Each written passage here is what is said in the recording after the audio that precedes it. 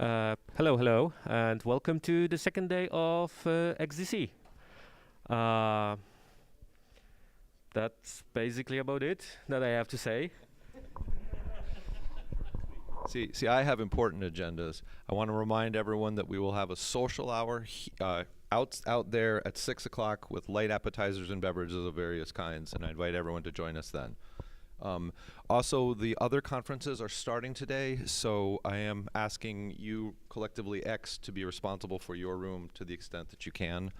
I'd asked Daniel to kind of be the MC, and I see we've pressed someone else into service, but we'll be just next door, causing a ruckus if you need anything. Yeah, so basically the typical drill, which is we are being sponsored by Codeweavers, so this gentleman. We are being sponsored by ARM, AMD, NVIDIA, Google, and Microsoft. All of those are our gold sponsors, so huge thanks to them. Silver sponsors are Collabora, Linux Foundation, Fax, EMU, and Igalia. And our bronze sponsor is Kronos. So those are the people who pay for this conference, basically. Huge thank you to the University of St. Thomas. They have been fantastic to work with. I hope you enjoy the facilities. Yeah, thanks to the university as well for letting us to use those rooms. Yes.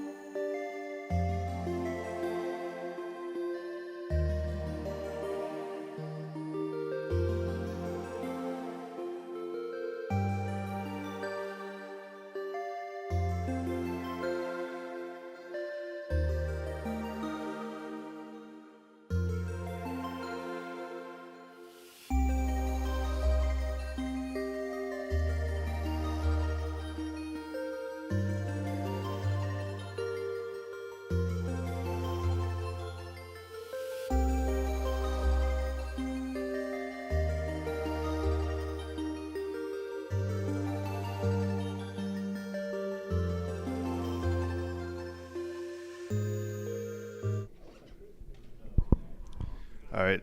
Hi, I'm Rob Clark from the Chrome OS team, working on Freedrino and its compiler, IR3. And I'm here to talk today about the two most exciting things in the world, instruction encoding and XML. Whoa. So, Could you hold the mic a little closer? yeah, I'll try. Yeah. So this talk is about isaspec, which is a thing that we came up with to formally describe the instruction set encoding for what we call IR3, which is basically the instruction set of Arduino 300 on up. And the motivation was to replace what we had previously, which was separate hand-coded assembler and disassembler with various obscure independent sets of bugs and so on, with something that was a little more formal, yet at the same time flexible enough to maintain existing ASM syntax and deal with various weird cases like repurposed bits. Like if these two bits over here are 0, then these two other bits over here mean something completely different, and so on. And also avoid a lot of duplication for instructions that have similar encoding. So the basic design at the top level, the important part is the so-called bit set, which is basically a variable fixed length range of bits that means something. So that's used at the top level to define instructions. It can also be used to define fields that are used by those instructions, and so on. And then also enum, which is fairly self-explanatory, and expressions, which allow us to conditionalize various parts of the instruction encoding. So as I mentioned, bit sets are arbitrary but fixed length. We have an inheritance system, so you can define as much as you can in a sort of parent class and then extend that, and so on. And then leaf nodes of that inheritance tree form the set of patterns that it tries to match against. So a bit set contains a few sub-elements. Display, which essentially is a sort of template string for how the disassembled instruction looks. Field, which is kind of self-explanatory. You know, these 3 bits here mean this. We have a thing called a derived field, which allows us to deal with situations like, you know, you have the low bits for some field over here, and then they later squeezed in high bits somewhere else in the instruction. So a derived field can essentially combine those into what it actually means. The pattern bits are what get matched against the raw undecoded instruction.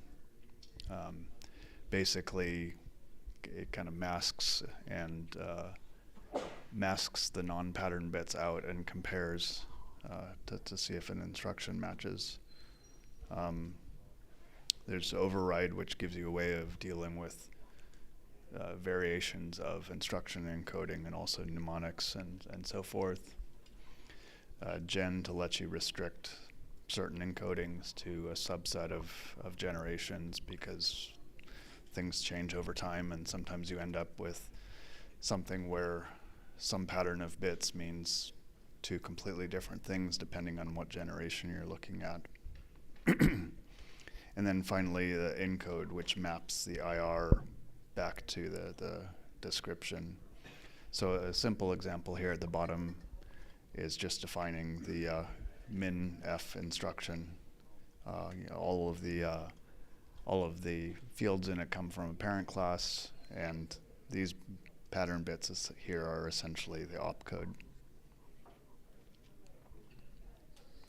So, as I mentioned, the display is basically a template string. These like bracketed things get replaced with the value of the correspondingly named field. and then with one special case where name gets replaced with the name of the bit set. So like if that's the instruction name, for example. Field is fairly self-explanatory. It has either a position for a 1-bit field or high and low. Name, a type. You know, the type can be, you know, int or uint, or, you know, assigned or unsigned offset, which gets displayed if non-zero as a plus or minus some field. It can be another bit set itself in the second example here.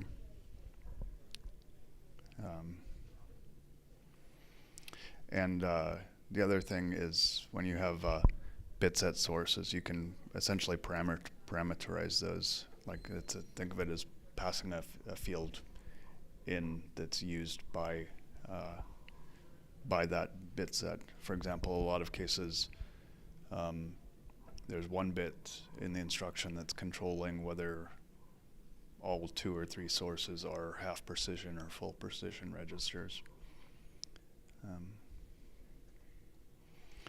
And then, as I said earlier, you have the derived fields, which uses a similar sort of template string, which just basically just turns into a C expression. So in this case, the field name W is calculated as repeat plus 1 times 32.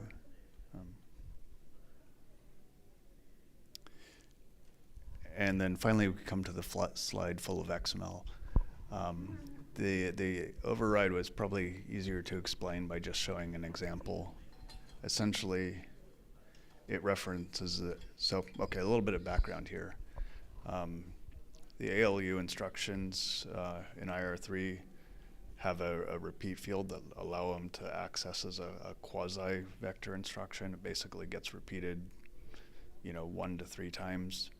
There's separate bits per source instruction, which say whether the source instruction stays, or source register stays constant or increments to the next successive scalar register each cycle. And then at some point, some clever engineer figured out that if the repeat field is 0, we can actually repurpose those bits to mean something completely different. So this cat2, cat3 no encoding expression basically evaluates to if repeat equals 0 and any of the source R fields are non-zero. In that case, it uses a completely different way to display the instruction, because now those repeat bits, or the per source repeat bits, are used to calculate a number of no ops to execute following the instruction, basically to pad pipeline bubbles.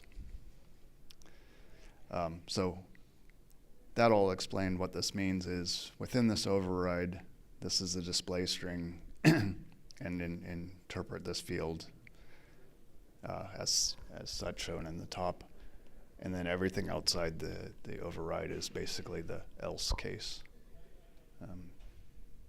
Yeah, you can think of it that way. And then finally, the encode field.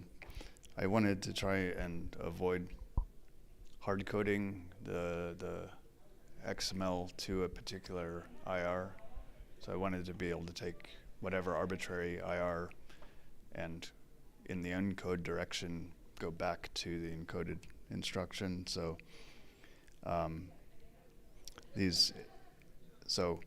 with the inheritance, okay, so here we have the, sorry, I guess you can't see my mouse cursor. I need a pointer. At the top, you can see the instruction. That's a base class of all instructions. The encode has a attribute called type, which is basically the input to the encode. In this case, it's a struct IR3 instruction. And the case prefix basically is used to calculate switch statement case labels from the instruction name. Because of the inheritance is basically just handled in the Python that parses the XML by merging all of the levels of the inheritance tree. The same goes for the encode, so we don't have to re-specify on a leaf node that the encode type is a IR3 instruction. But within the encode, it has this map blocks, which can call helper functions or can just dereference fields in the IR as needed. And then, yeah, finally, to do on our side, one of these days I'll get around to converting the Adreno 200 IR. It's kind of a straightforward-ish fixed 96-bit encoding. We have assembler and disassembler for the firmware that we, the Adreno 5 microcode firmware. At some point I'd like to convert that over as well, although with that we have the extra constraint of actually wanting to get an IR, not just disassembled text, out of the disassemble path, because for various reasons we actually execute the bootstrap code of the firmware in order to like properly locate the jump tables and things like that.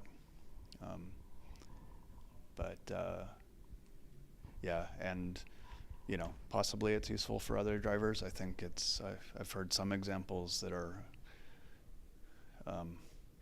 enough different that it might not make sense. I mean, there's some variety in GPU shader instruction sets, let's say.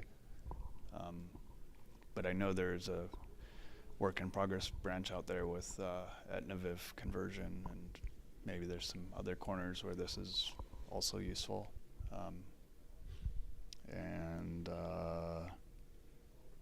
Yeah, I think that's it. So, questions?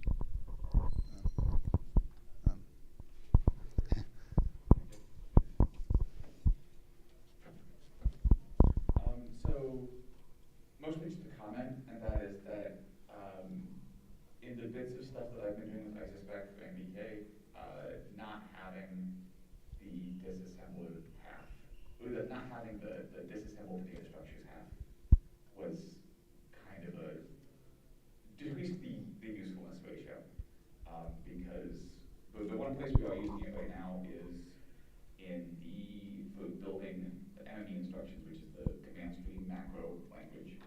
And a big part of it was him doing that was building a simulator for it. And I could only use isaspec for the forward half, not the back half, and it would have been really nice to be able to have both directions. The other thing that would have been nice is if there was a better way to just dump out a header file with all the enums from the isaspec instead of having those duplicated, because you don't want to include the isaspec headers everywhere because they're there's lots of stuff in them. And it would have been nice if there was a way to dump out just the enums so that we could put those in data structures and include them places we wouldn't want to pull it everything. Okay, I don't know if I have to repeat all of that or did catch that on the feed. So the going back to IR and the disassembly direction is a thing that I also need for our firmware. One of the things I was thinking about is just feeding the disassembled text back into the lexer and parser, which is kind of cobbled together, but it could work and it's low effort if you already have a lexer and parser. So yeah, otherwise, you know, I guess we could define something that is the inverse of encode. As far as the enums in the header, that seems like the pretty trivially easy part. The way I've used it, though, in not all cases, enums are, you know, valid C expressions. Sometimes they're just how you want the disassembly to look, which may or may not be the case for you. But I mean, we already have some angling to deal with things that are not valid C instructions, or identifiers. So I looked into using this for the AGX instruction set. The only real showstopper I see from my end is that AGX is variable length instructions, and I did start typing out a branch with isaspec and trying to, encode it as a fixed length instruction of the maximum length, and then try to hack around it in the disassembler, directly. But it ended up getting very unwieldy and kind of losing utility. And so I'm trying to understand how ingrained is that into this? Is trying to generalize isaspec worthwhile use of time for that, or is going off and doing my own thing like usual the right call here? Because I genuinely don't know at this point. Okay, to paraphrase and repeat that is, how hard would it be to deal with variable length instructions? And why didn't I? Well, the second part is easy. Basically, I didn't need to. So I think if you can,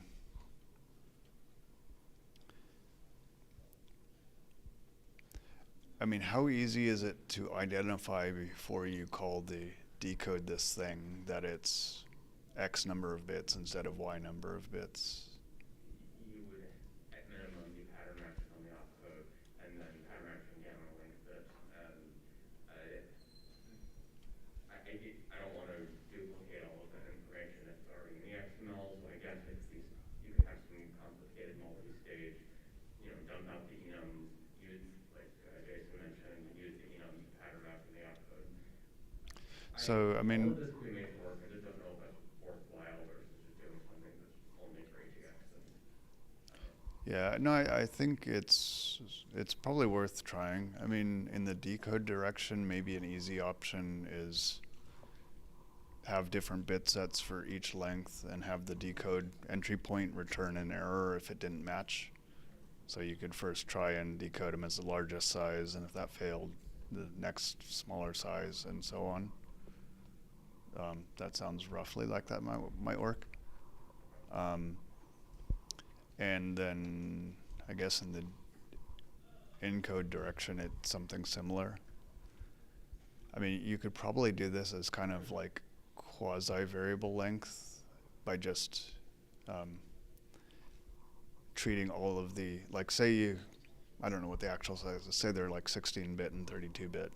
So in the 16-bit encoding, just declare all the remaining 16 bits as don't care. And then the only complexity is the, as you're iterating over, you have a bunch of block of bytes which are raw instructions. You need to advance the pointer in that some amount depending on which size bit set pattern it matches. But yeah, that seems like that could work without even really changing much. All right, I'll give that some thought. Thank you. Yep.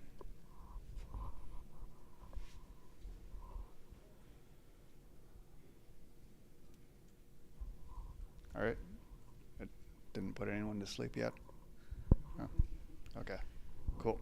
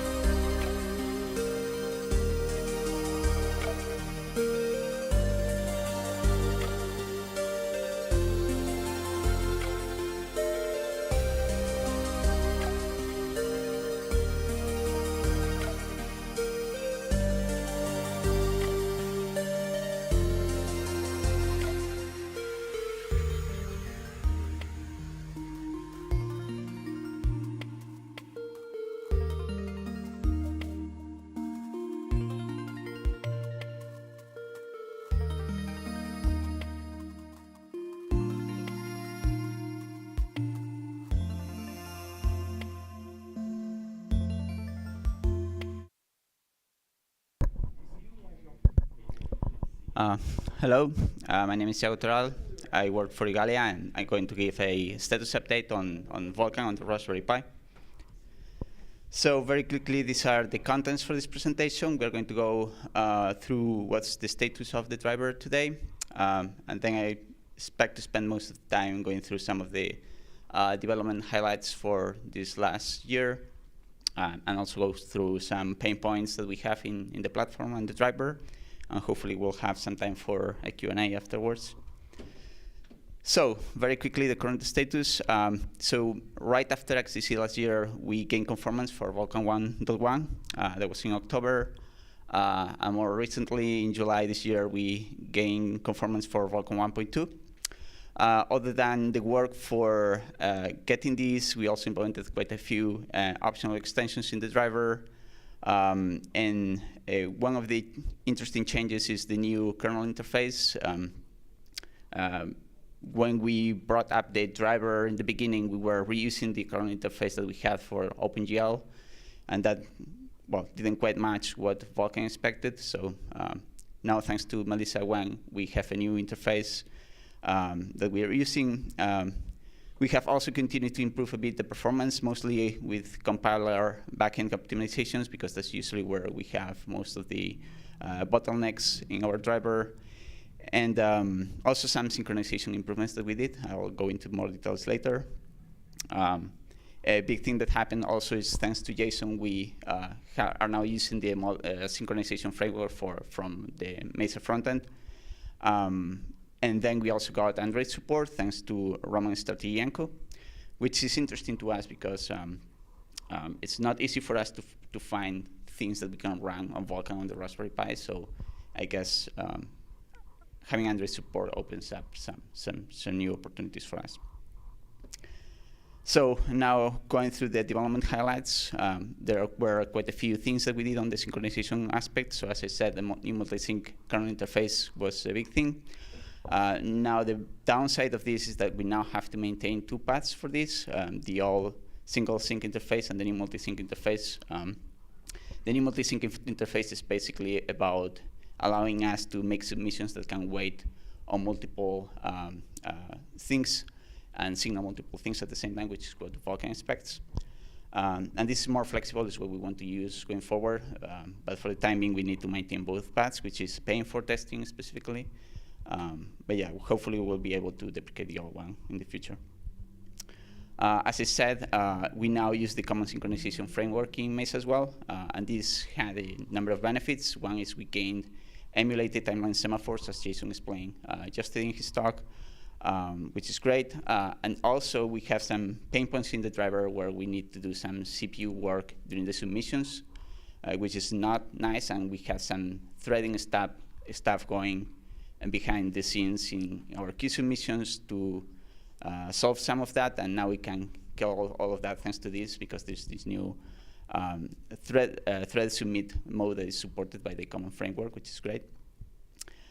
Now, as a funny story, we found that after porting to this new framework, with the specific workloads, the performance was reduced significantly, actually. And we traced this down to a bug that we had in our code previously, where we were doing, in certain cases, an active polling on the sync object wait. And that happened to make for much better performance overall.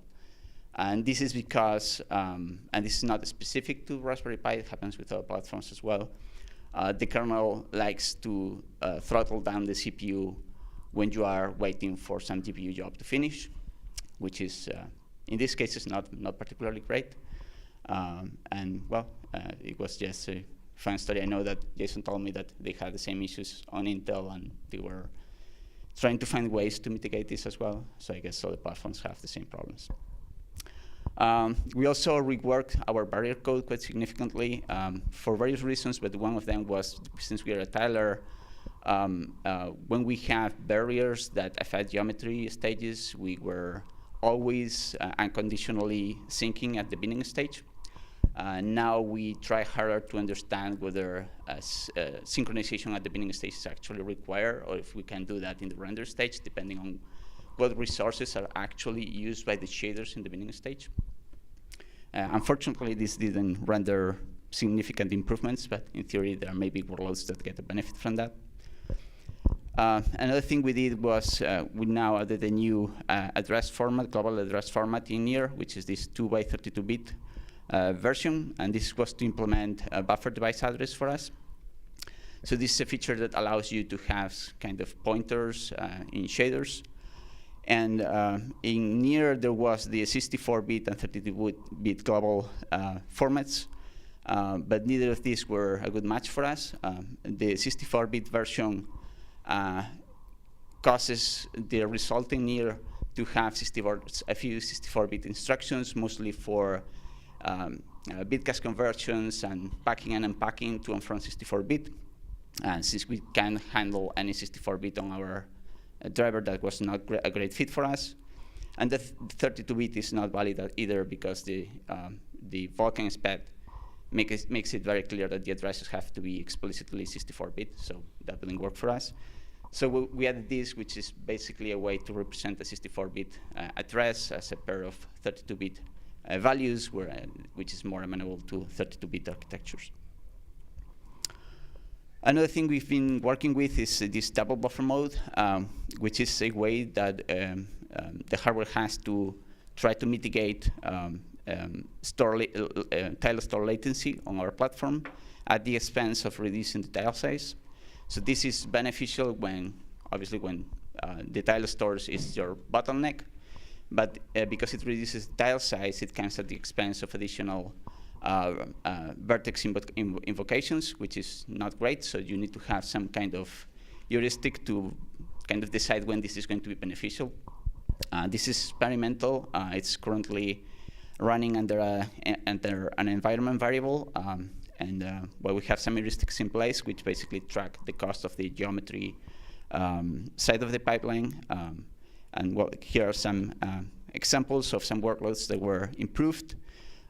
Things generally that don't have a very demanding vertex processing might be helped by this. Things that require more vertex processing, such as, for example, some Unreal Engine 4 demos that we have around, are generally not something that gets improved with this. So the heuristics that we have in place right now at least are able to differentiate this and disable this optimization for things like that.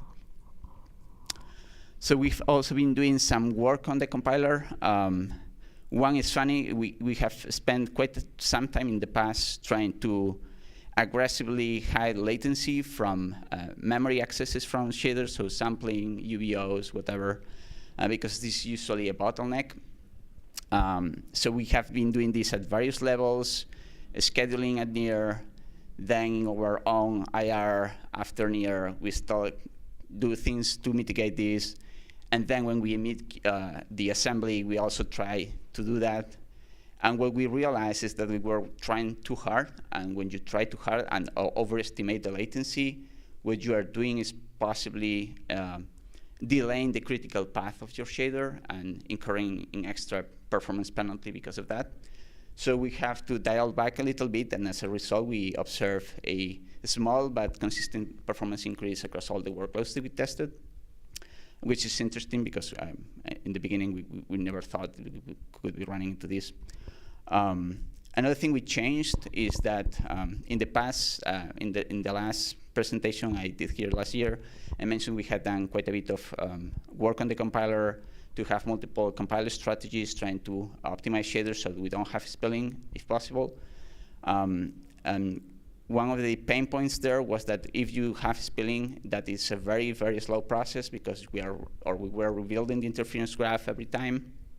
So now we don't do that anymore, which makes this a lot faster. We do recompute liveness though, because if you don't, then the quality of your spilling is decreased very significantly. But nowadays we can run, what we can do is with each of the compiler strategies that we have, we can like run it fully with all the spills and fills, and then at the end we can choose the one that is the fastest for our platform. We don't have to stop the process as soon as we see a spill because we can take the compile times. And now some pain points that we still have. One of them is, I think Jason mentioned this in his talk yesterday, We have some cases in our driver where when we submit a common buffer, some things need a CPU intervention. And this is very annoying. Vulkan assumes that when you submit something in a common buffer, it's going to like run completely on the GPU, and it's not the case right now for us. This is an annoying thing, really. So the capacity in the synchronization framework to do thread submits helps a bit with this, but it's not something that we really like. We would really like to do everything on the GPU if possible. This is also one of the reasons we can do syncfd exports, because syncfd exports require that when you submit something, you can immediately export the fence, the DMA fence that is behind the sync object. And in our case, that may not happen if we have to wait on something to execute on the CPU. I hope we can find ways to get rid of this. For some things, it may be easy. For others, I'm not so sure. So maybe I can talk to Jason or someone else to see what options we have for some of this. Another thing is FP16. So ideally, we want to have this. But the way I would like to have this is you would want to have faster FP16 instructions, but we don't. What we get is the capacity to emit 2 of these at the same time, but with very special constraints on register location. You need to have your operands on the same registers, on the upper, lower 16 bits of them, and the results the same. So you need to kind of mix and match your operands and registers in ways that make this work, which in practice I think is very difficult to exploit optimally. So we have decided not to do anything about this for now. We do implement the 16-bit storage extension, but then we just convert to 32-bit internally. So that's all we are doing for now. And then sync. So CMake didn't mention B3DB as one of the drivers yeah, that was supported. And that's a pity, especially because we used to support it in the past. Sync was one of the first tools we had to test the driver. Unfortunately, as Sync continued to evolve, it also started to require more features from the underlying implementations. And one of these is a scalar block layout, which I think is still a thing, right? Sync has always required that. No. The only difference is at one point it didn't explicitly require that. Oh, okay, okay. So this is something that we cannot implement optimally on our platform. But I think it's a pity that we cannot support sync just because of that. So maybe we can try to add some lowerings for this that we can implement suboptimally, if only to at least get the possibility to continue testing the driver through sync, maybe under an environment variable or something like that. And yeah, I think that's it. Now, if there are any questions. There's a question from writte.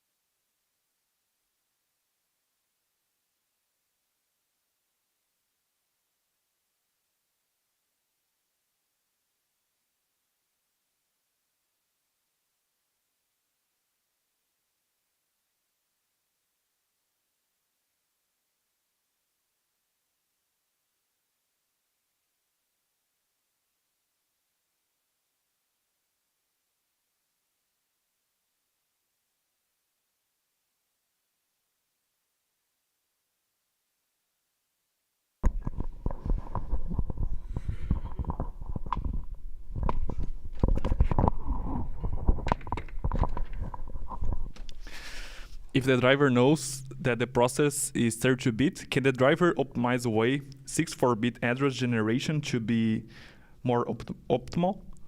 Sorry, I didn't get that. If the driver knows that the process is 32-bit, can the driver optimize away 64-bit address generation to be more optimal? Okay, I guess this is talking about the buffer device address stuff. So it doesn't really matter if the process is 32-bit or 64-bit. So the Vulkan spec states that the addresses have to be 64-bit anyway. And our GPU, independently of whether we are in a 64-bit or 32-bit environment, it only understands 32 bits anyway of addresses, so we cannot use anything larger than that. So that's what we get.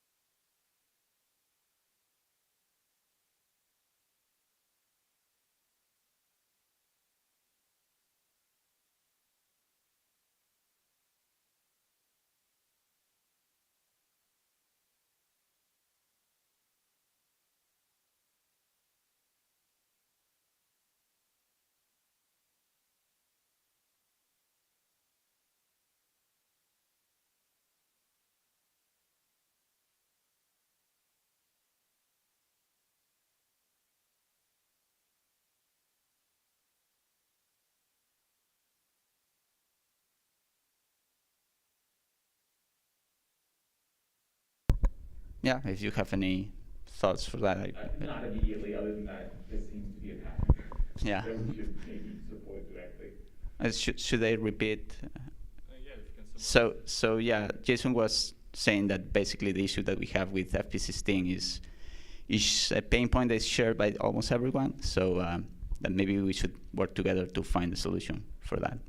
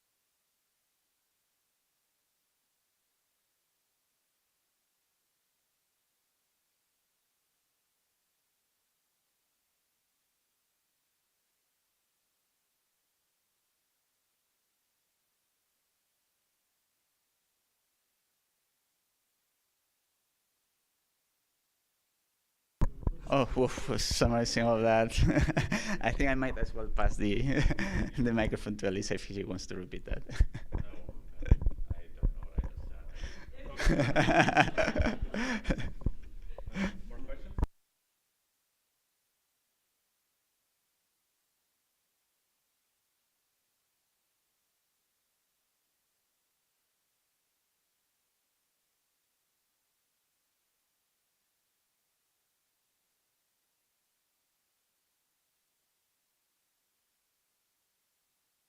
So the question is, how are we testing the driver, like with traces, basically? Are you testing it with x86 games? Yes, so we have a few samples from Unreal Engine 4, and then from those we have a few traces that we use mostly for performance, for tracking performance changes when we do optimization on the shader compiler, and that's basically what we do with that. Then we have in CI we have some traces from these Unreal Engine samples as well that we might test for regressions every now and then.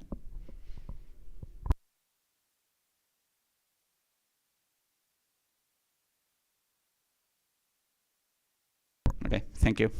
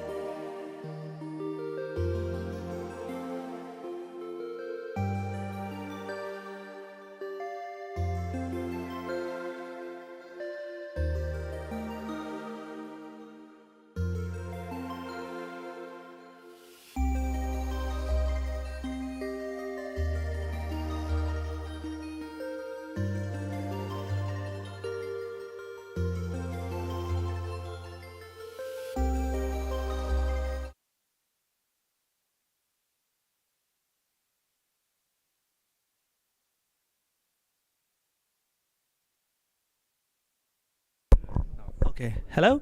Now it's working. Hello, everybody. I'm Chema Casanova, and with Christopher, we work for Igalia, and we have been working several months ago, working on enabling OpenCL applications to work on X server when we don't have enough memory in the GPU to work and use the acceleration. In this talk, we are going to work about how the X server model settings driver, Glamour, and DRI3 are connected to provide us the capability to use GL applications. Then we work. We analyze the issues we have on hardware with limited GPU. It is the case of the devices from Raspberry Pi 1 to 3. We explain the technical approach that we try to work in order to solve that and the current status of this work. So a brief introduction is mainly about what X server to make work. In the past, we need to implement an X server driver and a Mesa driver to have support for applications. But since that we have the model setting driver, if our kernel driver has support for KMS, we have the X server working. So if your GPU has already a GL driver, the Glamour allows us to take advantage of the GL for doing the composition of the pixmaps of the that are used by the windows that we are exposing. So enabling Glamour makes also available the DRI interface to any in the X11 server. But there is an issue here. If our devices are limited by GPU, like the case we have, for example, in the Raspberry Pi 1, 2, and 3, that has a hard limit of 256 megabytes of continuous memory addressing. In that case, we have the problem that is related that if we run out of memory, we could have issues. This is not an issue in the Raspberry Pi 4 because the chipsets included an MMU, so we can access all the whole memory in that. This has been used since the release of Raspberry Pi OS on the Debian full-size version. So since that it was last year at the end of December, our Raspberry Pi 1, 2, 3 are using the model setting driver. But when Glamour is enabled, everything was fine, and at the moment we run out of CPU memory. How we can reproduce that issue? You just open multiple applications, full screen, and one of the applications is good to test. It is just run Chromium. Open several tabs. That is a normal use case, and every window or tab is going to use GPU memory. If you are lucky, and the moment the system, the kernel cannot provide you new GPU memory, the application could crash. Is that this allocation was done by the application. But if you are unlucky, or you're using Glamour, as any, you just launch a new window, there is not available memory for handle that window, the problem is that the X server could crash. And that is not the kind of user experience we want, because the only solution is to restart the X server, or what a user would do is to reboot the system. So one of the solutions is just disable Glamour. But if we have this disabled, we don't have access to the hardware. So the devices previously to Raspberry Pi 4, the decision that was taken was to disable Glamour by default. So at that moment, DRI is not available, so all OpenGL that can be used is software rendering currently.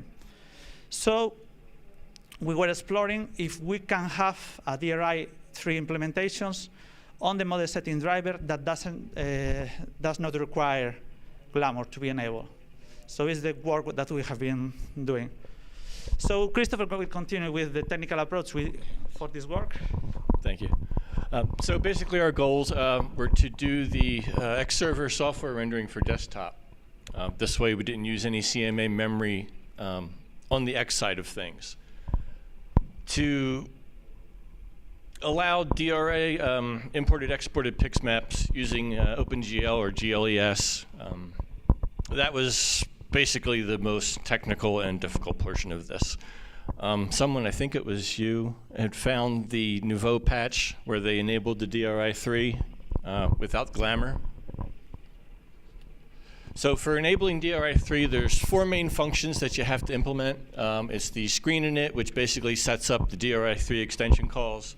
The DRI3 open, which opens the device and authorizes its usage, the actual card. PixMap from FDS to create a PixMap, which wraps a DMA buffer FD.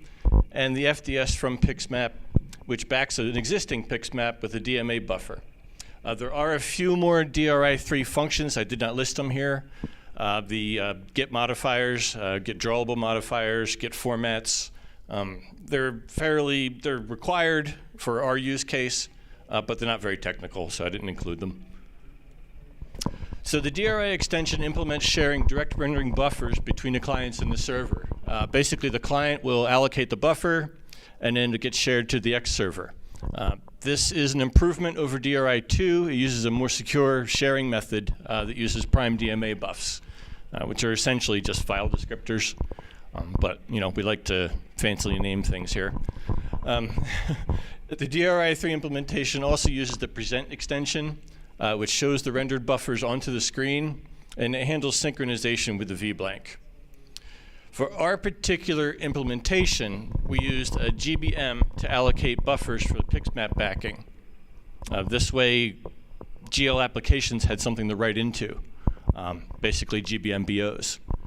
But when we did that, we did have to negotiate linear modifiers because of using tiled versus linear. So that way they can get composited by the X server. So our current status, the implementation is functional with a VC4, which is RPI 1 through 3, and it's also functional on V3D, which is RPI 4. The desktop does render using software, and the GL applications work using GBM BOs for PixMap mapping. Compositors such as Mutter do work. We did test a couple other compositors. They are functional. I do have to do some more testing with this on an Intel box. Most of the testing was done with Raspberry Pi. However, I did submit the MR upstream for review. It's 945, I believe, is the number.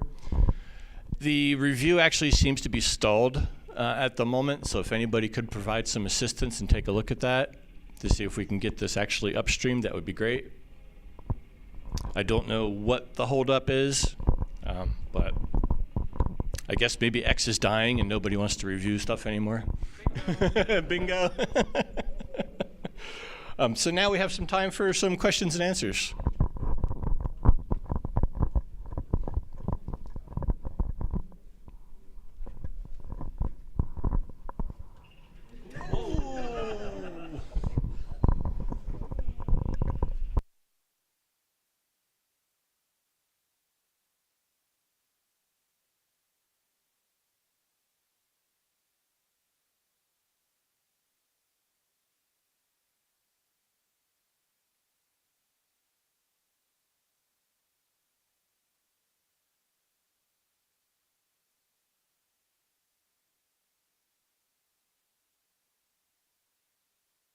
I'm sorry, with this construction, I'm only catching half of this. So, like with software rendering for composting, when the X.Org is composting, is that something that's really noticeable as slower, or is this not noticeable that we switched over from hardware composting to software composting? It's actually not noticeable at all. Oh, I'm sorry.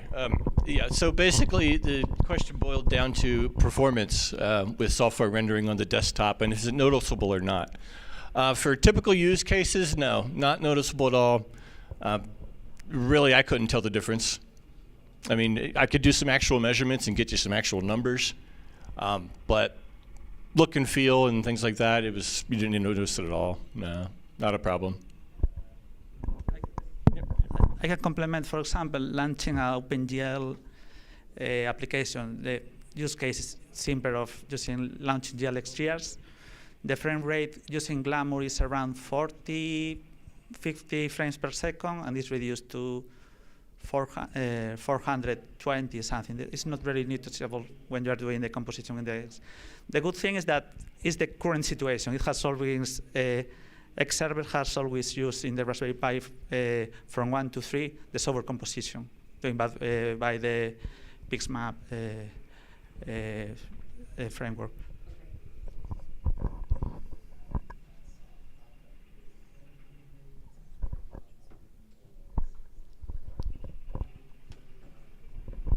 Does this mean that you are running single buffer compositing and kind of copying the GPU frame buffer from accelerated windows into the front buffer?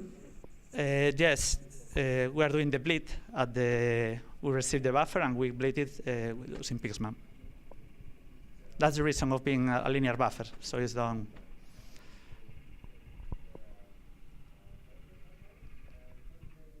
Another question?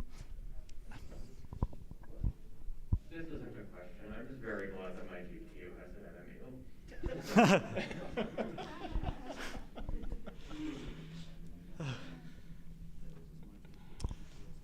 So well. So another question. Thank you very much.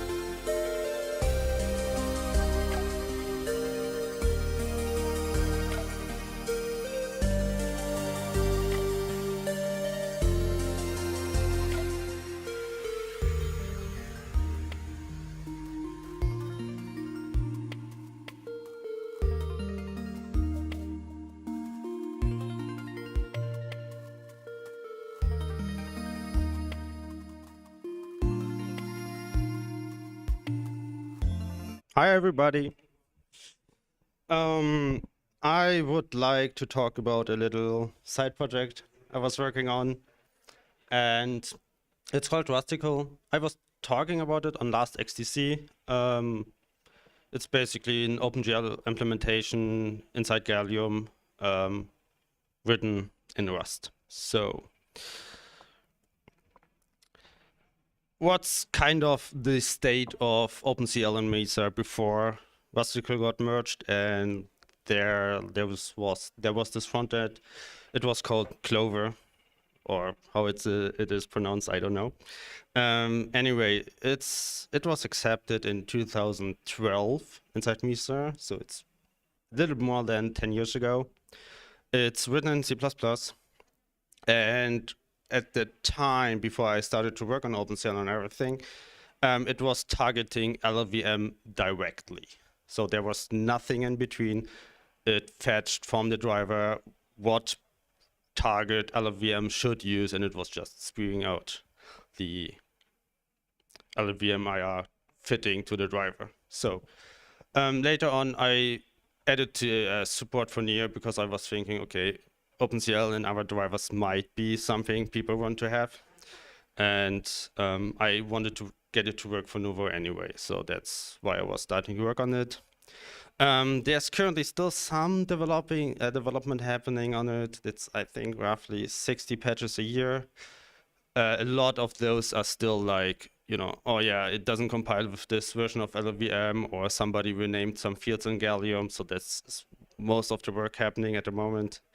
And I was, you know, adding support for images for Near, with Near, and then Near support as well.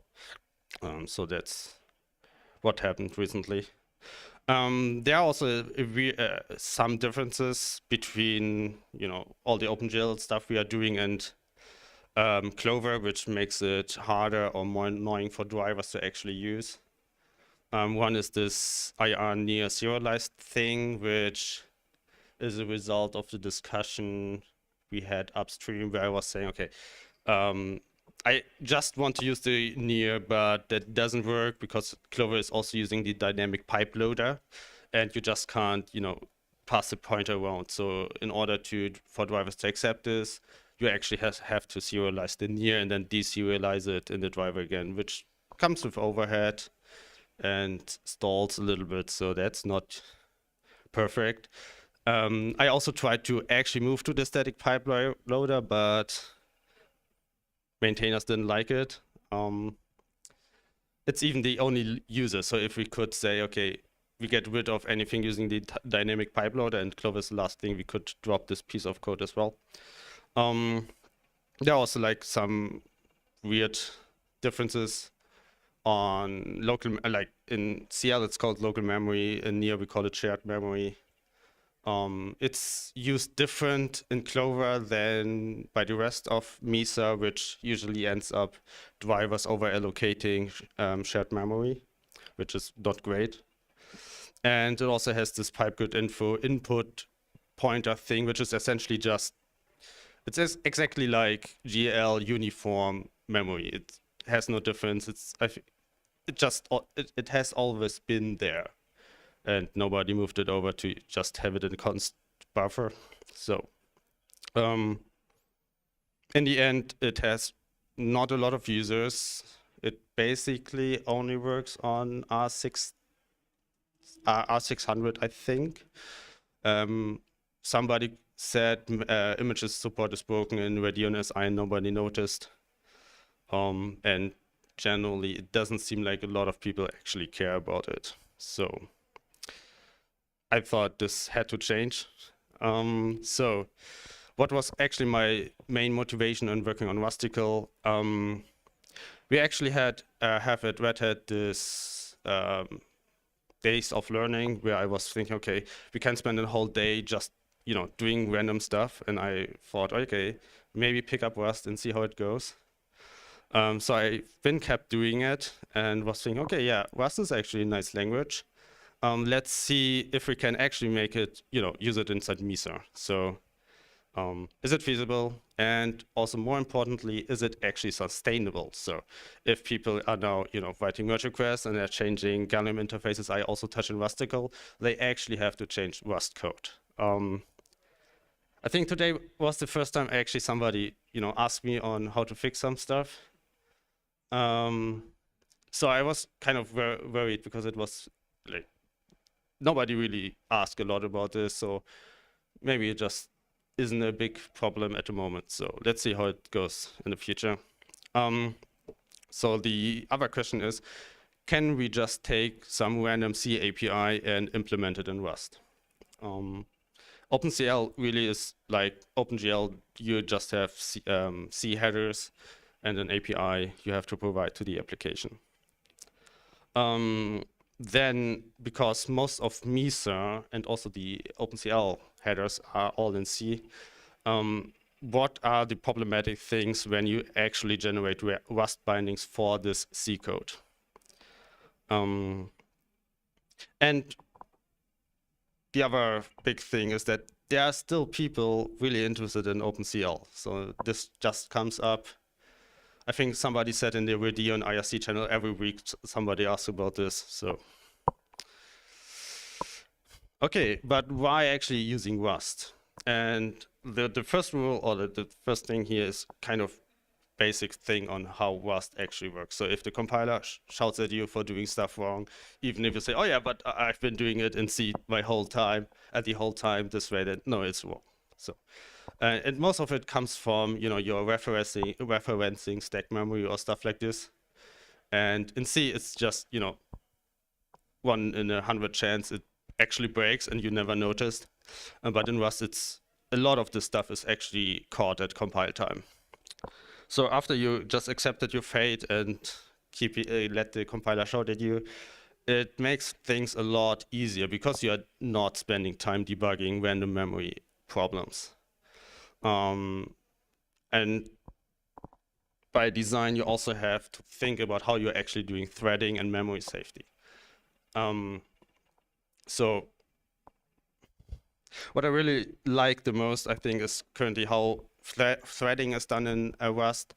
You basically can just capture closures and pass things around, and basically just works. So I think I never saw a threading API which was this amount of joy.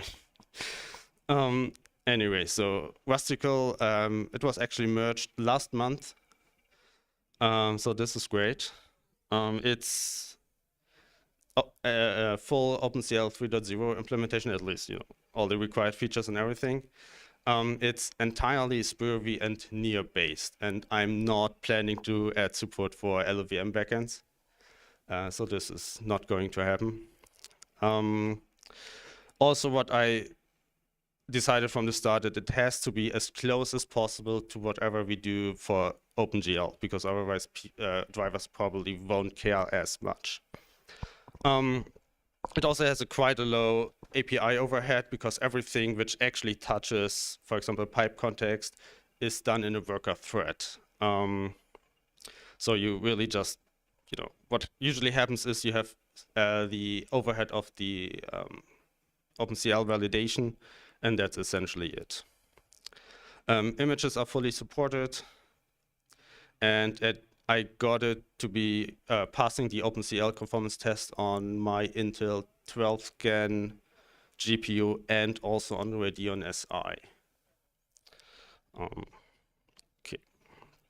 So, but how does this all, integrated on the build system level? A lot of projects actually mixing up C and Rust usually just invoke cargo directly in their build system, which has a few drawbacks, because you actually have to synchronize, when did something change on the C side, when do I actually have to recompile things on the Rust side. And we actually have proper Rust support in Mesa now. At the start it had a few bugs, but I figured it out with Dylan. And the only drawback, or the real drawback we have, is that we don't support third-party crates. So all the Rust code I've written, it's just using the normal standard library Rust provides. So which drivers are actually supported? At the moment, iris are supported and LLVM pipe, so they should just work as long as you enable OpenCL. I think Panthers is also pretty close on just passing all the tests, but I'm not sure if it passes all the tests. For DNSI, I have a work in progress branch somewhere because there are some questions, some questionable changes I've made, and I have to clean it up. Nouveau also basically works, but there I usually have to fight with GPU crashes and all this kind of stuff. So I got sidetracked and yeah, have to figure those out at some point. And the only questions I really have left to actually say, okay, this driver supports OpenCL, can be enabled by default, and I'm not quite sure what we actually want to enforce there. There are some problems, but I will go into it later. So, what actually runs with OpenCL and Rustical? And I've been testing a lot with Darktable. Darktable is a photo editing tool which has roughly, I think, 300 OpenCL kernels. And as far as I can tell, every filter actually runs in OpenCL if you enable it. So this is a quite good tool to test. Does it actually works? And it seems to be all right. There's still this kind of problem where sometimes the overhead of using an OpenCL device is still higher than just doing CPU rendering. So especially if you use LLVM pipe, you'd notice that using OpenCL is just slower. But for iris, I think it's kind of the same. And besides that, I suspect that most applications will probably just work. I didn't really run into applications which don't. Testing random benchmarks and all that kind of stuff.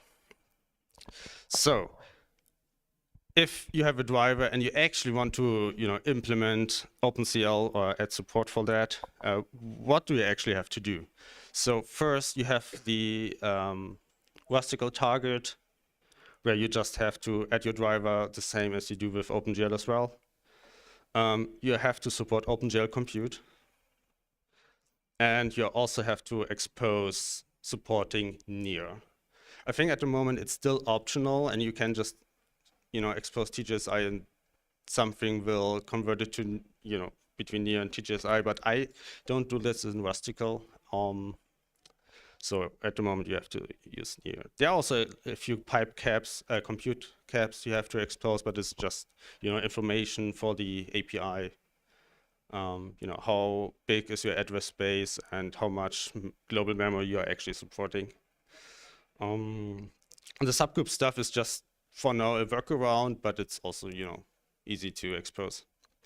The actual bigger API which needs to be implemented is set global binding, and it's essentially the front end gives you a list of pipe resources, and the front end needs the real GPU pointer to this resource. And if you actually want to expose the full profile of OpenCL, you have to support 128 textures and 64 images. Most drivers are, I think, at 32 textures and sometimes 32 images or 16 images. And I suspect this is probably the biggest part a driver needs to change besides the compiler. I think DNSI is still at 32 textures and 16 images, and I didn't look into how complicated or painful it would be to change. The last thing which at the moment no driver implements, and I am thinking about requiring for enabling OpenCL by default, it's having real function calls in the backend compilers. No driver is doing it. I suspect it's the easiest to implement in DNSI with their LLVM conversion thing going on. But this has a lot of implication because now backend compilers actually have to think about function calling ABIs. And the main reason I need this is that some OpenCL benchmarks actually produce shaders with like millions of SSA values, and which is the allocation never finishes. So, yeah. On top of that, you also have to support load global and store global, which is just, you have a VM address and you load and store. I also have to rethink on how to do resource mapping. At the moment, that's my current plan, and I'm trying to do unsynchronized and coherent or directly mapped maps, depending on the memory architecture of the driver. The main reason of using unsynchronized is that OpenCL has the so-called non-blocking maps, which guarantee you return a pointer immediately, but the actual data synchronization to this pointer can happen at any time in the future. So this doesn't really map that well with the Gallium pipe transfer API, and that's more or less my workaround to make it work correctly. Then I have another merge request which tries to reduce the overhead of launching kernels, and what it actually requires to, well, it's still optional, but drivers are supposed to implement shareable shaders. And the reason for that is that I want to create the compute state object as soon as possible, so I don't have to do it when launching kernels. Another change is that at the moment we have this load kernel input intrinsic in near to say, okay, we have this OpenCL kernel input buffer, and I'm actually moving this to the constant buffer 0. And if you enable lower uniforms to UBOs, you get it basically for free, so you don't have to do anything. I'm also working on splitting up how we declare shared memory requirements to the drivers. OpenCL actually allows you to allocate more shared memory than what you're using in the kernel directly. So you can say, okay, I have this kernel input, and I say, okay, I need 200 bytes of shared memory on top of what the compiler is knowing of, which works for most drivers, but I think Arduino has a few issues with that. So this still needs to be figured out. So now we're talking about bindings and what's the problematic bits with that. The current tooling in Rust to generate bindings for C doesn't support static inline. So we have tons of static inlines and I can't use them. So that's really problematic. What I'm doing currently for actually using it for the functions I need them, I have a wrapper library which is just having a C file with calling those static inlines and just providing them in a hack array.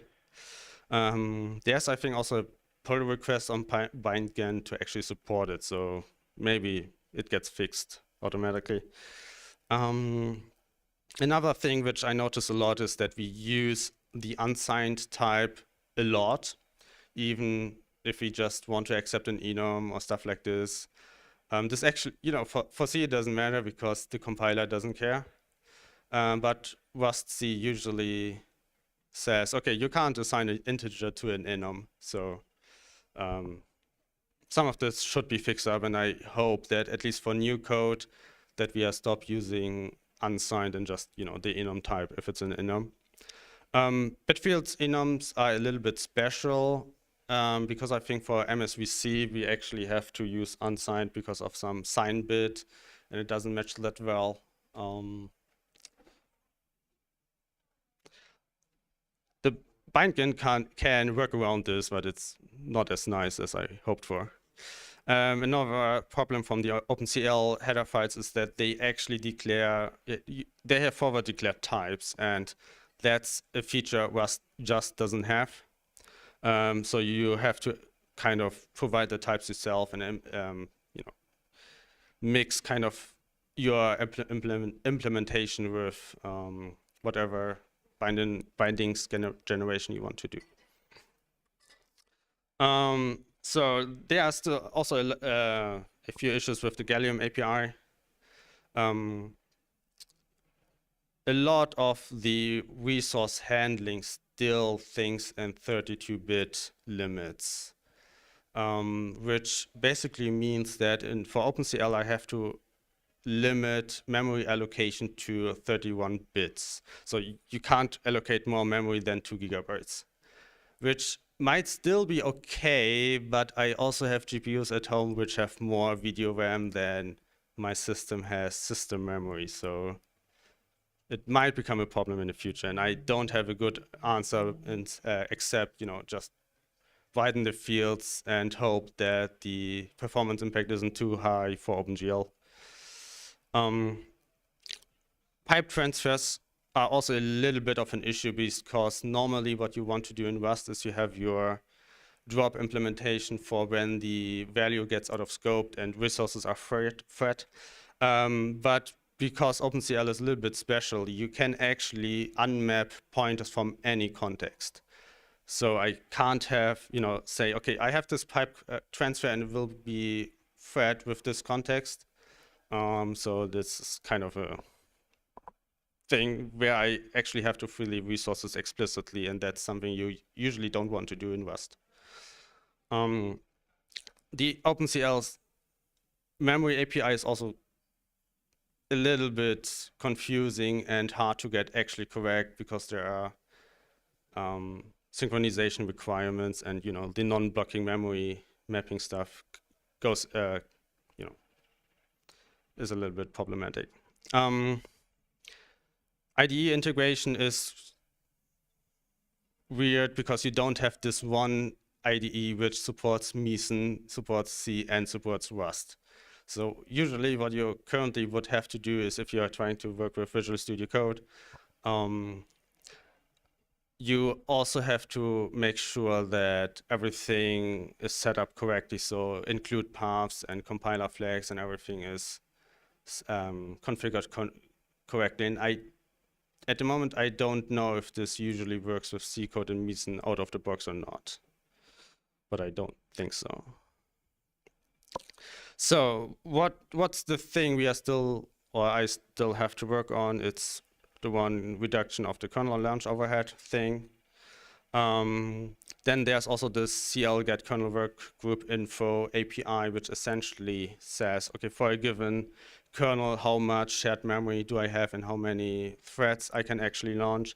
Because compared to OpenGL or other APIs in OpenCL, you can actually configure the local size of the compute grid.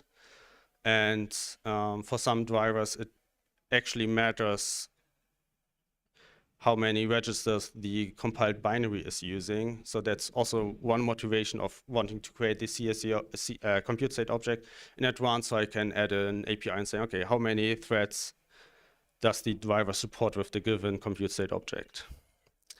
I did not do any performance analysis currently, so I don't know if there are many places to improve utilization of this GPU. I just noticed that there are some, when running the OpenCL CTS, there are a lot of CPU limited use patterns, and I have some ideas on how to improve that, but didn't get to it yet.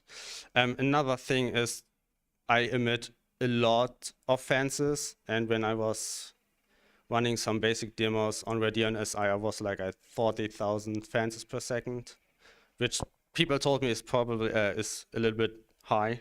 So I have to think about how to reduce this. There's also a lot of API validation I don't currently implement, so if somebody wants to help out, I usually leave the comments around in the API implementations, and somebody can just say, oh yeah, this error code isn't implemented yet, so that should be fairly easy to do.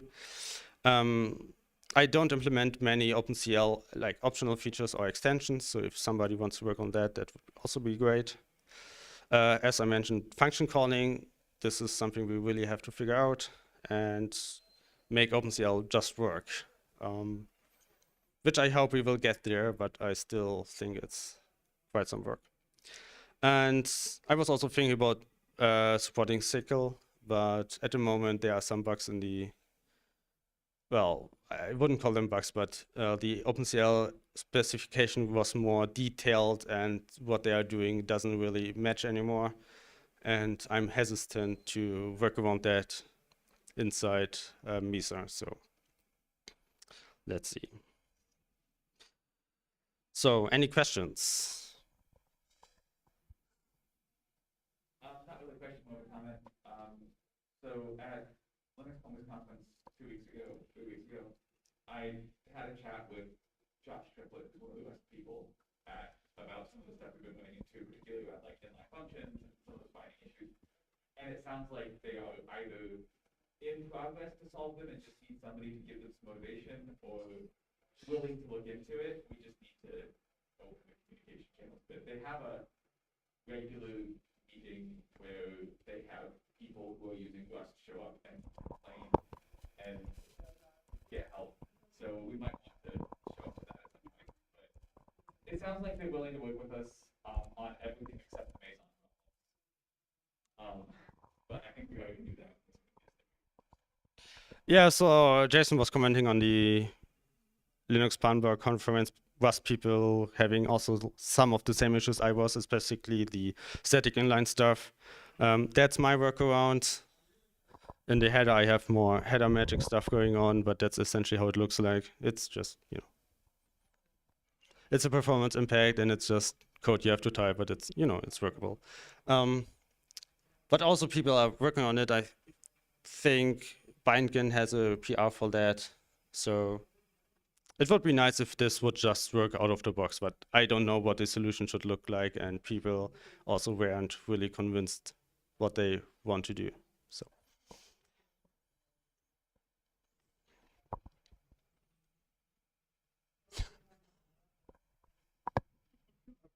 A little less of a question, but I was wanting to point out this.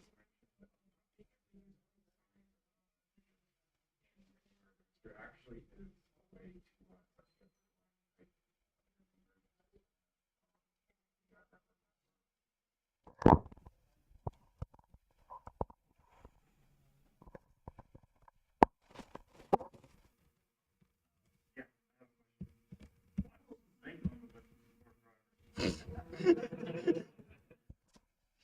So the question was, why isn't Zinc on a list of supported drivers? Yeah, so the issue with Zinc is, so with OpenGL, you usually can say, okay, I have this renderer node, and I try to search a driver for that. And Zinc says, like for Zinc, you just use a different function. That's fine. For OpenCL, you can't do this. So what OpenCL expects you to do is you check every device on the system, you check what driver, like, do you have a driver for that, and expose a list of all the devices. There are currently not the right interfaces in the pipe loader to do what I need for Zinc. I don't think it's a lot of work. I just looked into it today, so maybe I get it work. It is work in progress. Yes, Zinc is work in progress.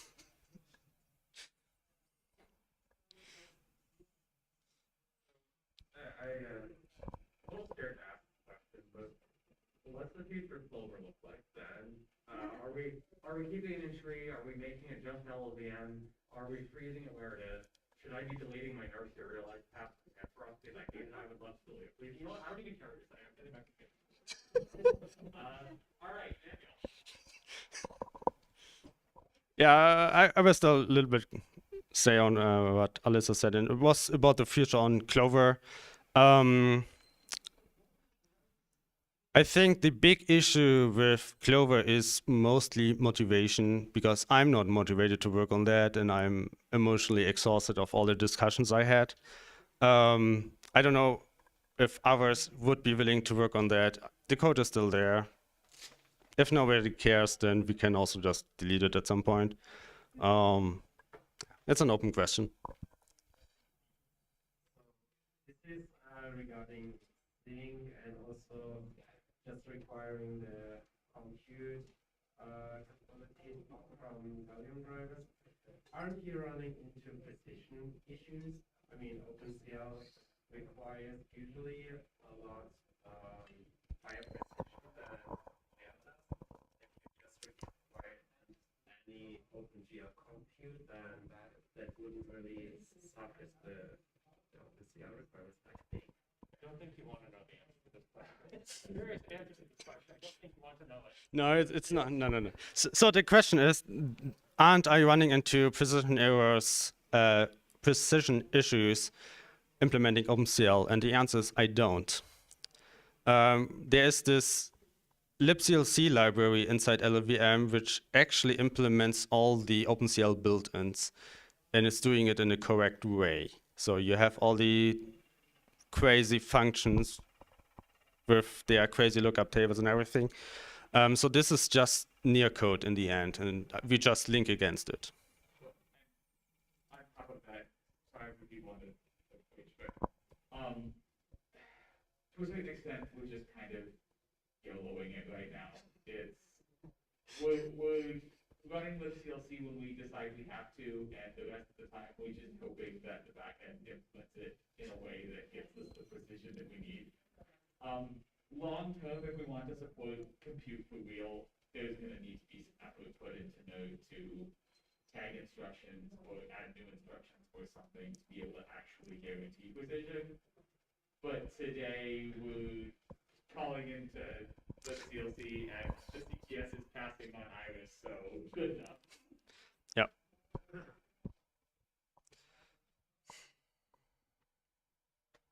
So Rust is taking over Linux and so on. And how easy it was for you to find people to review your code? Okay, so 2 comments. Is Rust taking over the world, and how did I find people to review my code? First, answer to the first questions, it appears to do exactly that, but the future will tell. And for the second, I didn't really find many people. There were some people who are just having more experience with Rust, and they were looking at the code and pointing out things I shouldn't do or things I should do. So it's more like people were just, giving random comments, and this was very helpful. And I hope that more people will do this. So. Maybe more of a question to some of the ACO people. When can we see OpenCL on ACO?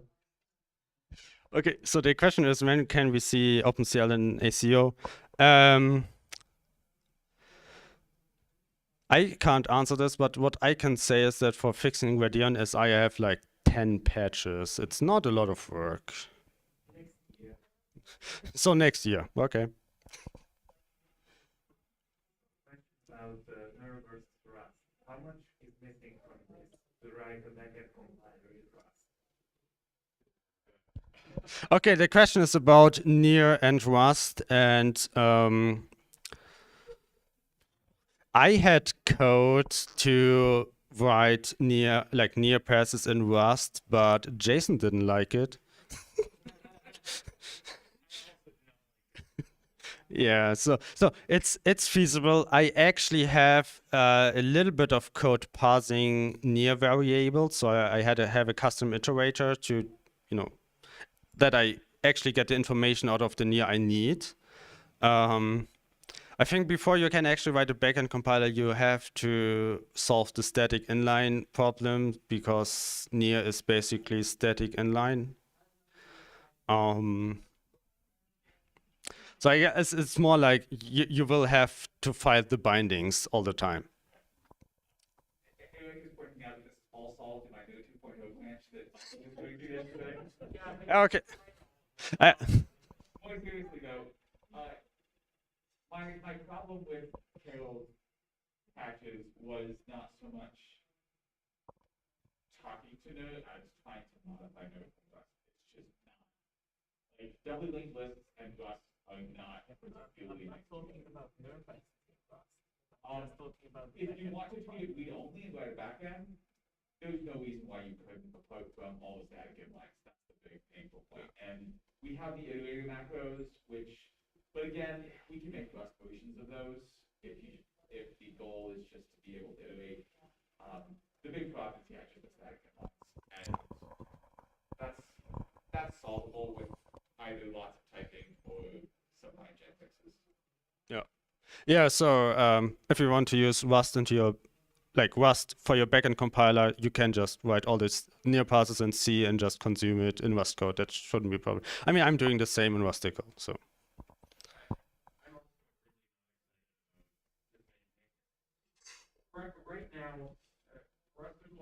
very little surface area there that's binding, so it's all good. I'm not excited about having an entire backend compiler worth of binding, given how many breaking changes we make to nerd, and then how much of that we are currently doing with, SED and maybe OpenCL if you're lucky that one time. So if somebody really wanted to do it or really wanted to take it on, I'm not going to say no. Also, given they tried a nerd style compiler in Rust, and it just I hate C, but the language I write compilers in is C. C plus a god-awful preprocessor plus modular templates Python, and that's a first language, but it works pretty well. I don't know. So, big shrug. I will paraphrase what Alyssa just said is essentially it's a maintenance issue. If you want to use more Rust inside Mesa, you also have to think about everybody else will have to deal with this. So the good thing about OpenCL is the surface area in Gallium is very low. And I'm not touching the interfaces Marek is optimizing. So that's a huge benefit. If we get, if we start to do more Rust stuff with Near, then Near people will complain at some point if it's getting too much too fast. So we have to be careful and a little bit slower with that, I think.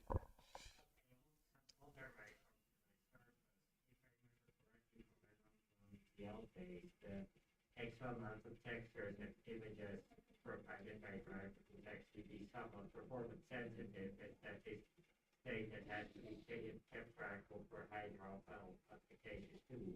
Have you considered digest textures for getting more images for the profile? The question is about driver overhead, supporting more textures and images, and if I have considered supporting bindless images and textures. I didn't. I suspect we could do it all bindless. It just means we have to pipe through the address to the kernel, which I currently don't do. I think it would be painful to support both paths. So maybe I just try it out and see how it goes, but. Who else would not like to see bindless support in GL drivers of type Intel can do it, it hasn't been done yet, but the mobile pods are going to start supporting GL bindless. So it's pretty limited. And if you do your handling properly, it should scale based on the number of total possible textures, which should mostly scale based on the number you have found and what you're using. So yeah. It's not a big problem. So one issue is that OpenCL supports more hardware than is supported by bindless images and textures. Like there are even drivers not supporting GL Compute which can do OpenCL. So.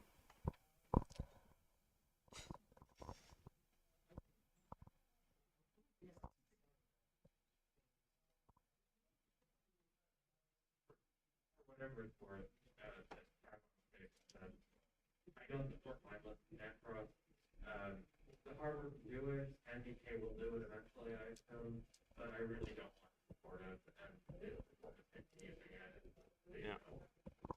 Yeah, so Alicia was saying that supporting it in Panforce comes with a performance penalty. And I think, most drivers will just support OpenGL and deal with bindless later. So that's just a higher bar for actually supporting OpenCL side. Yeah.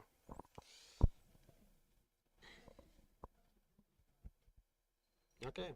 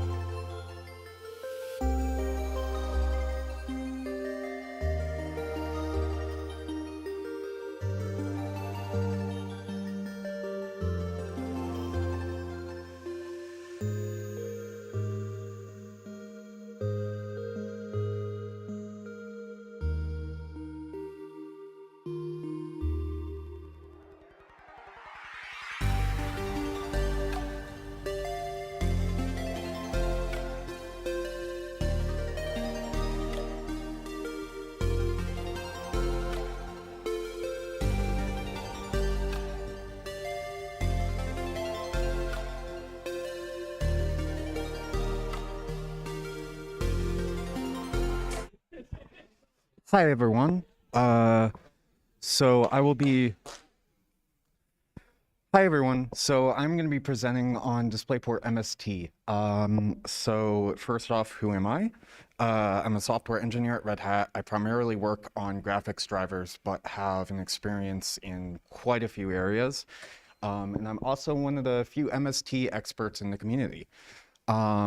Mostly because of just how much time I've had to spend fixing bugs with it. So what is DisplayPort MST? Now we already went through a bit of this in Wayne's presentation, so hopefully it's not too redundant. But basically, it's a protocol for DisplayPort that allows for daisy chaining multiple displays in a single link.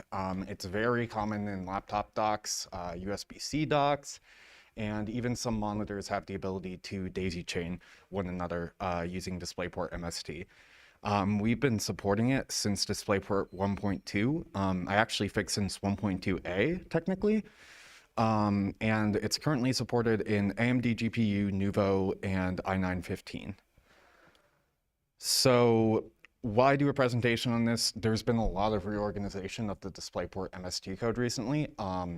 We rely a lot more heavily on the atomic state now, which makes it a lot easier for drivers to be able to actually make decisions related to bandwidth management without having to deal with all of the annoying locking that we used to have to deal with before. Most of this was because we introduced MST support before Atomic had been introduced into the kernel. So originally we had to keep code working for both paths. This also doesn't generally make people aware of the helpers that we have for this. And also because of the fact that DP MST can be pretty rude. It's probably one of the top causes of display issues that I run into in general. So how does it work? So devices which provide ports on the topology are known as branches, and the actual connectors on those are known as ports, of course. Ports on the same branch share bandwidth. So that's what I'm kind of talking about here with the little red lines there. Essentially, we have something in the protocol known as a time slot. Or a time unit. And what that basically is you're taking the amount of available bandwidth and you're splitting it into chunks in order to assign to each different stream that you want to have. We usually refer to streams as virtual channels, or VC for short. And you can have up to 63 or 64 time slots depending on the encoding you're using, 64 for newer DisplayPort 1.2, and 63 for everything else. And then the actual PBN, which is the payload bandwidth number, this is basically a representation of how much bandwidth you're using with DisplayPort. That is generally rounded up to the closest value in time units. So topologies can have multiple nested branches. This means, like, if you're imagining plugging like multiple hubs into each other, that's actually a thing that is supported. But time units are only for the top branch, which is what the red part was indicating before, which means in order to deal with this, we also have to take into consideration the bandwidth limits that come down lower in the topology. For here, for instance, you can see from the source here, we've got it connected to an MST branch. And on that port, it's got an 8.1 gigabit connection. On branch 2, though, it's only got a 5.4 gigabit connection, which means that while the sync is capable of 8.1 gigabytes or gigabits, it's limited to 5.4 gigabits. The way we determine this is each port has its own maximum PBM that is advertised based on the current link rate that it's trained at. So when we're actually doing mode sets, we have to ensure that not only are we giving enough time units in order to a stream, but we have to make sure that down that entire path, we're not running over that max PBN. So payload allocations, I covered this because it's a little wonky with DisplayPort. Basically, payload allocations are in a table like that, and they're always contiguous. There's no holes. So if, for instance, I were to have 3 monitors going, we'll just say they use 5 time units, and I was to turn one off, then the source, or then the sync will automatically, or sorry, the MST branch will automatically shift all of the payloads over to the left side. This is something that the driver actually has to keep track of. We don't get any notifications about this, but it's generally pretty easy. And we're also, that's the most important thing, we're always expected not to have to read back the payload table. There might be exceptions for if we were to handle specific errors where we might want to resynchronize with whatever the current bandwidth allocations are, but for the most part, we're expected to keep track of this ourselves. So basic communication happens via something called sideband communications. If you've worked with DisplayPort before, you're probably used to DP-CD, where you basically have a set of registers that you write to in order to configure things. Sideband communications are a bit more action-oriented. Instead of having a set of registers, it's a lot like I2C over aux, where you just have a small number of registers that you use to write your sideband messages. And then the actual hub that you're talking to will handle doing all the lower level DP-CD accesses in order to send that down the chain. Messages can be broadcast or targeted at a specific RAD. Broadcasts meaning that it goes down the entire topology, or RAD meaning you're saying, I want to point at this point in the topology specifically, in which case any messages you send will go one by one down each one and get forwarded until you finally get to the actual target of the message. And there is the ability to do all these DP-CD accesses, because there are a couple of situations where you do need to do that. So commands are actually provided for doing that, but in general, if you don't need to do that, it's recommended not to. As well, for communication that comes to us, like hot plugs and HTTP notifications, those are also done via sideband messages, and we have a set of interrupts known as the ESI, and these basically, you use the ESI in order to clear interrupts, and the actual interrupts are sent via short hot plug detection, IRQs. So now into the troubleshooting, because honestly, this is probably the most important part of this. Because it's a large topology, every single thing down that topology is basically a full DisplayPort device in some way. This means they all have to do their own management of resources, which means there's a lot of places that things can go wrong in that line. And there's a number of reasons that that can happen. For instance, the MST spec has been implemented incorrectly many times on a lot of hubs, somewhat understandably, because there have been certain parts of functionality in DisplayPort that are rather complicated and difficult to get right. For instance, there used to be the ability to send interleaved messages, which would basically mean you could queue up 2 messages at once and they would still be sent out at the same time. This is something we actually had to remove from our MST helpers entirely, because as it turns out, no one ever really implemented it correctly, but they got close, and this is where things start not breaking cleanly. That was a fun one to figure out, because what would happen is it would seem like it was working from the start and all messages would be going through, but then you would get random garbage interrupts. Like you would look at the ESI, see you've gotten an interrupt because you're supposed to get a message, but then there's nothing actually there. And as it turns out, we just had to stop doing interleaved messages entirely because it just wasn't handled correctly on most devices. And then the other thing too is sometimes things don't even break. Sometimes they just take a lot longer than they should. Now the main reason for that tends to be, hold on, let's see if I actually mentioned this in the next one. Okay, no, I don't. So the main reason that can happen is occasionally things may take longer than they're expected to, or something may have failed down the line that the hub is somehow able to just recover from.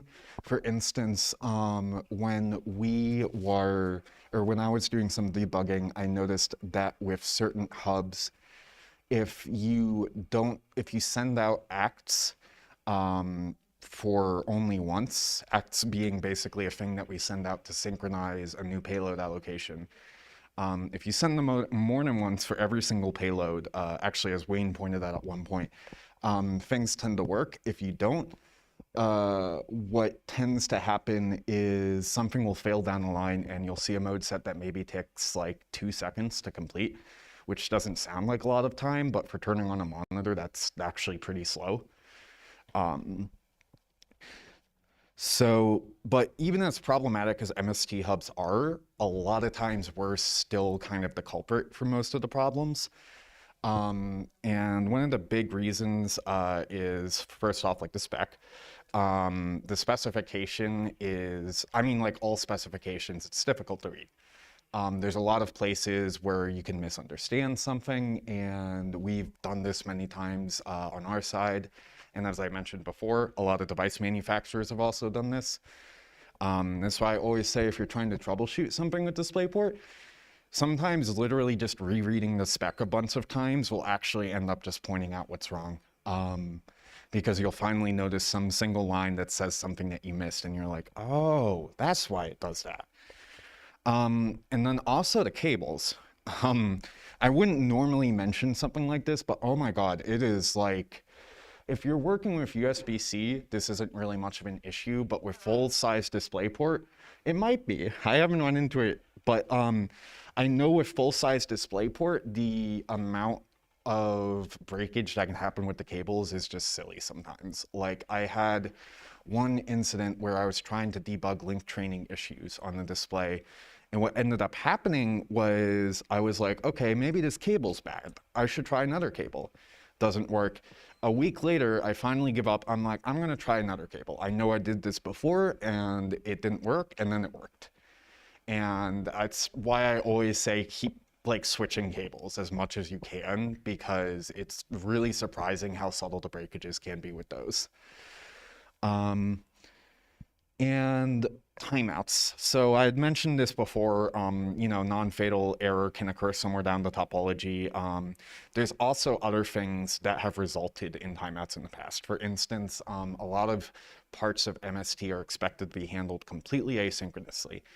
For instance, if you're allocating payloads, you have to be allocating them at the exact same time that you're handling hot plug interrupts, because otherwise something may end up hanging. For instance, you might be trying to send a message, but you can't send the message because you haven't handled an interrupt that's coming in, which means the message times out, which means everything else breaks.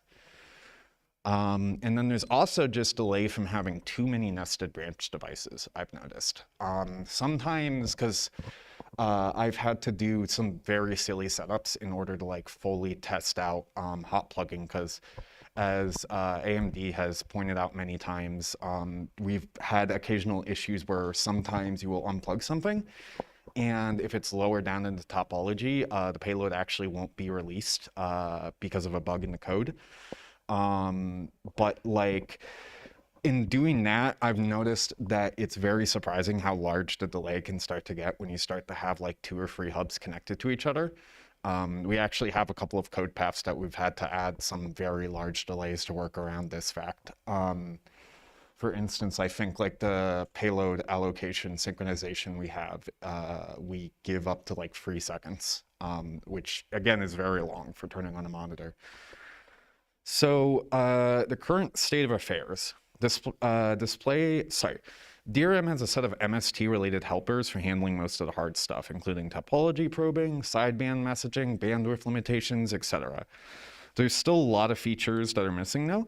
For instance, DSC support. We do have some helpers written, but ideally what we really want to do is we want to have a helper that can handle doing the actual determination of figuring out when we need DSC and when we can turn it off.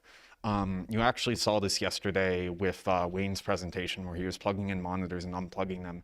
What was happening is it was literally going through saying, okay, I have this much bandwidth available. Am I able to fit the streams in without compression? No. Okay, so I have to turn on compression. And basically what we want to do is we want to have like a whole set of helpers just for doing that for drivers. So most of the code can probably be taken from AMD for this, luckily, and a lot of it isn't too bad. I've gone through most of it, and a lot of it seems pretty sensible. There's also some other nice things we'd like to have, like fallback retraining, for instance, like retraining at a lower link rate if there is some sort of issue that prevents us from going at a higher link rate and still being able to reset up the same display setup if it fits in the new bandwidth limitations. We also would love to get more comprehensive error handling. This part is Surprisingly not as important as you'd think, but it is definitely something that would be super useful. Most of the time, errors would come from something coming out of sync, maybe something being unplugged when it wasn't expected. I don't typically run into them that often, though, which is why I said they're surprisingly unimportant. But it would be nice to actually have that. We also need testing, which Wayne is also working on from AMD. And ideally, we would also like to get actual hardware testing, like from the Chameleon, because then we could actually emulate all of these problematic hubs and actually see if we're handling all of the behavior correctly, along with really stress testing, things like synchronization of the payload table and that sort of thing. We could write unit tests, though. I'm sure we can do that. Anyway, that's pretty much it. Thanks for Wayne, Lynn for their work on DSC support, bug fixing, and helping out with reviewing that work. And also Vesa for being incredibly cool and helpful. We didn't have access to a lot of the specifications for a while, so we had to do a lot of guesswork. But after working with Vesa a couple of years ago, we were finally able to set something up where X.Org members now have access to specifications. So everyone, please say thanks, Vesa. And say thanks, Bill. There we go. All right, and that's pretty much it. Anyone have any questions? I think USB-C cables are always good. You just add anything with USB-C, as long as you don't think back too hard, it's great. Yeah, definitely. Oh yes, what Alyssa said was USB-C cables are great as long as you don't think about them too much. Yeah, they can definitely break as well, but I at least haven't run into the silly issues I have with full-size DisplayPort with them. Just a general, comment or regarding DisplayPort is, you mentioned about the kind of all these ambiguities of how it behaves, right? I'll say that when you start dealing with something like DisplayPort, you're really getting into the territory of battling hardware. And so that's the mentality you're going to have for dealing with problems and stuff. Just, listening to the alleged things you mentioned, it's really kind of like, if you kind of have a more idealized software type of mentality, it's what you're going to do get hurt. And so you're going to have to deal with hardware people. And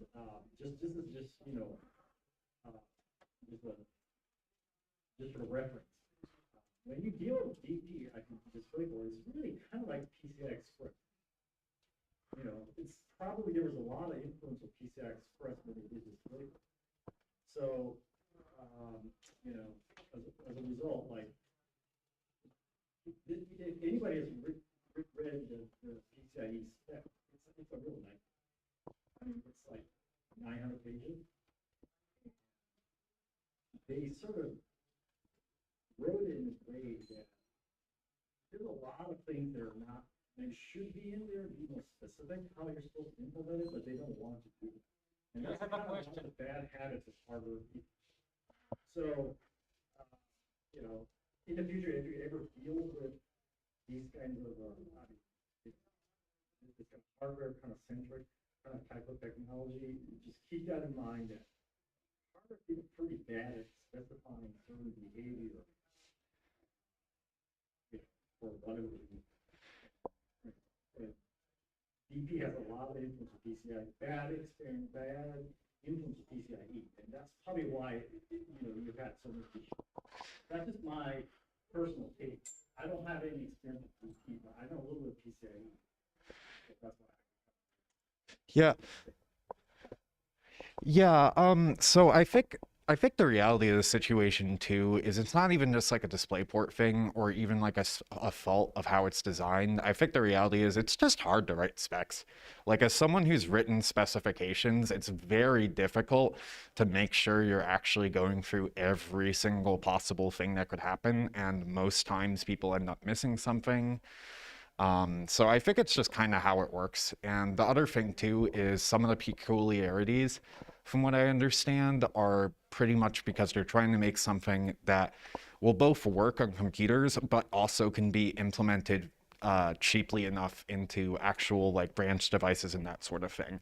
So a lot of things that might seem like they're a little silly are probably just done to make those implementations a lot simpler.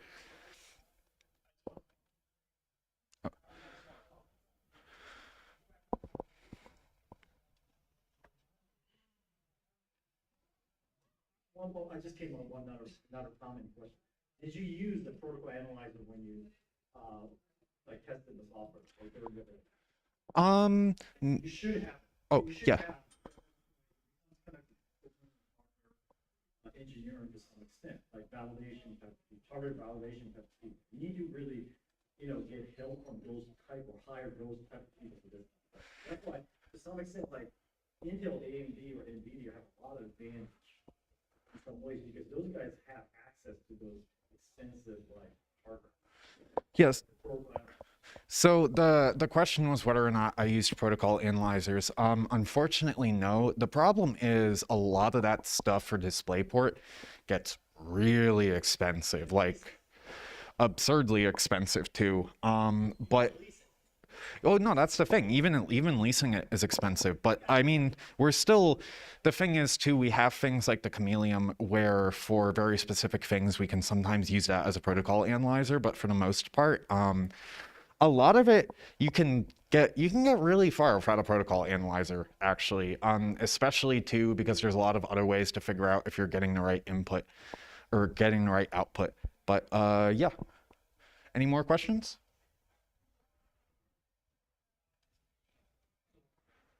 This is a question regarding some chips which have both PD and ARC mode, like FSUSD and some sort of chips which are virtual.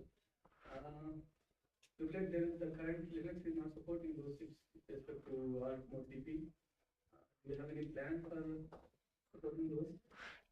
So I just want to make sure I heard the question right. The question was whether or not we have plans for supporting like USB-C adapters and that sort of thing? Okay. So like, for USB-PD, right, the framework is moving more and more to DRM, right? So what's the PD versus like PD negotiation along with the DisplayPort stuff? Right now, most devices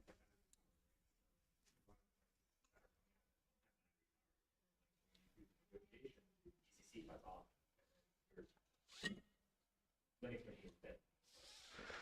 Yeah, so a lot of time. Oh, do we have to? Yeah. So basically, the question was, what's the plan for handling PD power delivery with DisplayPort? Seeing as now, we have things like USB-C where a device might need to be powered by the actual receptacle. So the good news about that is for the most part, we don't really care about that, mainly because the way it's set up with USB-C is DisplayPort's almost like an entirely separate thing, to the point where the way you're dealing with it is barely different between USB-C and full-size DisplayPort. I think the only real difference I can think of off the top of my head is mainly that you may have to, this is something we're going to have to implement at some point, handle situations where you may allocate more or less bandwidth to the DisplayPort portion of the USB-C cable. But as for power delivery and stuff, that's pretty much all handled by the firmware, luckily, so we don't really have to be concerned with that.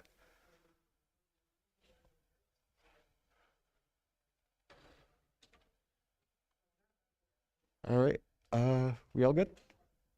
All right, thank you very much.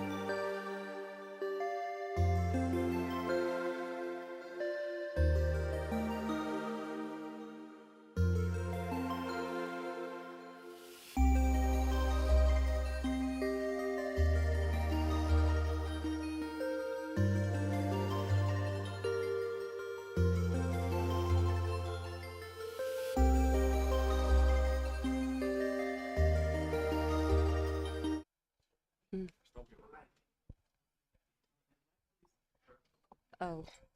Hi, I am Melissa. I am a kernel developer at Igalia, and I am not an AMD expert, but I am not the only person that is not AMD expert that want to talk about AMD.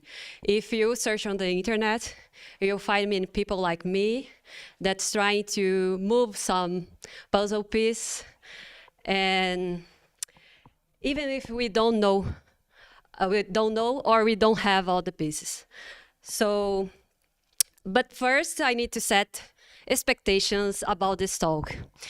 I will not criticize code statistics like, oh, more than 1 million of lines of codes, or more than, oh, our function with more than 50 parameters, or function name with more than 80 characters. That's impossible to fit the kernel code style, and also plus if you want to complain more, like KML case, Pascal case. I won't complain about the shared code approach of the display driver, and I won't put a curse on AMD, so sorry. So being an AMD external contributor,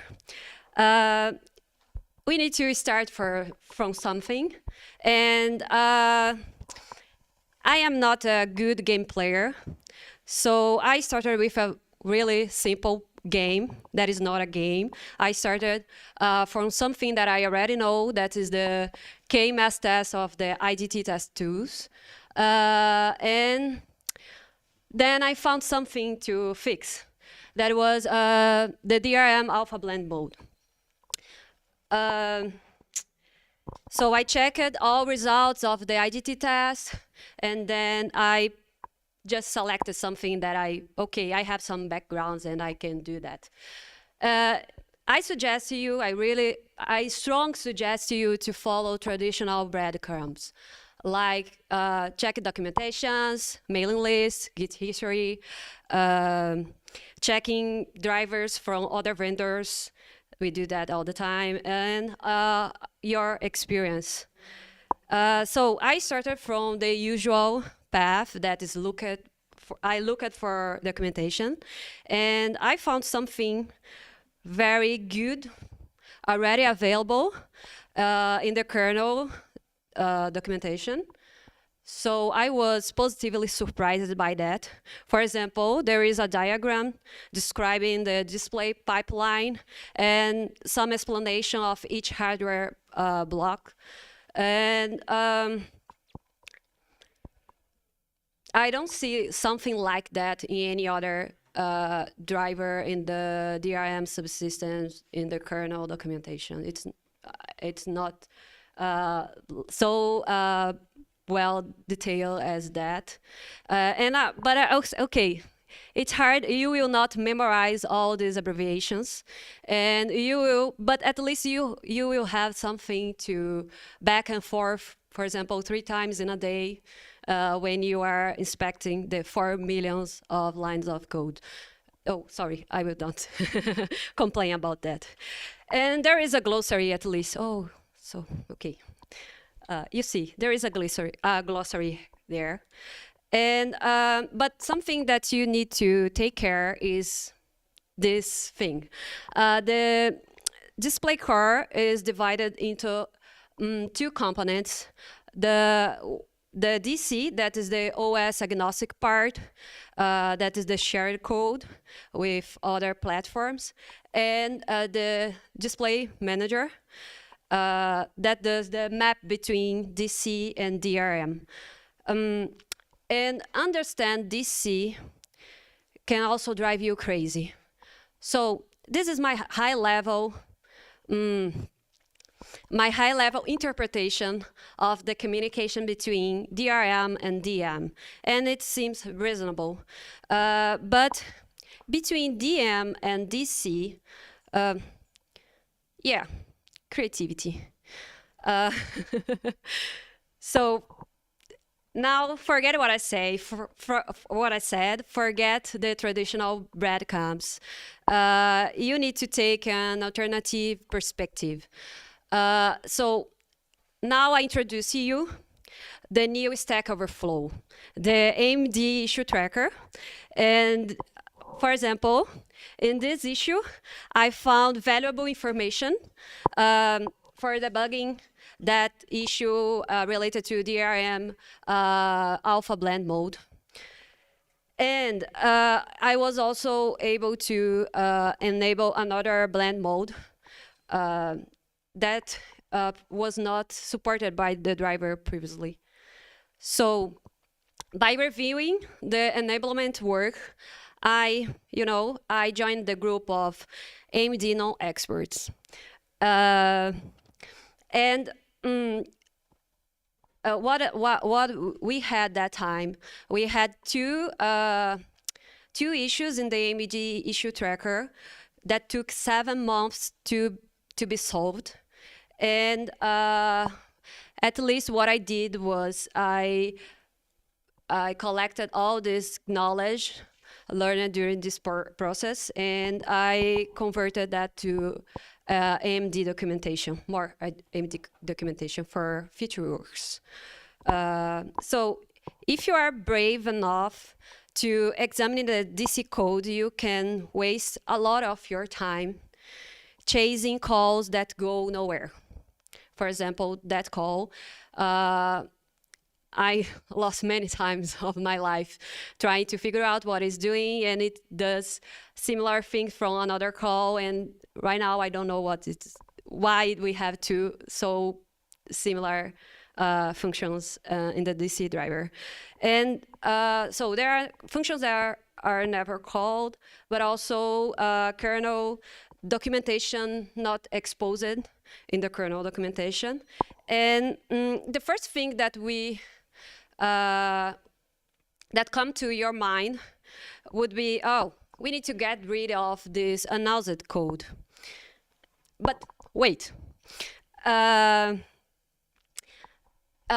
Actually, we are in a pool of features asking to be enabled. And for example, we can see that there is a 3D LUT post-blending support. That is something that I am working right now, but other color correction capabilities. And I also see write back support somewhere too. So the hardware is capable to do all those things, but it's right now just in the same status of my internet connection in Cape Verde, the country where I live now. So what happened? It works very well when it works. And as annoying as the lack of internet when in Cape Verde is seeing the amount of code in DC that is not connected to the DRM. So there are many things in the DC that's not available in the Linux kernel. And we want it all. And we want to use it all. And I think AMD need to work together with the community and the community developer, of course, to make them available. And I think cats always work, so please collaborate with us. And external developer need more transparency in their workflow. And for example, we have many questions when we are developing new features or connecting things that are already available in the DC. For example, why was our change not merged? Or it's breaking the support in other platform, or it's not supported by this specific hardware. How can I properly change the shared code part? Is it, for example, sometimes, is it a workaround to either the DRM, or what is it doing? And another thing is maybe a public CI would answer part of our questions. So we can work on something like that. I don't know. And then another thing is, I see, for example, GFX, in the GFX side, somewhat development oriented to the upstream. But in the display side, I think we can do better. I can improve. We can improve that. So, and finally, more documentations is always welcome. So, is it? Complaints or questions?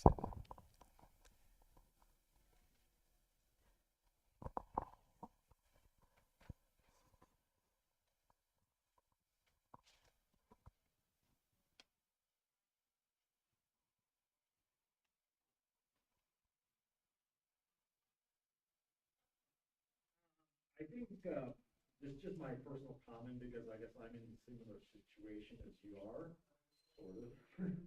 That's really old, irrelevant, but I think one thing that the independent, like outside of the silicon vendor, the chip design company in this case, one of the, I think, the challenges of being an independent developer who doesn't work at the firm is you are severely restricted or limited in getting internal help. And what I mean by internal help is they have the hardware side people that have a lot of knowledge of how it works internally. People who work at the software arm of the silicon vendor, if they're properly functioning as a firm, they usually have access to the hardware side people. They can kind of collaborate and solve problems. That's where kind of the third-party independent people are kind of excluded, and that's one of the disadvantages of being independent. And another thing to mention is that hardware people usually have a lot of access that they only really grant access to their internal software people, especially system validation. And this is because they expose those back doors, it could become really a hardware security. So that's, again, another part where you're at a disadvantage over the internal AMD software. So that's just just something to keep in mind. That's how the hardware world works. That the internal software people have a lot of tools that independent people don't. So I just wanted to add some 2 things. Okay, was not a question. Was he was complaining. And was about the difficulties of being external development and not have access to specifications or details of the hardware, and in general was that.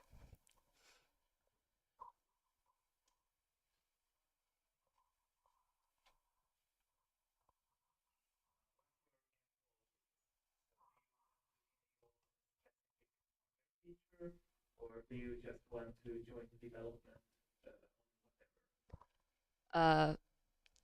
So, I mean, is it are you looking to add a specific feature, or do you plan to join the development long term?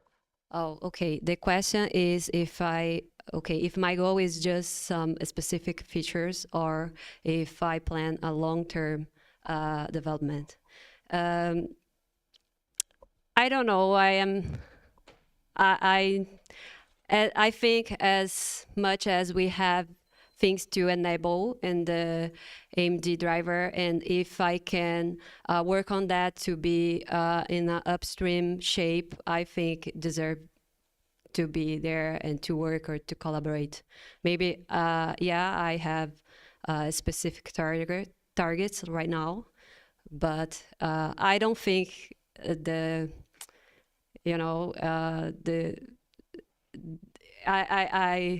after I finish some work, I think I will have more works and more new targets, new goals. So I don't think it's something that will just stop after one thing. We have many things to enable, so this is the kernel work, Never stop. We have many things to worry about there every time.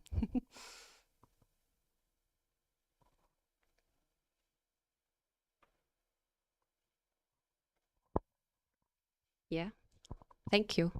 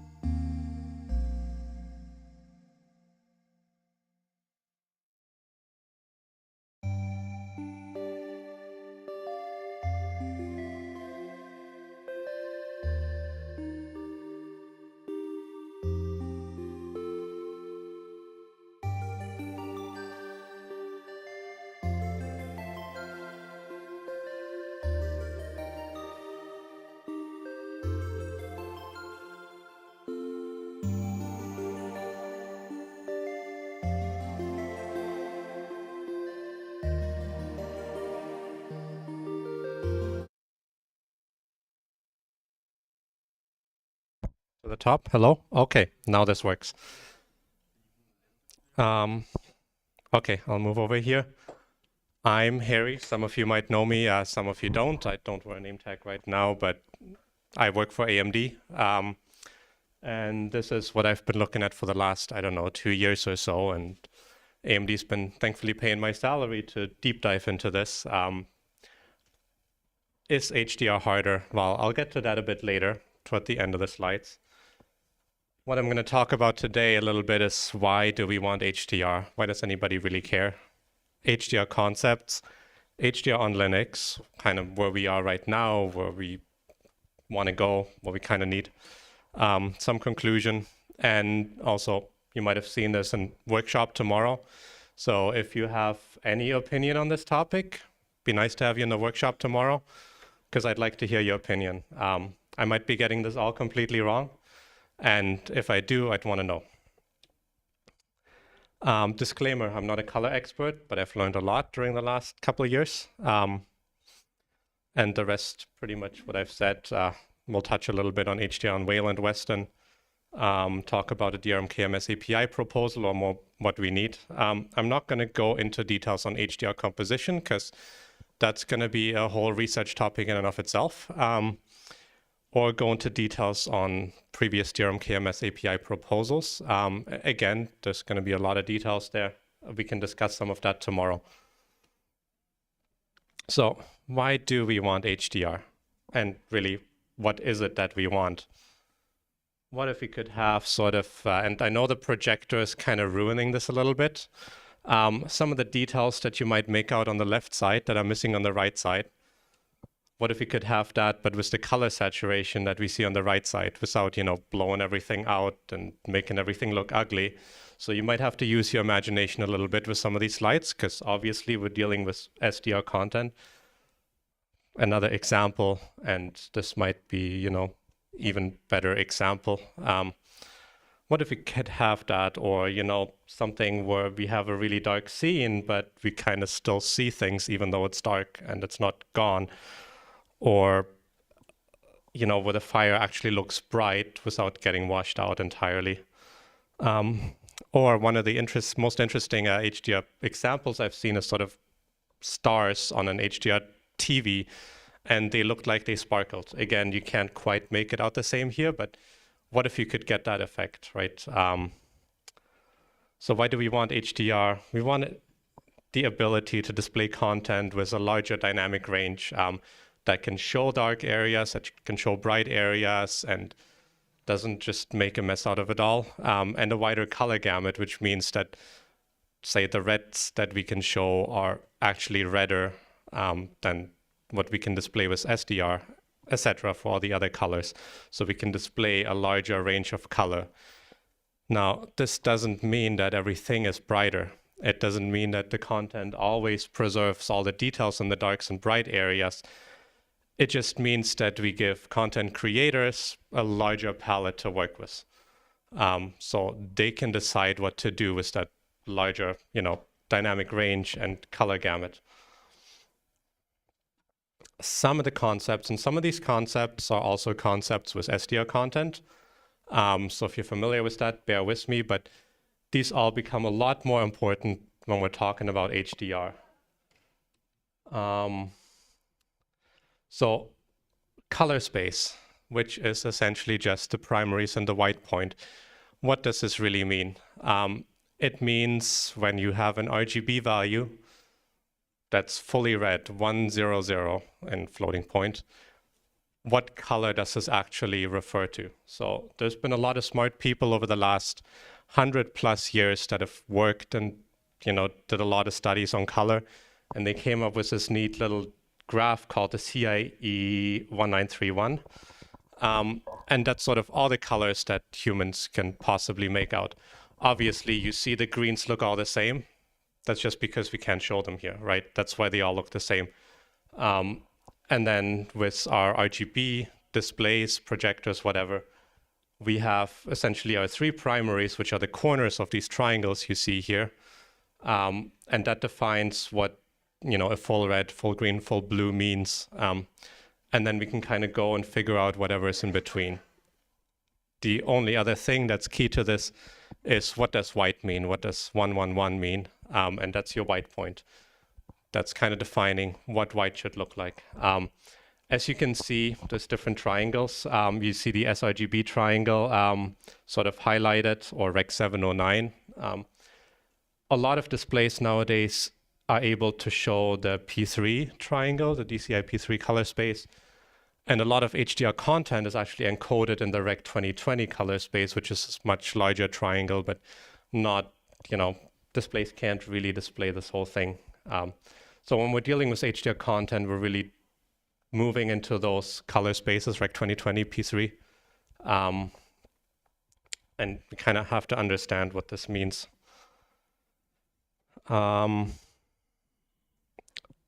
Yeah, next thing is transfer functions, which is our good old gamma. But again, these become more important for HDR content. We're displaying a larger dynamic range, so we have to be a bit more particular with how we define some of these transfer functions, and also maybe find transfer functions that model our human vision a little bit better. And I guess first of all, I'm going to talk a little bit about the naming. At the bottom, you kind of see this nice diagram where you start out with scene light or real life light. This is from Big Buck Bunny, so not real, but pretending to be. And then you have the camera that basically encodes that into some electrical signal. And that will apply an optoelectronic transfer function that converts scene light into your electric signal. And as you see, it will allocate a lot more bits to the darker regions. And there's a good reason for that. I think I'm going to go into that in the next slide. I'm going to skim over that right here. Then once you have the digital medium, and ignore that picture, I think this is kind of a bad representation. You want to display that on a monitor. And again, you have a transfer function that's more or less the inverse. We call that the electro-optical transfer function to call from electrical to optical signal. And in the past, CRT displays way back when would essentially follow that as a gamma characteristic, and you didn't need to do much special. Nowadays, you kind of have to be a bit more explicit about that. One thing to keep in mind is the two are not necessarily inverse of each other. So your OOTF, optical transfer function, kind of captures that. So your scene light and the displayed light will probably look a bit different. And the OOTF is essentially if you take those two functions and combine them. Now, another interesting concept that we like to use for good reasons with HDR is EOTF to the -1, or the inverse of the EOTF. And you could think of a similar inverse to the OETF, depends on what your intentions are. But you might want to operate in optical space with what we'd call linear light, in which case you want to apply the EOTF to go into optical, and then you'd want to go right back to the electrical signal. So you need to make sure you use the inverse. And key thing to keep in mind is OETF is not the same as the inverse EOTF, although in many cases they're going to be similar. So transfer functions. Let's start out with the nice diagrams because, that captures attention. Light is, or, brightness, luminance really is measured in candela per square meters, also called nits. And different objects have different brightness. If you look at the sun, you might have 1.6 million nits. Depends how much atmosphere is between you and the sun, of course. Fluorescent lights, really bright ones, might go up to 10,000 nits. Usually, these aren't anywhere near that. Highlights might be between 1,000 and sunlight. Again, things that reflect off the surface, the sunlight. White objects are often 250 to 1,000. Typical objects, like your normal range, probably what a lot of the objects in this room, are at 1 to 250. And then you have shadows, which are usually below 1 nits, the really dark stuff. But our eyes can still make those out and, kind of cover a large range. Our eyes don't cover the full range that is possible, right? Because our eyes adjust to different lighting conditions, but they can cover a pretty large range. So these are just, kind of reference points. Your normal displays will go up to 200, now 400. This laptop has up to 600 nits, and then some TVs might be, over 1,000 nits, but that's kind of pushing it.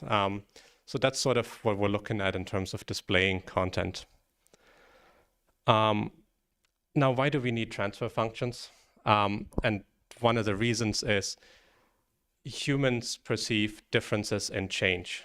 So if you think of integer to represent 0 to 255, 0, 1, 2, 3, 4, 5, right? If you go from 1 to 2, that's 100% change in terms of your brightness that you're trying to represent. But humans will perceive brightness changes. So I don't know what the actual value is. Let's assume it's 3%, something like that. You'll perceive a 3% change in the actual nits. So a jump from 1 to 2 nits will be perceived in a similar fashion as a jump from 100 to 200 or from 200 to 400, etc. Right? Essentially, that's roughly logarithmic. And logarithmic is sort of the inverse of the gamma. So that's why we need these transfer functions. We want to have a lot more, bits to encode the darker regions, to encode those just noticeable differences. I don't know if I'm doing a good job explaining it. If you're confused, ask me later. All right, so how do we represent EOTFs? We can represent them with LUTs, and we have done so for a while. A LUT is just a lookup table. And on the right side, you see a lookup table with 10 entries in floating point 0 to 1. That represents the gamma 2.2, essentially. And we see that we can represent an EOTF reasonably well. Even with 10 entries, this kind of looks like a curve to the human eye. Once you look more closely, you probably want more entries. But if you have, 10-bit input values, then 1,024 entries are the most you would ever need. Now, I'm not going to go too much into display pipelines. A lot of display pipelines use intermediate formats. Just maybe keep that in mind, but I don't think that's terribly relevant here, other than that's a concept, and that there's higher precision used inside a fixed function pipeline. Now, if you take the inverse of the EOTF, we start having a problem if we have the same, 10 values. As you can see on the left side there, that doesn't look like a curve anymore. That just looks like a line that goes into another line. So right now, the current gamma, d-gamma functions on a DRM CRTC for the kernel API, they're not going to be able to capture an inverse EOTF really well. And that is a problem because if we have HDR content, some OSs, some compositors might want to give us content in linear space or optical space, we would need to apply the inverse EOTF to go to the wire format that we send to the display. So we want to have a curve that's actually characteristic of what we want it to represent. There's 3 ways of solving that problem that I see. One way is segmented LUTs, and that's how a lot of hardware deals with it. We essentially split our LUT into segments, and then we say we have a number of entries for each segment, and we define, where the segments are, and kind of give more segments to the left side of this graph, or the LUT. So this is a lot better, and you can accurately reflect the inverse EOTF this way. But it's also quite complex, and I think one of the challenges if we define an API like that is we might define this based on one hardware implementation that might not translate to other hardware implementations terribly well. There's patches that Intel put forward that define something like this, and I think they'd be reasonable and could be worked with, but there might be better ways of working with this. And one of those is, what if we just define the EOTF and then say, do the inverse of this? What this means essentially is that whoever implements the API will probably have to do some math, but I've been told by very smart people that this can be all done with integer math, and it's really not that complicated. So that way we can pretty much characterize exactly the inverse of an EOTF. And it's quite simple because we know how to define a normal LUT, and we know how to define flags. So be pretty easy to deal with, and it allows us to define custom transfer functions in the inverse. Another way of dealing with this problem would be using named LUTs, right? Most of the time, the content we're dealing with uses certain defined transfer functions that some spec defines. And there's a lot of HDR specs. If you're feeling adventurous, you can start chasing them down, but there's a lot of them, and you will be spending a lot of time reading them. But we have, various transfer functions like the sRGB, BT709 that are used for most SDR content, or perceptive quantizer, HLG for HDR content, etc. So we could just name them, and we could, have an enum that says inverse of this function. And there's actually hardware out there, including AMD hardware, that has some of these encoded in hardware. So if you name them, then you get the highest precision possible, and you can use that functionality in hardware. If you don't name them, then you just need to use programmable blocks, which works, but are not always available. So in terms of preference, I guess from the AMD side, you might have heard it from my talk. The inverse LUTs are not bad if you need something custom, and the named LUTs are kind of, the highly preferred way, and it would really simplify the API. And if you're curious, take a look at the PWL definition, but it took me a long time to understand what it's doing and how I would use it if I had to.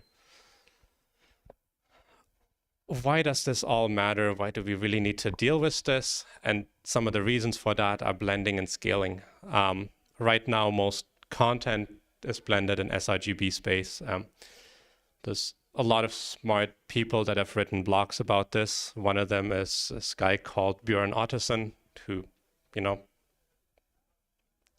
gave me permission to use some of the diagrams from his blog. That kind of represents that problem. sRGB blending doesn't quite look realistic, but blending in linear or optical space looks a lot better. You could probably improve on that with some other ways, some other spaces. That's what the perceptual is getting at. So if you're interested, download my slides, click on the link, and you can read a bit more about that. But people have very strong opinions on blending. Should it be done in linear? Should it be done in sRGB space? Or what should it be done at? And once you get to HDR content, how do you combine sRGB content and PQ content, for example? I think that's not a fully solved problem. So because people have strong opinions and there's good reasons for one or the other, we got to keep in mind that rendering intent is important, and we need to give any user space, compositor, implementer, application, the ability to blend in whatever space they desire. Blending is important because we do hardware composition in a hardware using fixed function hardware to save power, right? We can avoid a lot of this on the kernel API if we just use shaders to do the composition. Shaders are great, they're flexible, but they also burn a heck of a lot of power. So when we don't need them, when we can use fixed function hardware, we can save a lot of power, and people can binge Netflix for a few extra hours. And that's always a good thing. Or maybe not. Another concept that is important to consider, by the way, when's my time up? Another 35 minutes. Okay, so I still have a bit of time. Is a 3D LUT. Some of you are probably quite familiar with what a 3D LUT is, others not. The LUTs that I've talked about before are really, LUTs in a red space or a green space or a blue. All of these are independent. You have a red LUT, a green LUT, a blue LUT, and you can modify them independently, but what ends up happening is your colors start shifting when you do that because there's no relation between them. They're all independent. Or we have our color transformation matrix, a nice 3x3 matrix, but that applies to dark regions, to bright regions equally. Again, not perfect. How can we improve the situation? Well, we no longer think of RGB as independent. We just think of them as a dependent triplet, because that's what it really is. That, you know, you can't think of red as a separate thing. A color is a color. So once we think of them as a proper triplet, then you can start mapping from any one triplet to any other triplet. So if we have 8-bit, we could construct a 256 cube 3D LUT. Now that's a lot of entries. I didn't even list that out there in the bottom on that table, because that's really too big, and we don't care about that. But what we can do is we can use a lot fewer entries and start interpolating between them, and we get, you know, still really good results. So 3D LUTs basically allow us to express transformations that affect all colors equally, affect only specific colors, only affect darks, only, you know, highlights, etc. Pretty much any color transformation can be expressed with a 3D LUT.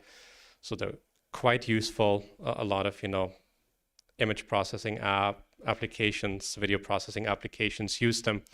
And there's hardware out there, fixed function hardware that can process 3D LUTs. So again, you know, we can implement them in shaders, or we can use fixed function hardware, which can save us a lot of power.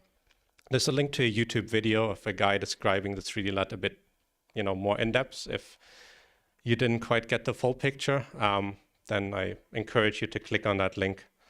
So it'd be really nice if we can have an API for 3D LUTs for color correction, and also if we have videos and we need to tone and gamut map them. I'm not going to go into what tone and gamut mapping is, but if you download my slides, there's a few slides in the backup that will explain that a little bit more.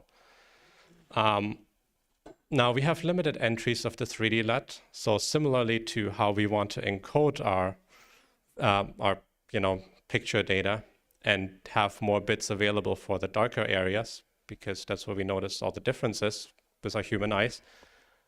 We kind of want to do the same with 3D LUTs and have more entries available in the darker regions and fewer entries in the brighter, usually.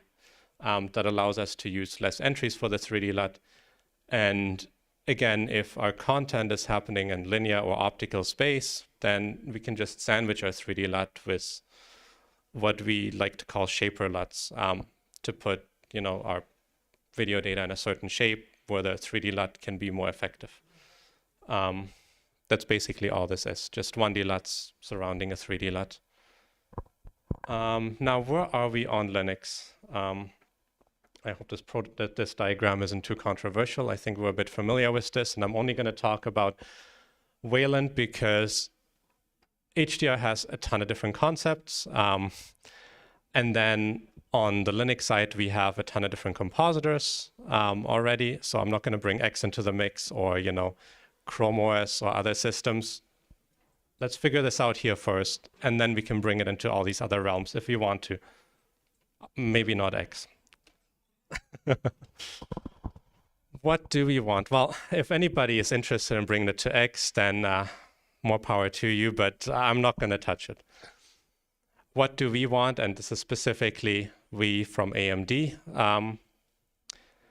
We want to display HDR content, videos or games, maybe even pictures, in HDR on an HDR display. So you want to get the full glory of HDR. That's the first thing, you know. Then we also want to compose HDR content with SDR content on the desktop. Most of your applications are sRGB, right? How do you combine that with an HDR video? It's a difficult problem, and I'm not going to get into that. There's a lot of really smart people thinking about that, but I don't think it's a solved problem. And then, because we're a hardware developer, we want direct scan out of HDR content. And why do we want direct scan out? Because we can avoid shader composition. Using that graphics block burns a lot of power. And if I'm running my Chromebook here and I want to keep talking for the whole afternoon, then shaders are a bad thing. They're going to drain my battery really quickly. So if we avoid shaders, we save bandwidth, we save GPU resources, but most importantly, at least on AMD hardware, is if nothing is using the graphics block or shaders, we can turn that block, which is a huge part on the SoC, completely down, which means there's no more, leakage, and we save a lot of power, meaning our idle power goes far down. And the primary use case where this is really beneficial is if you're doing direct scan out of video planes, because say you're watching a YouTube video, probably not much else on your desktop is changing, unless you have one of those annoying websites with animations open. But other than that, your clock might change every minute, or worst case every second, but even a second is a long time. Other than that, not much else is happening. So if you don't use direct scan out, each video frame the GPU needs to kick in to compose that video frame with the rest of desktop. And that keeps it very busy. If we can avoid that from happening, we can scan out the video window directly and the rest of the desktop directly. GPU can stay idle, only fixed function hardware runs. So we save a lot of power, we're a lot closer to idle power usage. And you can binge Netflix for longer, or YouTube. HDR video, the current state. If you're playing an HDR video, say with MPV right now, and some of this might be wrong, I'm a kernel guy mostly, but I've kind of trying to grow upwards, into user space a little bit. Conceptually, at least, what a video player will do is it'll take, it'll use your video decoder to decode the video, take that raw buffer, which is now HDR10 PQBD 2020 buffer, and it'll use some shaders to convert it to an sRGB buffer. So it can pass it to the compositor, and then the compositor will go use shaders to composite that with the rest of the desktop, and then it'll give that as a frame buffer, and we output that as sRGB. So that's where we are right now. What do we want to get to? The video player uses the video decoder, spits out a PQBD 2020 raw buffer, and is now able to communicate that buffer with the compositor. So now we have all of a sudden an API where the video player can tell the compositor, hey, this is this type of buffer. The compositor then goes and says, okay, I know this is this type of buffer, but it doesn't really do anything else with it other than pass it down to DRM KMS as a separate plane and program all the color processing accordingly to kind of merge them. And also, put the display into HDR10 mode. So the shaders have all gone from this picture. So we're saving a lot of power, and we're actually seeing HDR10 output on the display instead of sRGB. So how do we get there? I was kind of touching on that a little bit already. Current state, shaders. Well, let's first teach the compositor and the application to talk to each other and communicate that format. Then the compositor can use shaders when it composes stuff anyways and compose stuff into the SDR or sRGB desktop. That's sort of a first step. Second step is the compositor now does this, but it just composes to an HDR buffer, and it puts the display into HDR mode. So all of a sudden we see glorious HDR and everybody's happy. Great, but we're still burning a lot of power. So for that, we want step 3. We want to stop burning that power, and we want to use fixed function hardware for that scan out. How do we get there? This is pretty much just a rundown of what I just talked about, but yeah, application needs to communicate the color space, meaning transfer function, primaries, etc., with a compositor. We need to teach the compositor to compose, content of different color spaces and all that stuff. We need to teach the compositor to render an HDR buffer so we can finally see that glorious HDR content on our displays, on our HDR displays. And then we need to provide a way to offload that to fixed function hardware so we don't burn battery power. The big picture. On the Wayland protocol side, and again, I'm not the expert here. I've worked with some of the experts. If I'm wrong, talk to me, interrupt me, something. So there's some existing APIs that make offloading of planes possible. Subcompositor API that allows an application to communicate a subsurface, like just a YouTube video, for example, with a Wayland compositor. and a viewporter API that allows scaling of that content. And I think that sort of enables that video use case for SDR content right now.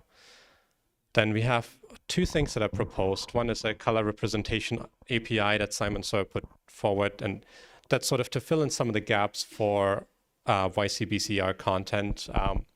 But it's not just YCBCR, but it starts defining chroma siding. So if you have subsampled chroma, you want to know which points you've sampled, or sort of how that chroma is sided with the rest of the picture. Full versus limited.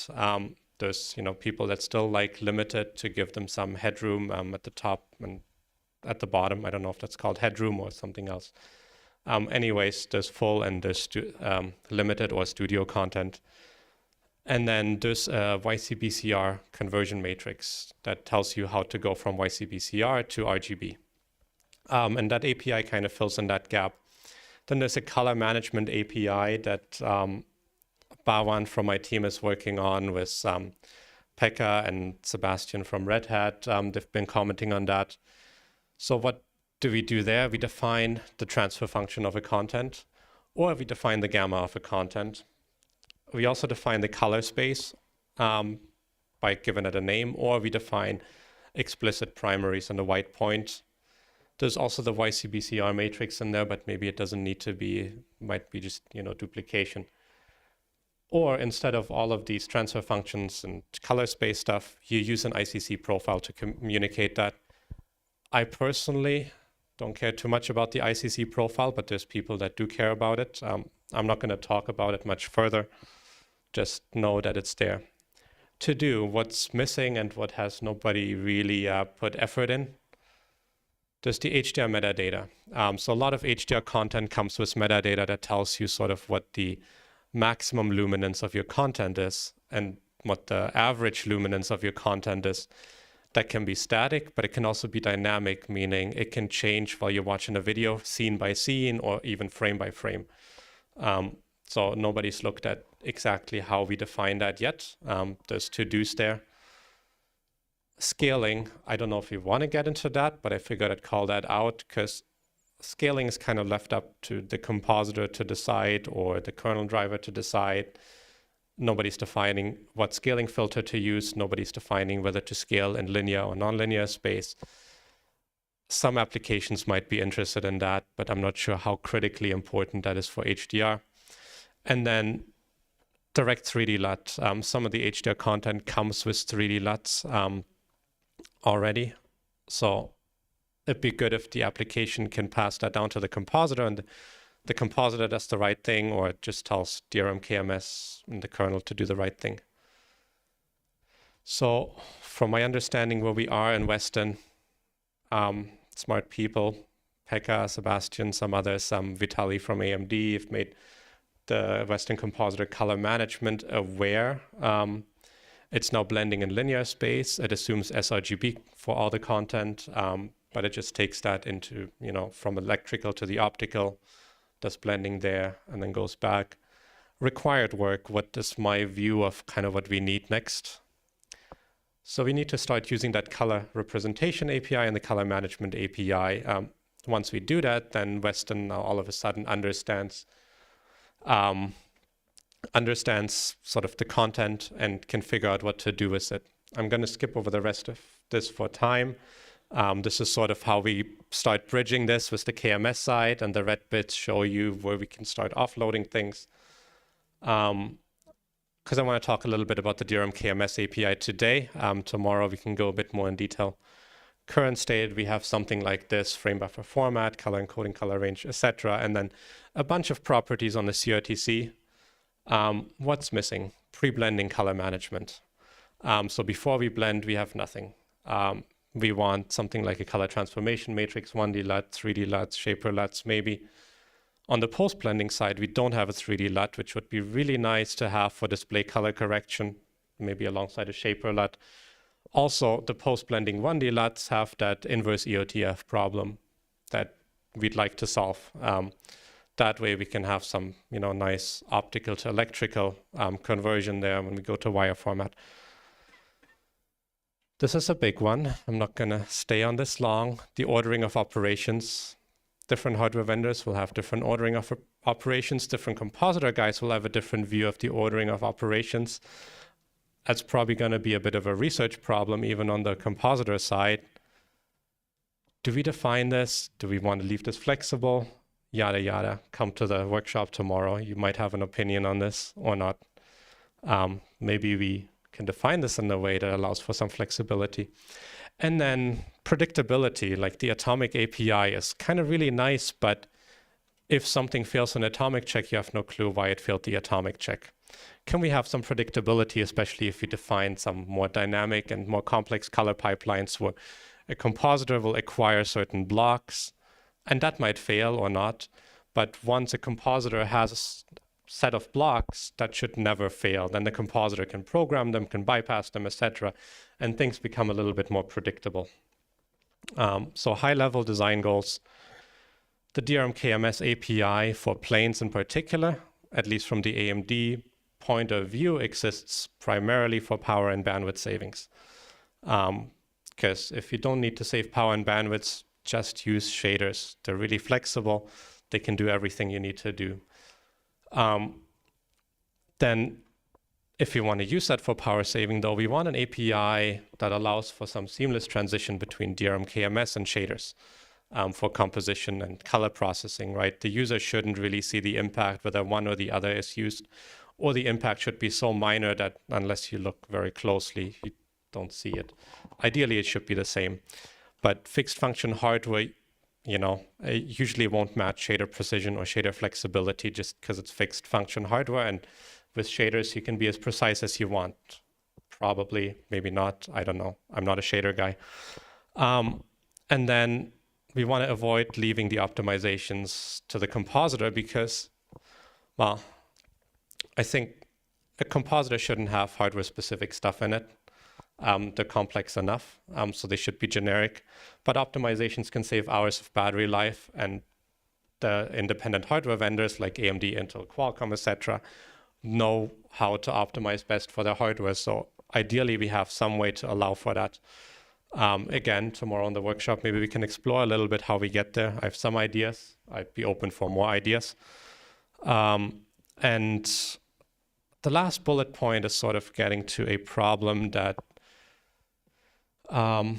it's a bit of a problem with upstream and that the work we're doing here. We're trying to define good APIs, and we don't want to break them in the future.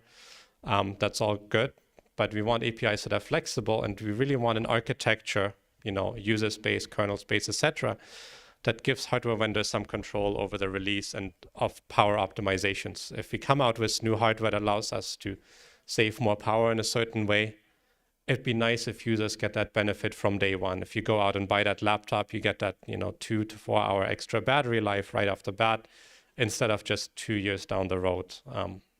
I think that would help everybody. How we solve that problem, I think it's a hard problem to solve, but there might be ways to do that or to improve that problem. While, you know, we don't really want to break this, you know, whole upstreaming and working with the community and having good solutions that work for everyone. Conclusion. See that? There's light at the end of the tunnel. Is HDR harder? Well, I've talked about a lot of concepts and all that, so yes, I think it is harder in a way. But once we've all figured this out, you know, got this all working, I think we'll start gravitating toward the no, and it'll become the norm, and it won't be too difficult. And I've gone through days where I've felt like this shouldn't be this hard. And I don't think it should be this hard, but we need to figure this out and kind of settle on something to move forward. Conclusion, HDR adds complexities, but we from the AMD side and a lot of other companies have solved these problems on other platforms. Yeah, maybe there's still work to be done, but you know, there's also a way forward, and people have thought about these and sort of solved them, even though they can be improved.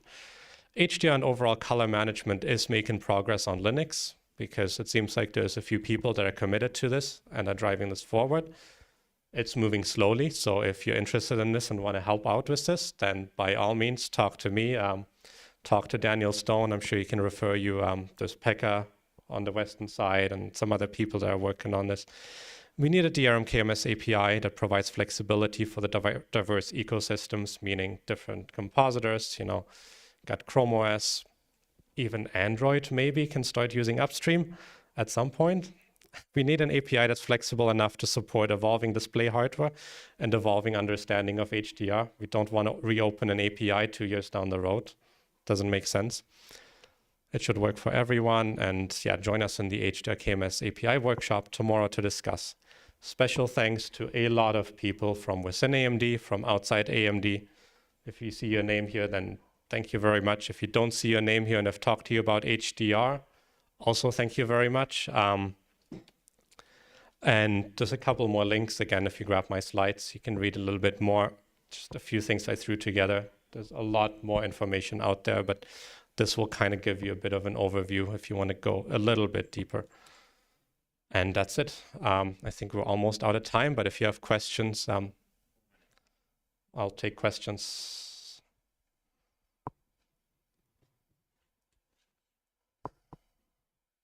One image that you'll have is when you compositing with non-full screen, you will have to decide which field here apply.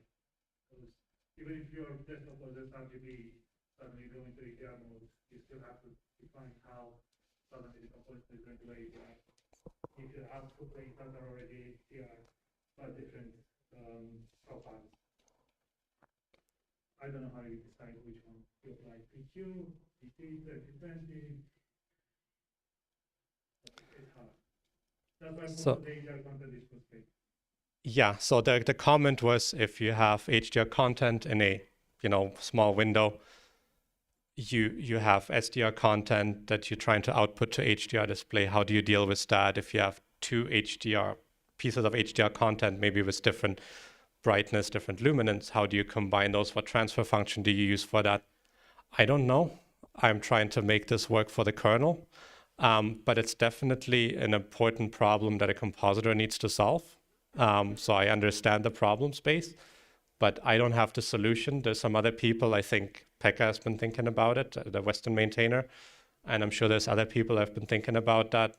It's not an easy problem to solve, and even one of the Dolby guys in a presentation I saw was kind of acknowledging that. Like if you look at other OSs, there's solutions, or they kind of do that, but I don't think it's always perfect. So, there's people have solved the problem, but I think we can improve on it. And it definitely needs a lot more thought and how we do that well.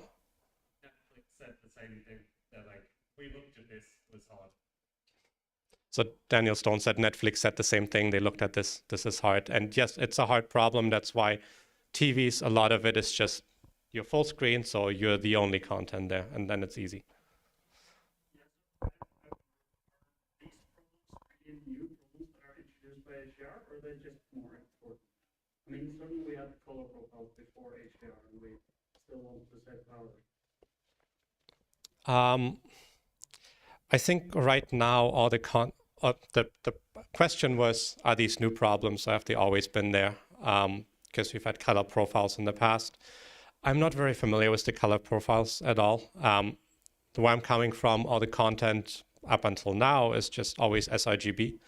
So you dealing with one type of content. So it's, these problems are kind of new because you have content in different color spaces. Maybe there's a little bit of overlap with something, but I think to a large part, these are new problems.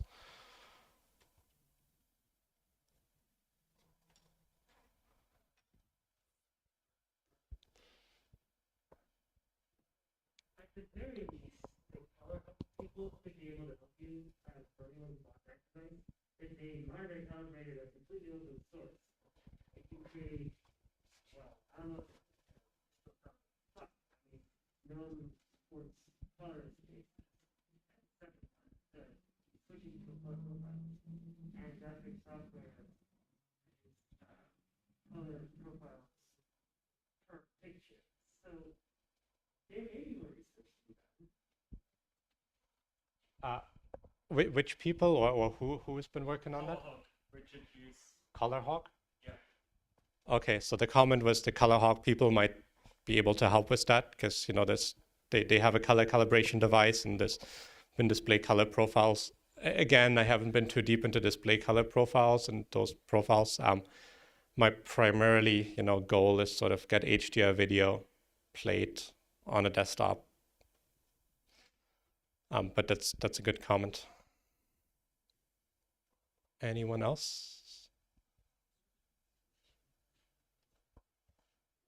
Do we restrict some of the HDR, API to the compositor when we could just keep, I guess, the more user level component of it all in Wayland protocol?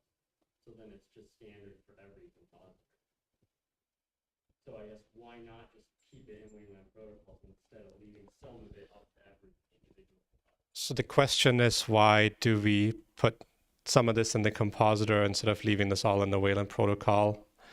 The API and all, that should all be on the Wayland protocol side, right? But how to go from one color space to the next, or how to do blending in which space, different compositors will have, different opinions on that.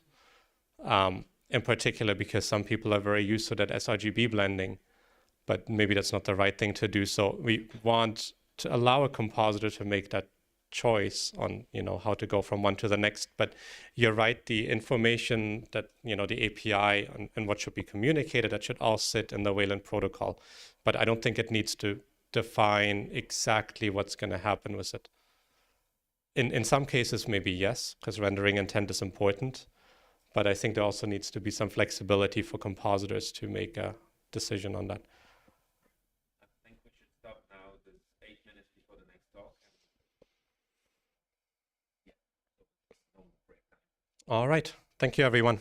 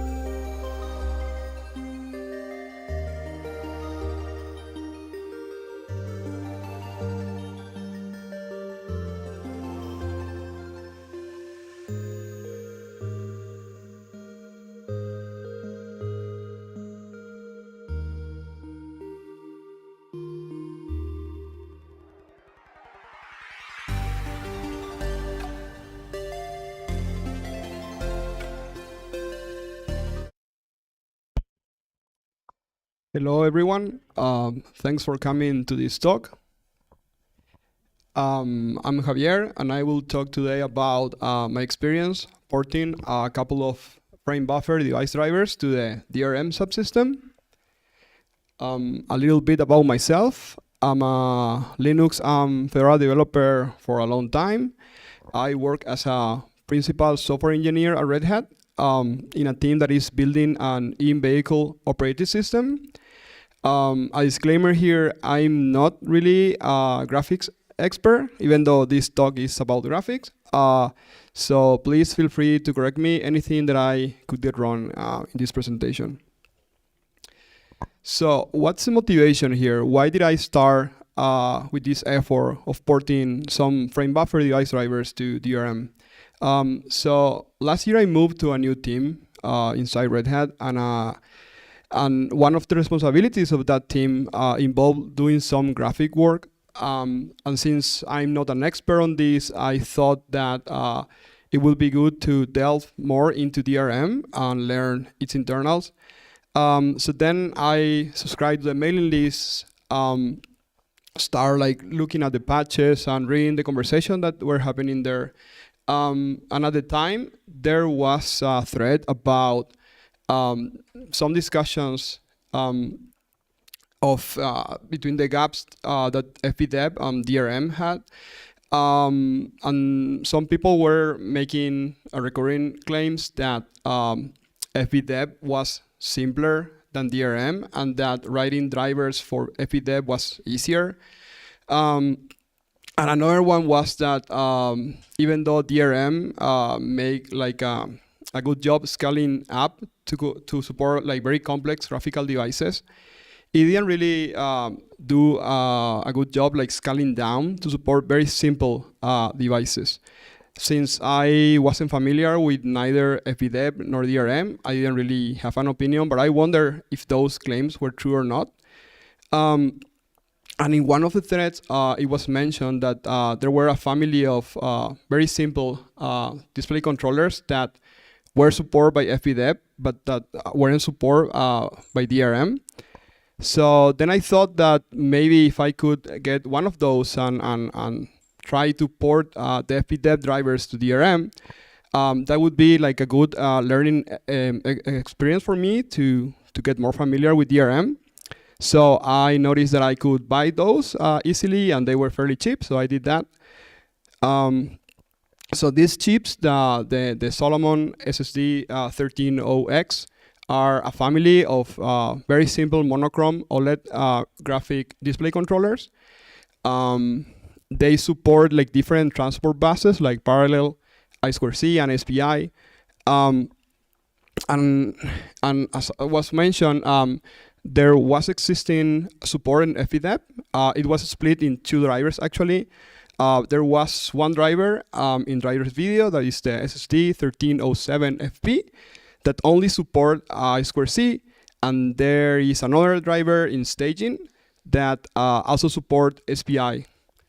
So what I did was to take these two drivers to port into a single SSD 130X core driver, plus some driver for I2C and SPI.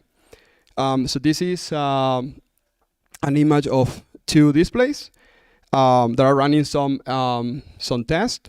The one in the left is using SPI as a transport, and the one in the right is using I2C. As you can see, even though the display controller is for monochrome displays, some displays comes like with different pixel colors. Like instead of white, the one in the left is using a blue pixel. So the question was it easy to port this or not?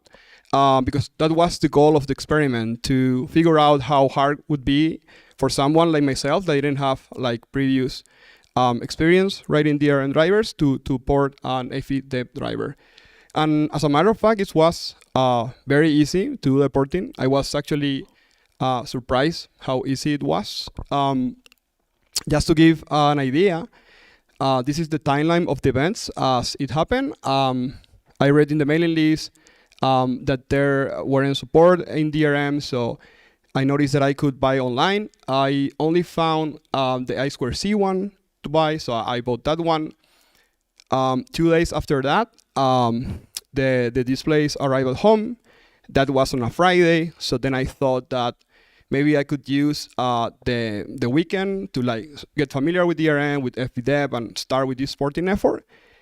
And it turns out that by Monday, I actually had a working driver, and I could share it in the mailing list. Of course, I needed a few iterations for this to land, but that's like the normal Linux kernel development process and nothing particular for DRM. So another question is, why was that easy to port? And I enumerate the reasons, in my opinion, that explain why it's easy to work and to write DRM drivers. And the first one is that for very simple display devices, there are a lot of existing drivers in the tiny directory that one can use as an example and as a reference when are writing like drivers for these kind of devices. The other one is that DRM has a lot of helpers that driver authors can use. So you don't really have to write a lot of boilerplate code when you are writing a driver, and only need to focus like in the actual logic of the device. And these helpers are like very well documented. I would say that DRM is probably one of the subsystems that has the best documentation, in my opinion. Another thing that is unique, I would say, about DRM is that it's the community, and I found that it is like just super helpful. It was very welcoming from the beginning. So this is the process I followed to port the driver. Even though this the process I follow, I think that it's dry enough that it could be used for someone else that is doing something like this. So the first step for me was to use existing fbdev driver to have like a baseline to do testing and to run some fbdev programs to make sure that you have a proper setup to work on the DRM driver. For that, I use the SSD 1307 FB driver because that's the one that supports I2C, and I only had an I2C display at the time. The next then is to find a set of fbdev user space program that you can use to test. For that, I found that Gert has this fbdev repo that has a lot of programs, so it's a good has good test coverage if you want to test. Then the second step was to find a DRM driver that was for a device that was similar to the one I was using. And I found that in the tiny directory there was a repaper driver that was for an e-ink display.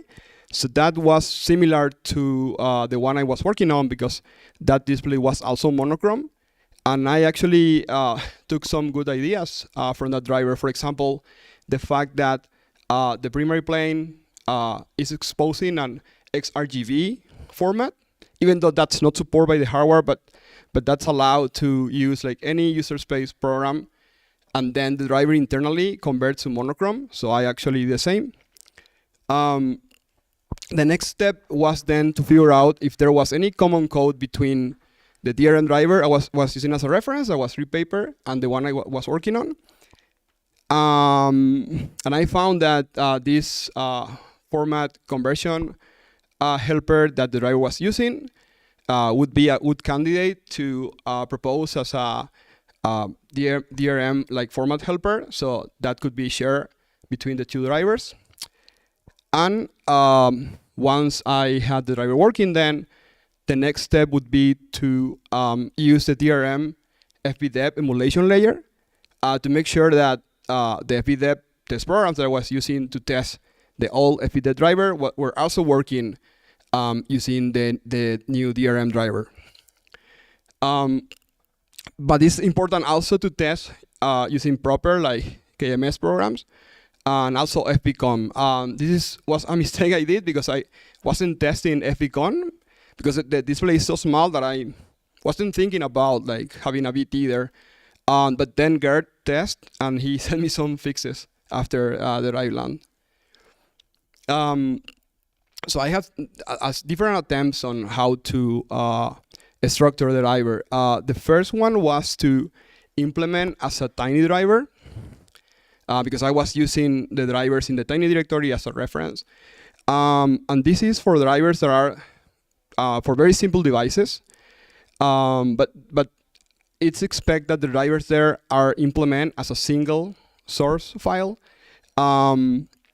So that would be suitable for an I2C driver that I was working, but then I thought that once I add like SPI support, because I was able to get an SPI device later, then it wouldn't be like a good fit, because I would need like more than one source file to implement the SPI.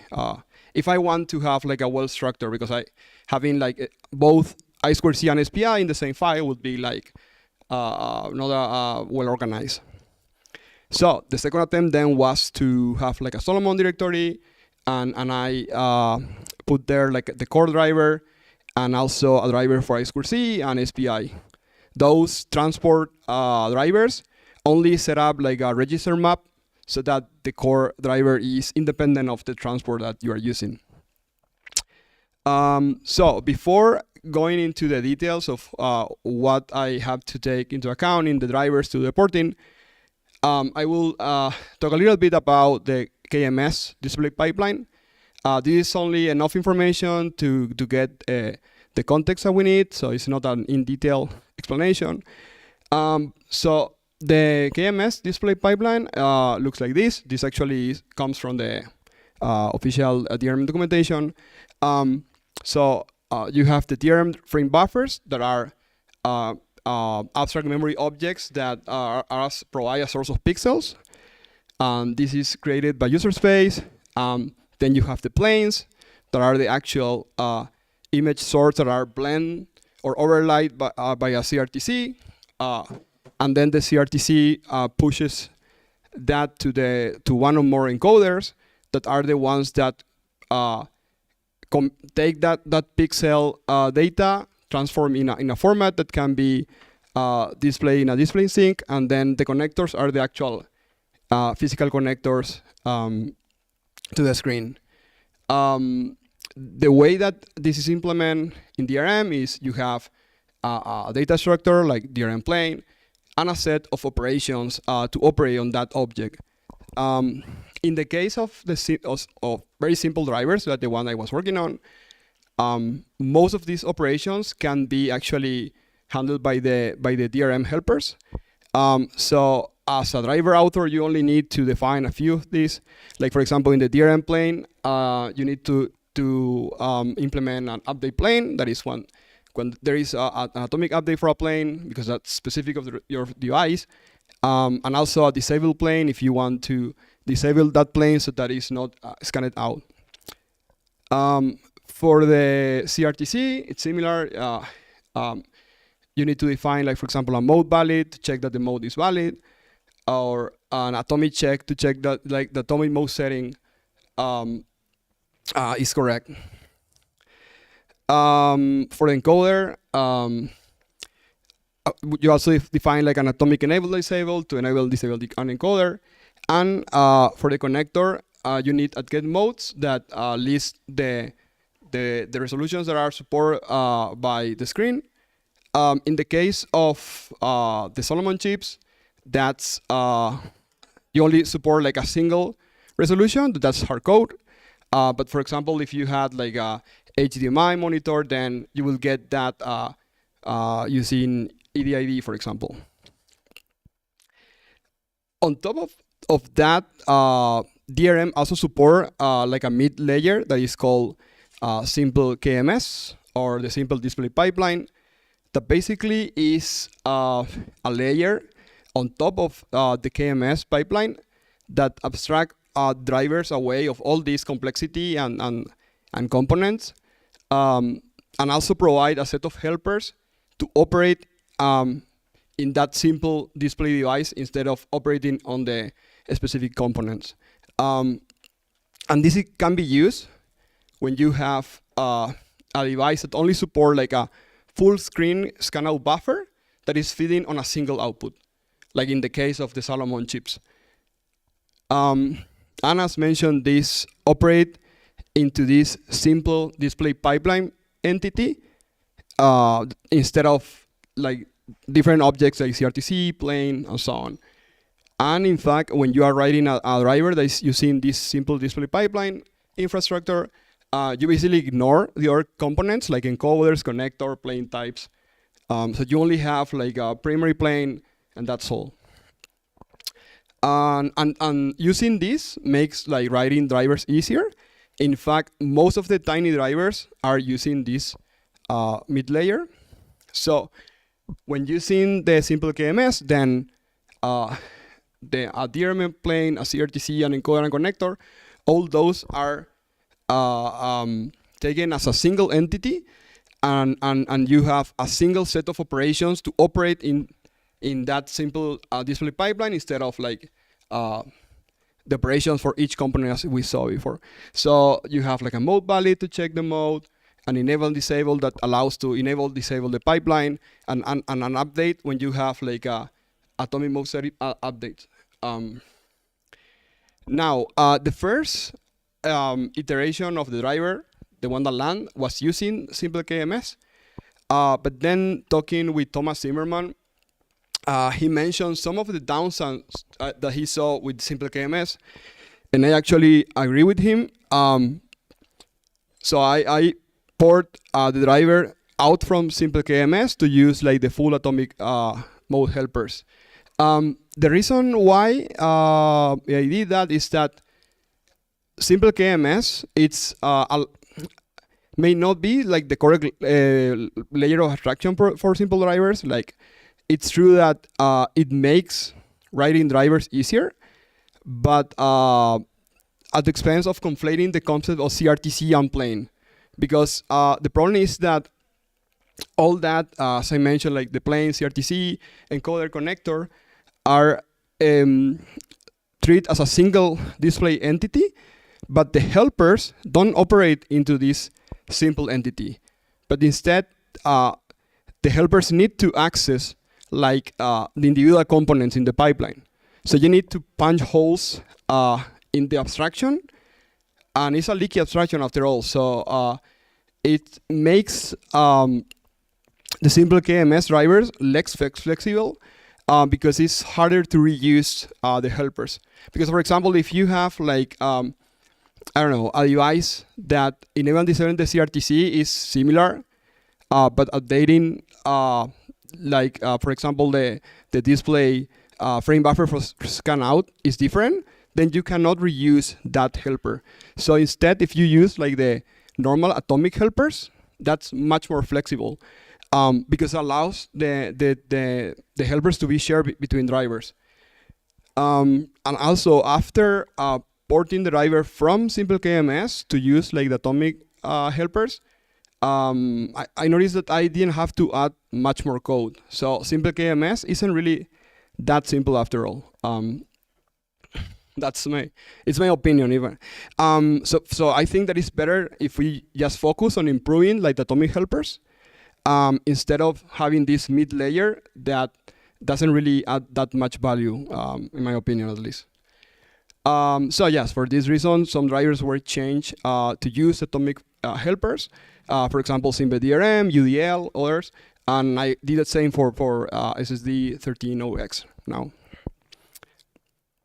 Okay, so writing a DRM driver is similar to other subsystems, like you define like a structure, you register, and so on. But I think that the important bit that I had to focus on this was in the frame buffer management.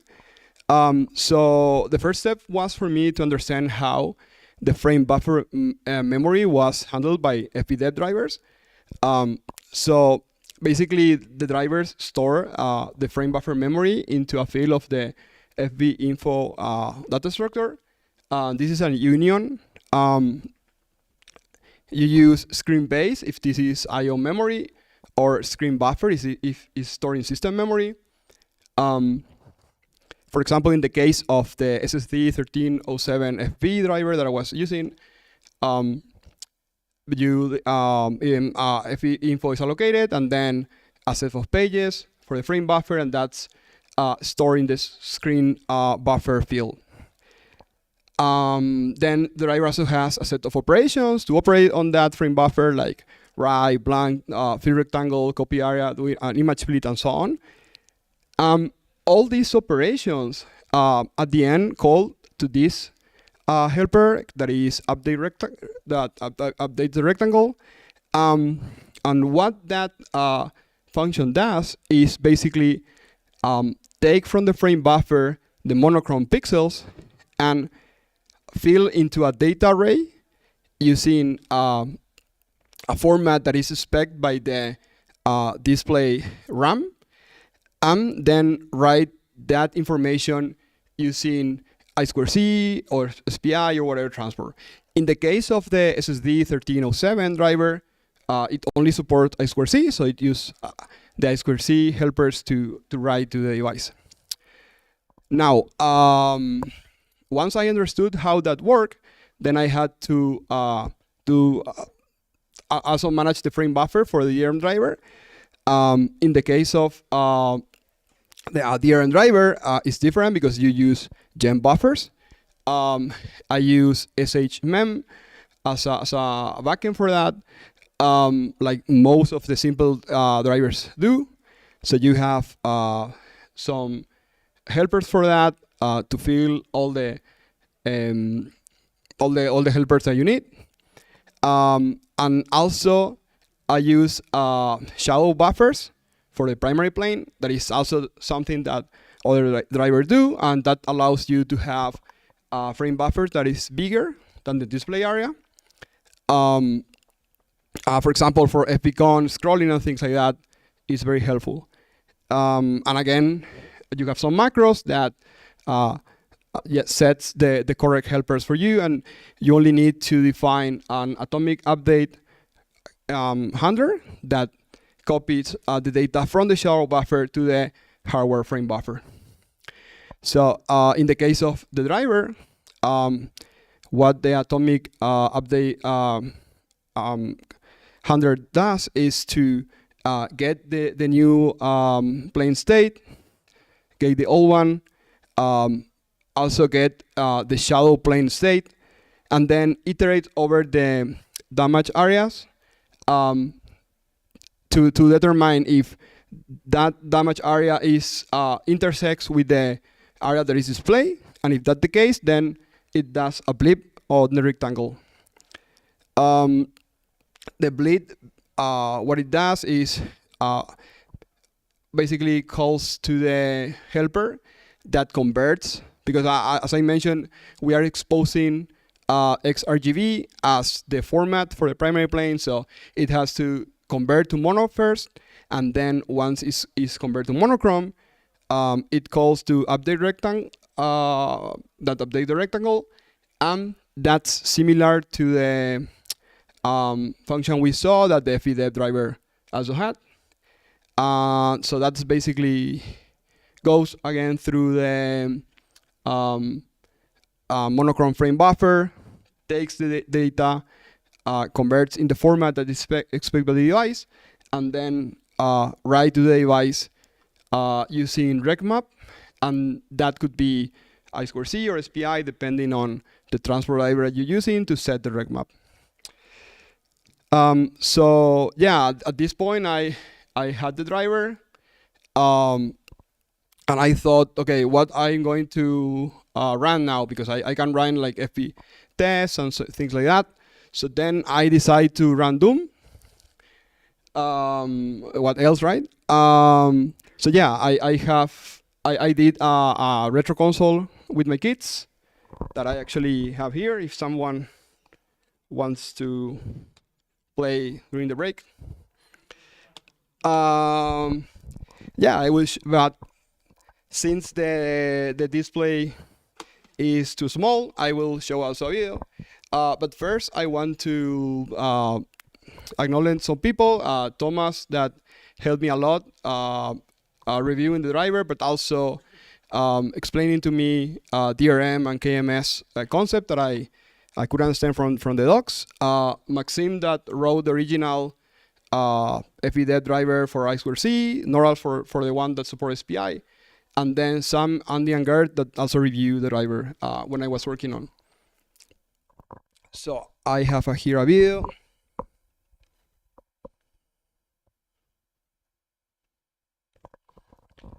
So yeah, this is the console playing Doom. This is an unmodified user program because since it's exposing RGB and the driver doing the conversion to mono. But this is something that I could also run with the fbdev driver. So then I thought I should show something else. So I have here GL Mark II that is running. I don't know if you see the horse there. There is the bill benchmark. And there is also the jellyfish benchmark there. So yeah, that's all I have. I don't know if you have any questions.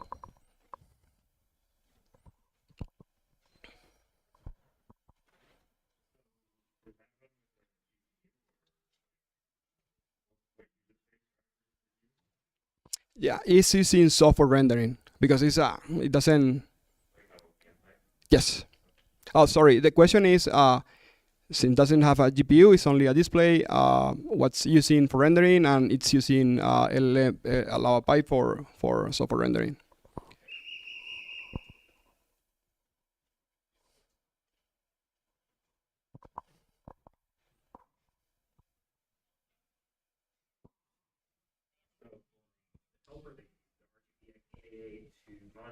Is there other like frameworks, I mean, or other helpers such as like dithering and other like techniques?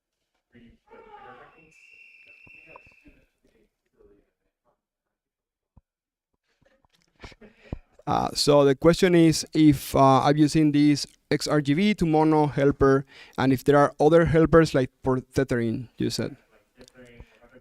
No. Actually, tethering is something that I want to explore because I think that it should be supported by the device. But there are other format conversion helpers in the DRM format helpers. But for this particular device, for tethering, there isn't any helper yet.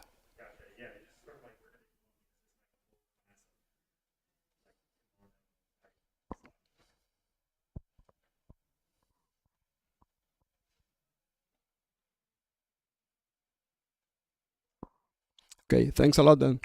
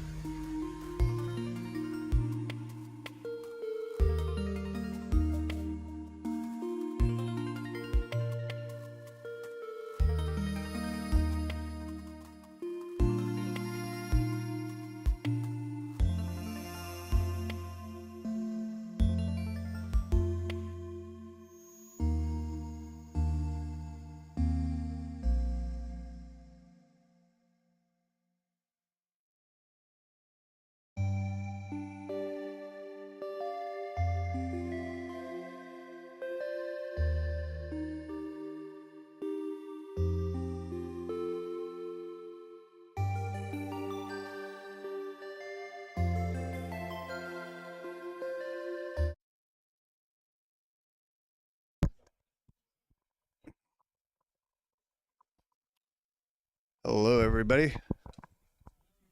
You all ready? All right. I'm Rob Clark. That's kind of loud. I'm from the Chrome OS GPU team working on graphics drivers for the Snapdragon Adreno Chromebooks. And this talk is about fast graphics in a VM. So first, a bit of terminology background. If you hear virt GPU, that's basically just short for Virtio GPU. The guest kernel side is DRM Virtio. The entire stack contains the VMM and Virgil renderer on the host side. So virt GPU tends to get used interchangeably with that. And why am I interested in virt GPU? Well, basically, Chrome OS loves it, some VMs. You know, we've got Crostini, the Linux VM, upcoming on x86 Chromebooks is Steam, Borealis, Steam in games in a VM, and the ongoing transition for moving the Android environment from a container to a VM. In particular, with the Android transition into a VM, the question is, how do we do this without having a massive performance regression? You know, users don't really like it when they're happily playing a game some evening and then wake up the next morning and reboot to install an OS update, and all of a sudden everything gets slow and horrible. That's not really a good look. So this talk is about what we did to address the graphics part of that.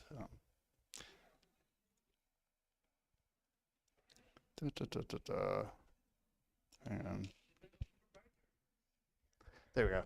All right, so first some background. Classes of GPU virtualization, and this is according to Wikipedia, so it must be exhaustive and complete.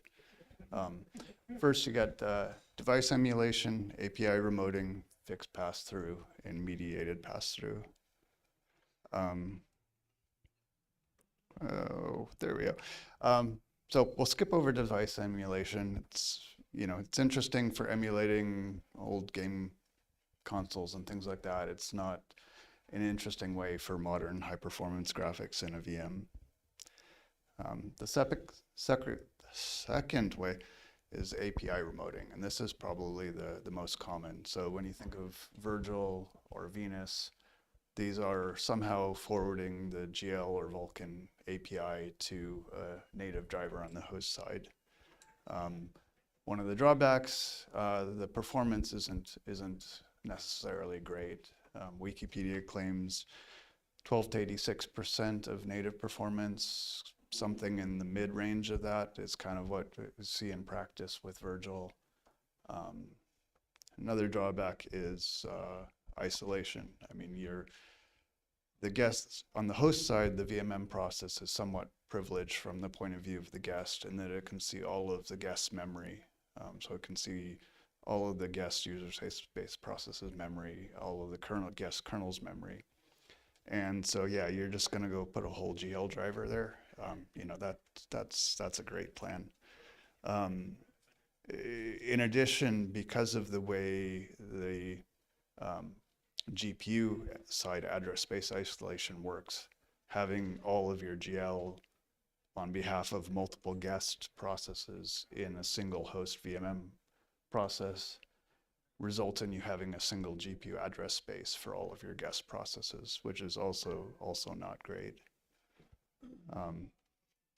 So Venus with the VK pass-through does this better. It proxies off into a separate Moar sandbox host process for each guest process, but there's still some drawbacks in that you end up funneling all of your application threads using Vulkan through a single thread on the host side, which is maybe not great. The next category is fixed pass-through. This is like PCI pass-through. It's nice in limited cases where you can dedicate an entire GPU to a single VM, That's not really the case in Chrome OS. It does have near native performance, but it doesn't have any story for sharing a single GPU between multiple VMs or, say, a single VM in the host. And this is important in Chrome OS because our setup, we generally have apps in the VM rendering to a Windows surface that gets proxied through to the host and displayed as a normal window by the host compositor. Finally, the, eventual future, hopeful, wonderful world will have mediated pass-through, and we've somehow solved fence and buffer sharing between hosts and the guests with this, and do command submission directly from guests. But some hardware like AMD can kind of do this with user space command submission, but no one's really solved the fence problem yet, let alone how to share buffers between the host and the guest. So, a bit about virtGPU. In the guest kernel, you have DRM Virtio. Above that, you have Mesa with either Virgil for GL, Gallium, or Venus for Vulkan. On the host side, you have Virgil Renderer with different renderer backend for each, sitting on top of a host, native driver. virtGPU already provides fence sharing between the host and guests, buffer mapping between the host and the guest, so you can have the guest render to a buffer that's displayed by the host compositor, for example, or the guest sample from a frame of video from the host video decoder, and so forth. So it already covers the host and guest interrupt somewhat.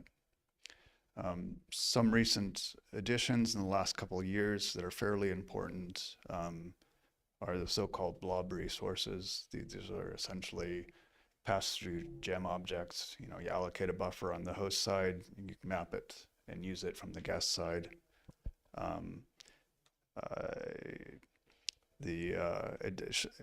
The next one is the context types. So you can think of virtGPU as a transport layer for multiple different protocols.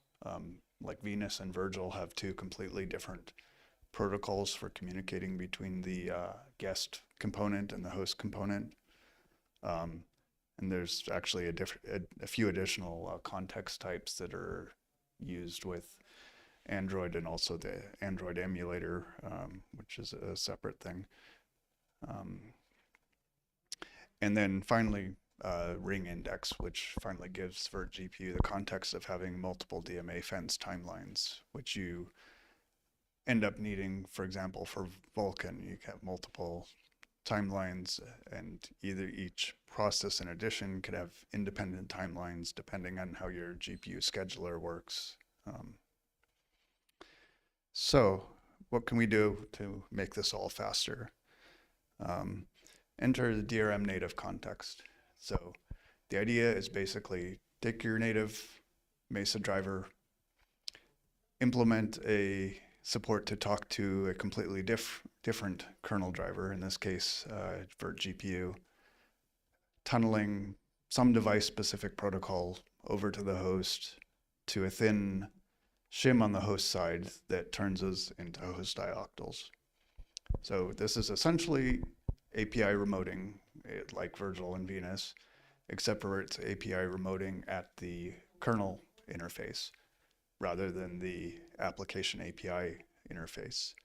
And this has a few advantages. We're doing the remoting at the level with the least frequent API calls, rate of API calls. For a GL app, that might be one call a frame, or maybe just a handful instead of thousands. It's also the layer where there's a least frequent rate of change. So GL's not evolving that quickly, but Vulkan is still evolving quickly. There's new extensions coming all of the time. Most of those don't need new kernel UABI between the native driver and the host kernel.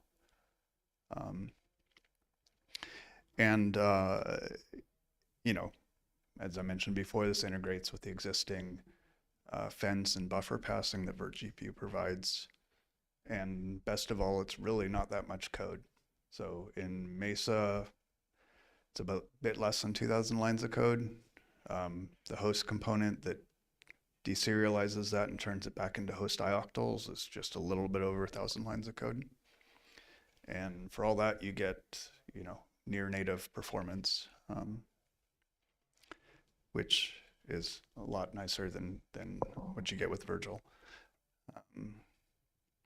So in terms of how this is structured, so in the guest, each guest process opens the DRM render node file, let's say. It gets a struct DRM file on the kernel side.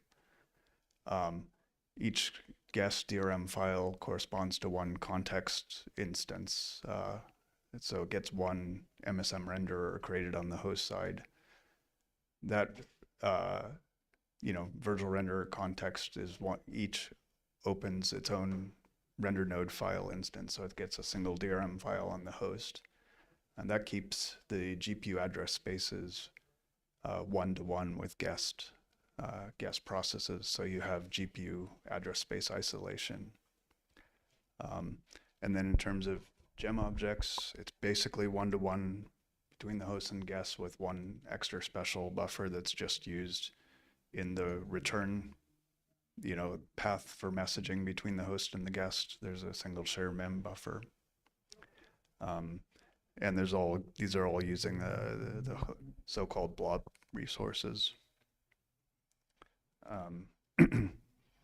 So in terms of synchronization and fences, there's one special timeline, which is the timeline for the guest user space to synchronize with the host user space.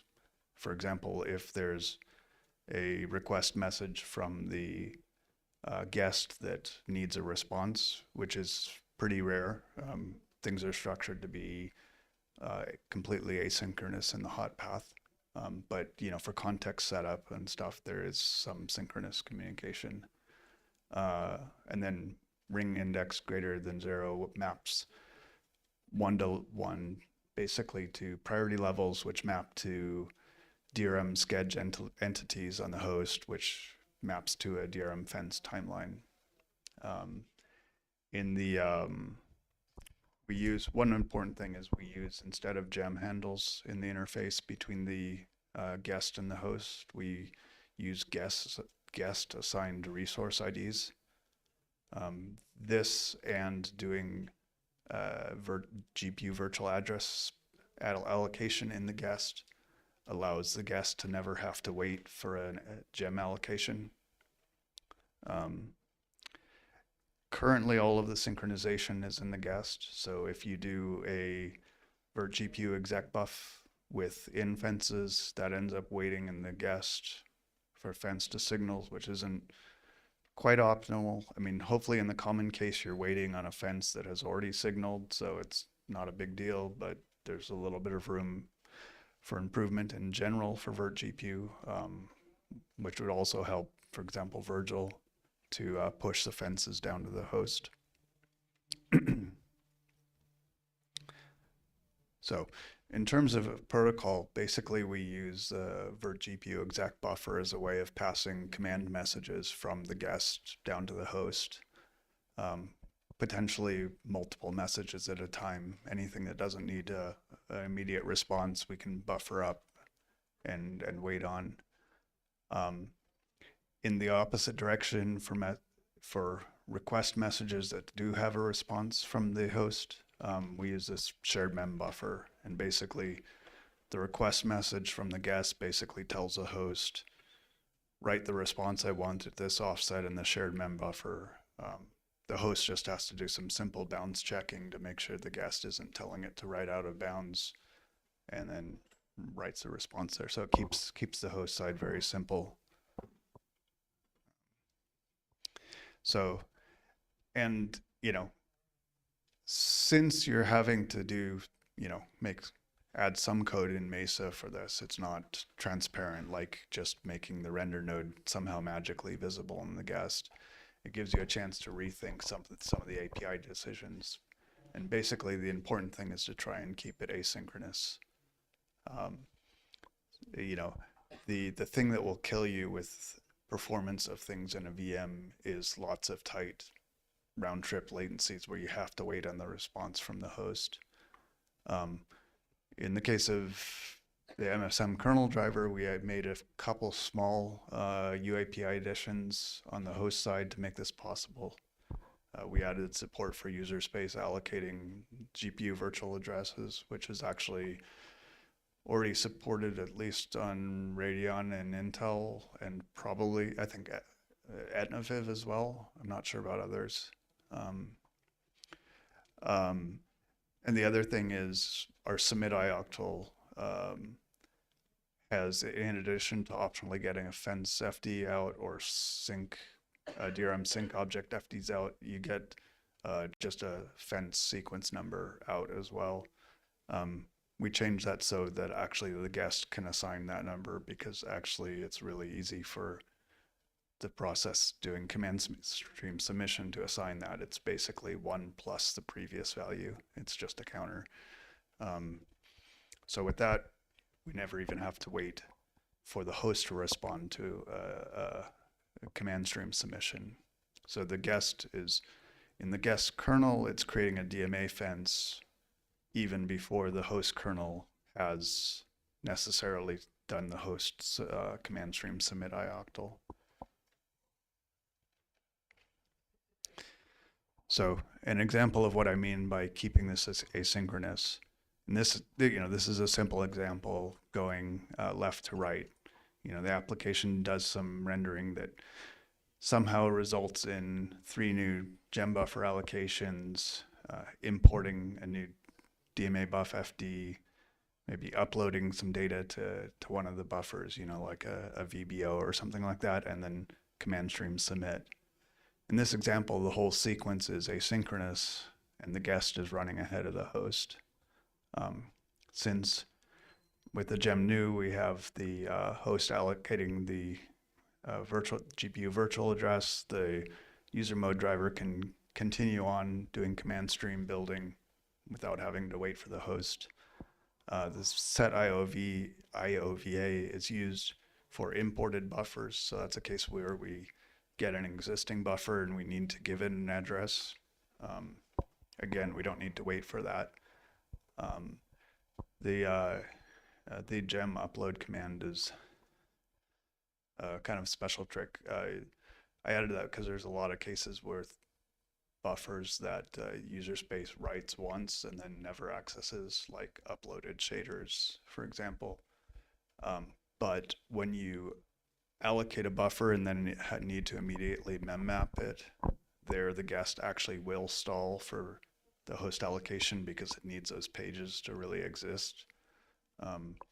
So in user space, if we detect that we're needing to do a transfer to an immediately recently allocated buffer, we'll actually just copy it through the vert queue in a gem upload command. So the host is actually, we just tell the host, okay, copy these bytes into this buffer at this offset. And that just avoids having to stall. Yeah, so with this, even the gem submit is asynchronous. I mean, there's a fence created in the guest, a DMA fence created in the guest kernel, even before the fence is created on the host side. This doesn't really disobey the semantics of DMA fence because the host will eventually create that fence. You know, we've set in motion the events that are needed for the fence to be signaled. If that makes sense, hopefully.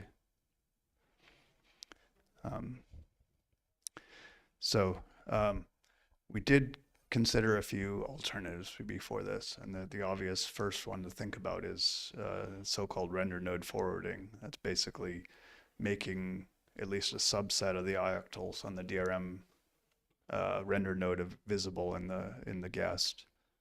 The problem you quickly discover is that ioctl is a synchronous interface that makes all of your interactions between the host and the guest synchronous, and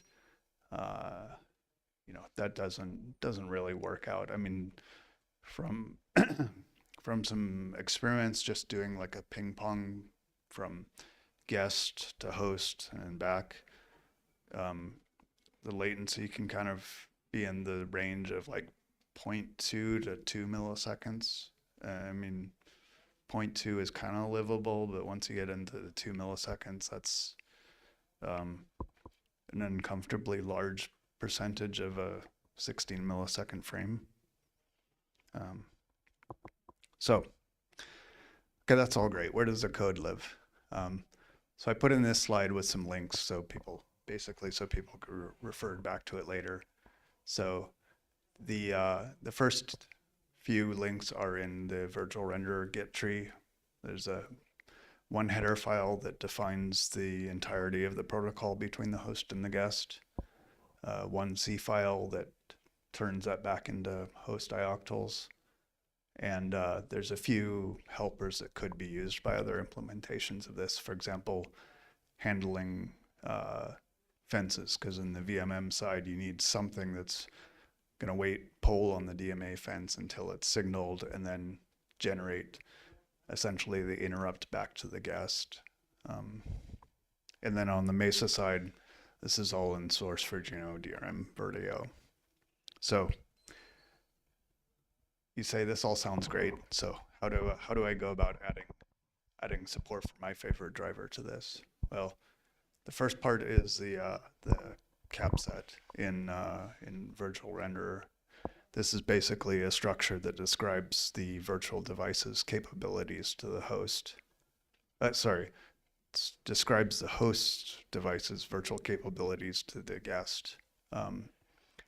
And in this, there's a kind of in the middle here, there's a context type. So just define additional context types, add new entry in the union with whatever device specific information you need, and hook that into the build system in virtual renderer.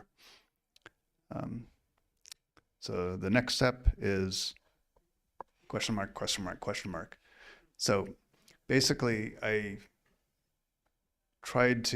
think there's no, you can look at MSM proto kind of for inspiration, but since it's device specific guest user space, talking to device specific host shim, talking to device specific DRM kernel, there's really no need for it to be done the exact same way. So there's plenty of room to do things differently where it makes sense for the host UAPI for your driver and how your hardware works.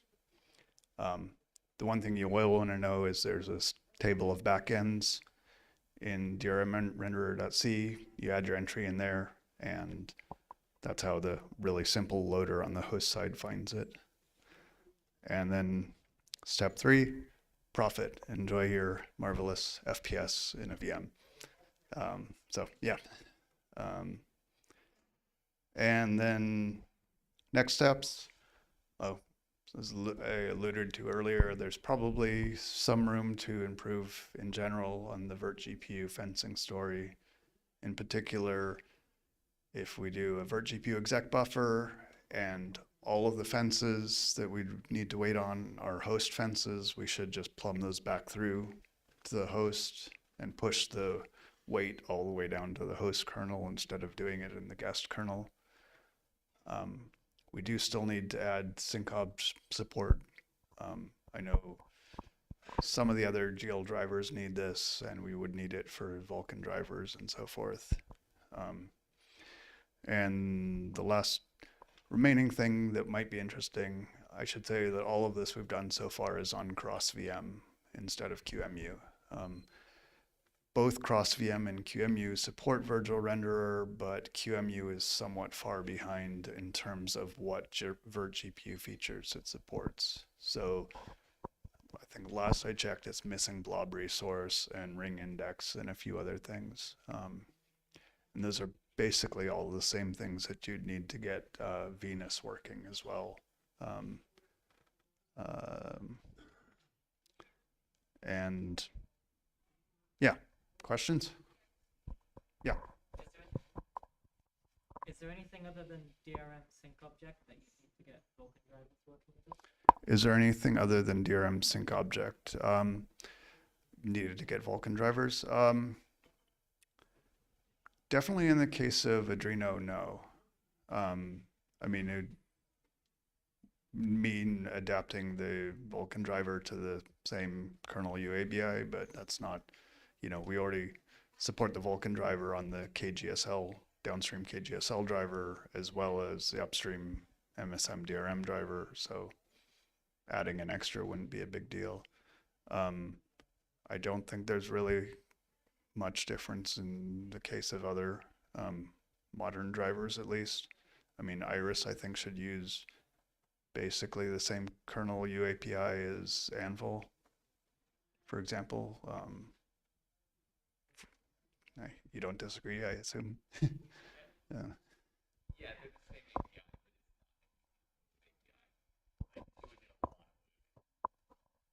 API. Rather, the protocol would end up looking very different.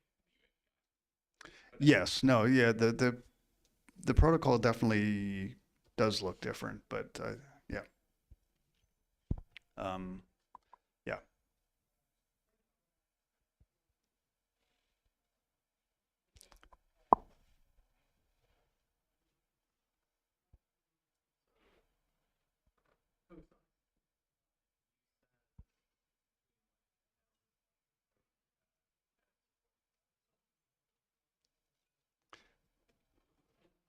Continue asking the question. Yeah, I can kind of hear it. You said it's 22,000 lines of code to implement for GM. Is it going to be 2,000 lines of code for a single driver, or can a lot of that be shared? Pull out the shareable code. I mean, I expect some things like the fence handling. Oh, sorry. The question was about sharing code with other drivers. I think we probably need more drivers to completely accurately answer that question. I think, for example, the fence handling is almost 100% likely to be identical, so that's why that's already pulled out into a helper.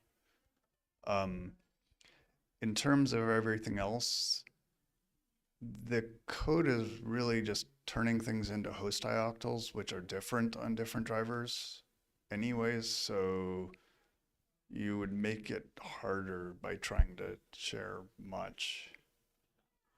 Yeah, I mean, I think the more important thing to share is like the concepts and the ideas of implementation or information flow. Like, you can take advantage of the fact that I already tried using gem handles in the host or the guest to host interface and realized that wasn't a good idea. We should, you know, because we end up stalling on gem allocation. So let's switch to using resource IDs, for example.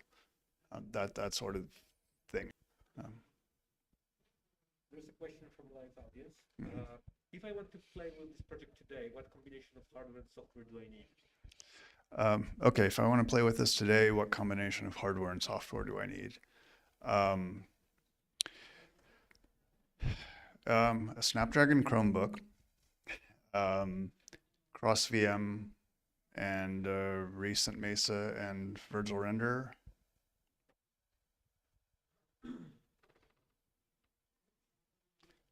Yeah, Bess. Yeah, so you said that for like Async like you recommend like AST, the ignore errors and then if the error exactly happens in the host because they hate full second host or whatever, it's still the entire thing. But then there's a couple of things where the input is untrusted for the application, like you have a compositor, and the compositor gets to import the image from outside. And it is very sensitive that compositor dies because of time sensitive. Okay, so let me see if I can restate this. The question was about error handling, and I did kind of gloss over it. What I said was handle errors like GPU hangs, like you'd handle GPU hangs. I mean, you're going to find out about this asynchronously. You're not really going to be able to recover other than report the error. So what about, and then the question was about compositors and. So compositors, like they get an image from the client and they import that image into their DL or program device. And it may not actually be a valid image. Client may just have to give them tell the person to the actual file instead of image or something else. And that can be fairly valid, right? So okay, so your GPU has somehow crashed and you've handed off the buffer to the compositor and okay, it sees garbage. I mean, that's what's going to happen with GPU hangs as well. But the thing is, like, you get from saying, that it just happens to end up being valid, but are you going to kill the compositor for it? So the client says something to the compositor, also from your import detail, and say this is a invalid handle, except if you do it asynchronously, you would notify it. Are you then going to like have the GPU hang for the compositor? Currently, we don't do that in either case. We only report. So okay, at the GL level, there's two kinds. You can report two kinds of GPU hangs: guilty context or innocent context. We used to report GPU hangs in other processes as innocent context. The Chrome browser decided that it would be a good idea to start restarting itself whenever that happened, which gets really annoying when you're running like the DEQP EGL robustness tests. So we just decided to stop doing that. But it's entirely analogous to how a real GPU hang would work. And it's, furthermore, you don't really have any better option in a VM. I mean, with Virgil, for example, you'll end up finding out about the fact that the host couldn't allocate a buffer. At some point later, it'll be asynchronous regardless.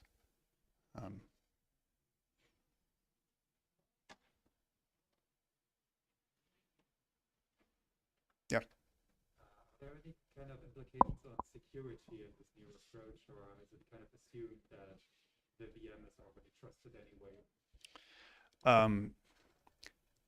So, yeah, okay. The question was about security and trust of the VM. And this was a topic of a great many discussions beforehand, because Chrome OS does, in fact, care quite a lot about security. So the first thing I'll say is you absolutely have to get security right at the host kernel boundary regardless. You have to get isolation between GPU processes right regardless. I mean, with modern Vulkan and extensions, you have raw pointers. With OpenCL, you have raw pointers.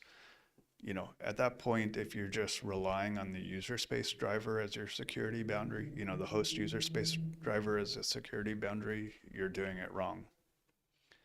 The second thing I'll say is the fact that you have a single GPU address space with Virgil and the GL driver and the host VMM makes the situation worse, because now you have no isolation between different guest processes using the GPU. And furthermore, a real GPU driver is like an insane thing to consider as a security boundary. I mean, how do you fuzz it? I mean, there's between the shader compiler and state tracking and so on. That's, you wouldn't want to put that in the kernel, for example. It's just not a sane security boundary. So the premise is, if you get the security right at the kernel, you handle isolating different user space processes. Make sure they, and obviously you want to do things like fuzz your kernel API. And you also want to fuzz your virtual renderer component that turns a protocol back into ioctls, because you don't want the guest to be able to trigger like out of bounds array access or something like that in the host. But, once you've done that, then it's perfectly safe to have the host component of your driver in the guest user space.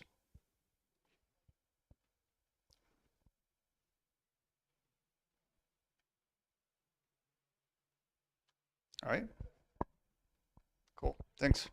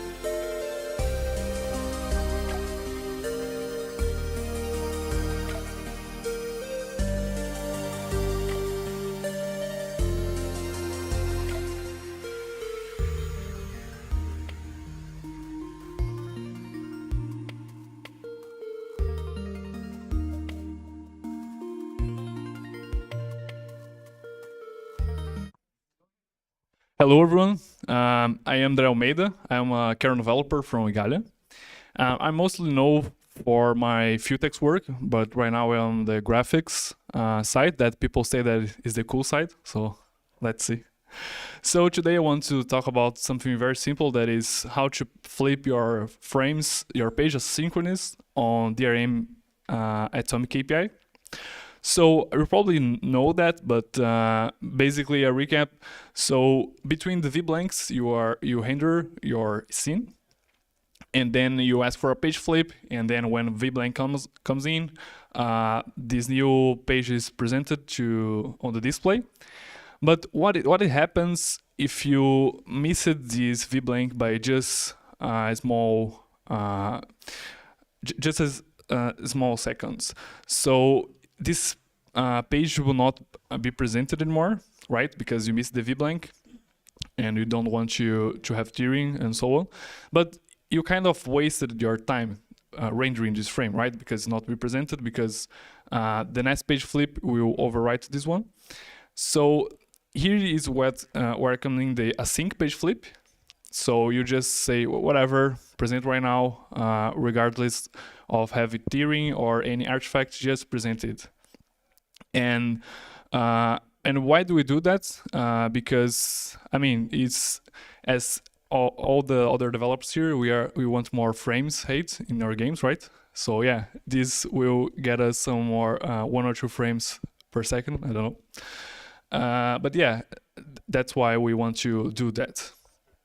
So we can do that, this async page flip, on the legacy DRM API. You just need to use this flag on the supported drivers, of course, and we have a bunch of drivers that can do that.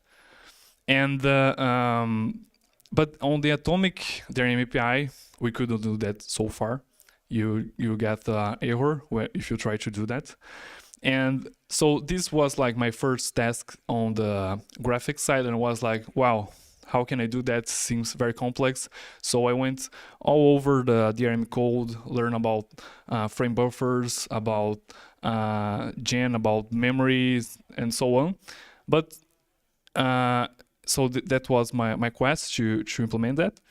But I noticed a very funny thing when I was studying. That is, when you use the legacy DRM API at AMD GPU, I was sawing a lot of calls to the Atomic DRM, and I was a little bit confused, but it turns out that when you call legacy DRM IOCOTO, the AMD GPU will translate that to Atomic internally. So I was like, well, it's just a matter of join things, because if your driver internally converts legacy thing to Atomic, and if you support async flip on the legacy side, I mean, the work is almost done, right? You can do legacy flip atomically, but the user space doesn't know that. So I figured that out, and I mean, it was just a matter of wiring something up, and Simon is helping upstream that. So yeah, basically all the work was done. So it was very surprisingly, but at least I learned a lot about DRM in the way. So basically we can do that on Atomic. You just need to set some states, and the AMD GPU driver is ready to do that, to do the async flip. And also we have a new capability at DRM, that is this thing, that Atomic async page flip. And this needs to be different from the old async capability, because not all drivers are in this situation. So, and also we figured some stuff out, that is, the DRM should reject any other change, because it seems that you can't async flip and change other things of the frame buffer. So it seems that the hardware can do that when it's doing a sync flip, and just work on the primary plane. I think this is another hardware limitation. And also we found out something interesting on AMD GPU, that if you try to do a sync flip, while change some properties of your frame, AMD GPU will just degrade to being sync. But this is not right users from the user space point of view. That is not right. So we patch it to how can I say, to deny that. So if you try to do that async and with any other change, the AMD GPU will just say no. And I don't know, I hope that we didn't break any user space doing that. Let's see. And what is done, so we have a basic IGT test for that, that use the old IGT KMS async flip. On AMD GPU, we have a patch on the mailing list waiting for merged. The Intel driver is on the same situation that I showed before. They translate all legacy things to Atomic, and they support async flip on the legacy API. So it's kind of the same thing.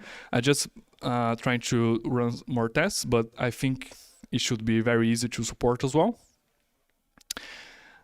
So here is the patch that Simon sent on the mailing list, if you want to have a look. And what is next? So Wayland, right? I heard that Wayland is supposed to be frame perfect, to have no tearing. And but someone said, hey, maybe we want some small tearing, and people know. So yeah, they are fighting because it seems that we want to have that async thing on Wayland, but not everyone agrees. But I don't know, I'm not on this war at the moment. And we can support that on more drivers. So it's quite easy if internally all your legacy things goes to the Atomic side. So yeah, if you do that, it's very easy to support async Atomic. And what I learned from all this is that, yes, maybe your work is just done. It's just about a matter of writing 4 lines of code.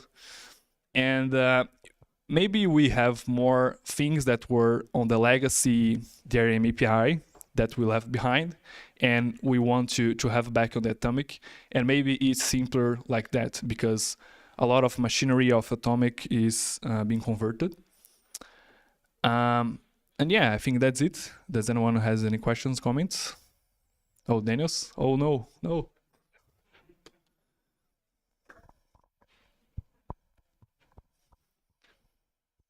Yeah, it's fine for Wayland, honestly. Like, opt-in sharing is completely okay. Like, if that's the behavior wants, and they want to get stuff out to the display with sharing, there's no reason to disallow that.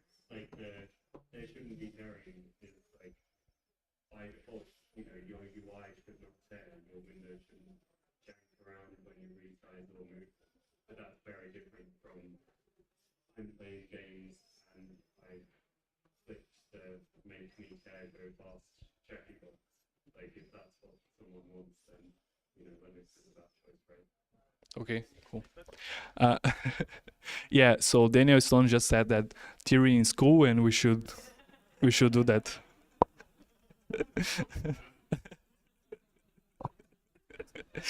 And Wayland is fine having glitz. Okay. Any more comments? Questions? Alisa?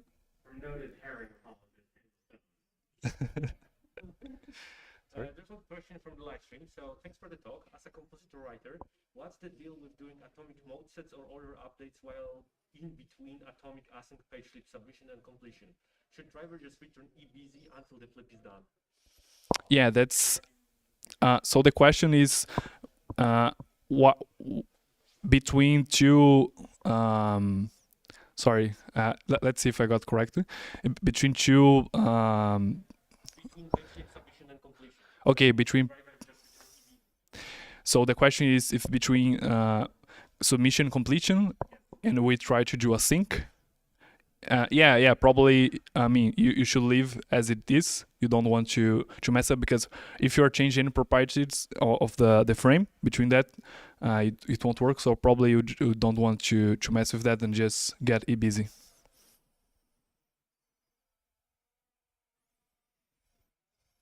Okay, I think that's it.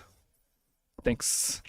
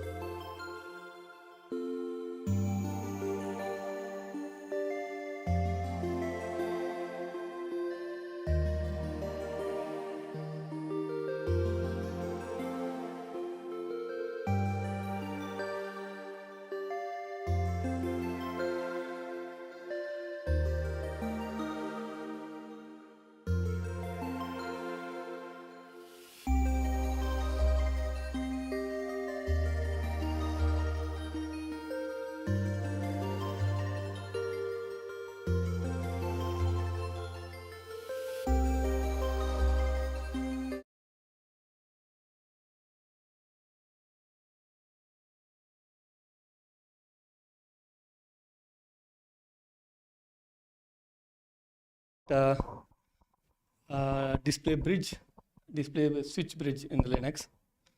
Initially, I thought that this is a commercial implementation, like it is specific to the particular customer, but based on my customer handling of several of these bridge types, I found out that this can be a generic implementation, can be go into the upstream as well.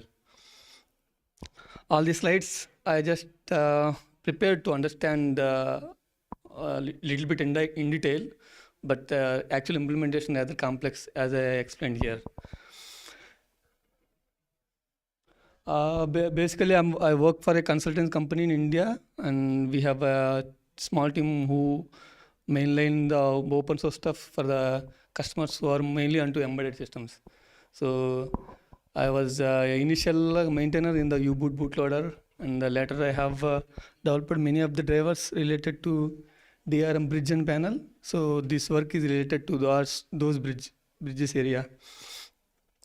To start very simple, the initial consideration of any bridge, if you say if it is it can be a converter from one interface to other interface, like it can be a DSI to HDMI or DSI to LVDS, or sometimes it can be a host bridge, like say for example there is a Samsung DSMI that can be compatible with between different SOCs. So the bridge can be any type. So DRM, GPU DRM bridges have both converter bridges as well as host bridges. So far this is fine. So if you have a single input that can be convertible to other output, that is quite easy. But there is a complexity coming into the picture where the one input can be converted into two outputs. But the ideal case would be like you can access only one output at a time. So this is a quite complex bridge, but the hardware itself is simple, but handling this particular stuff is more complex, because there is no hardware intelligence here, because hardware can select by means of whether you want the output of HDMI out or LVDS out. So it's up to the software who wants to deal with all this complexity.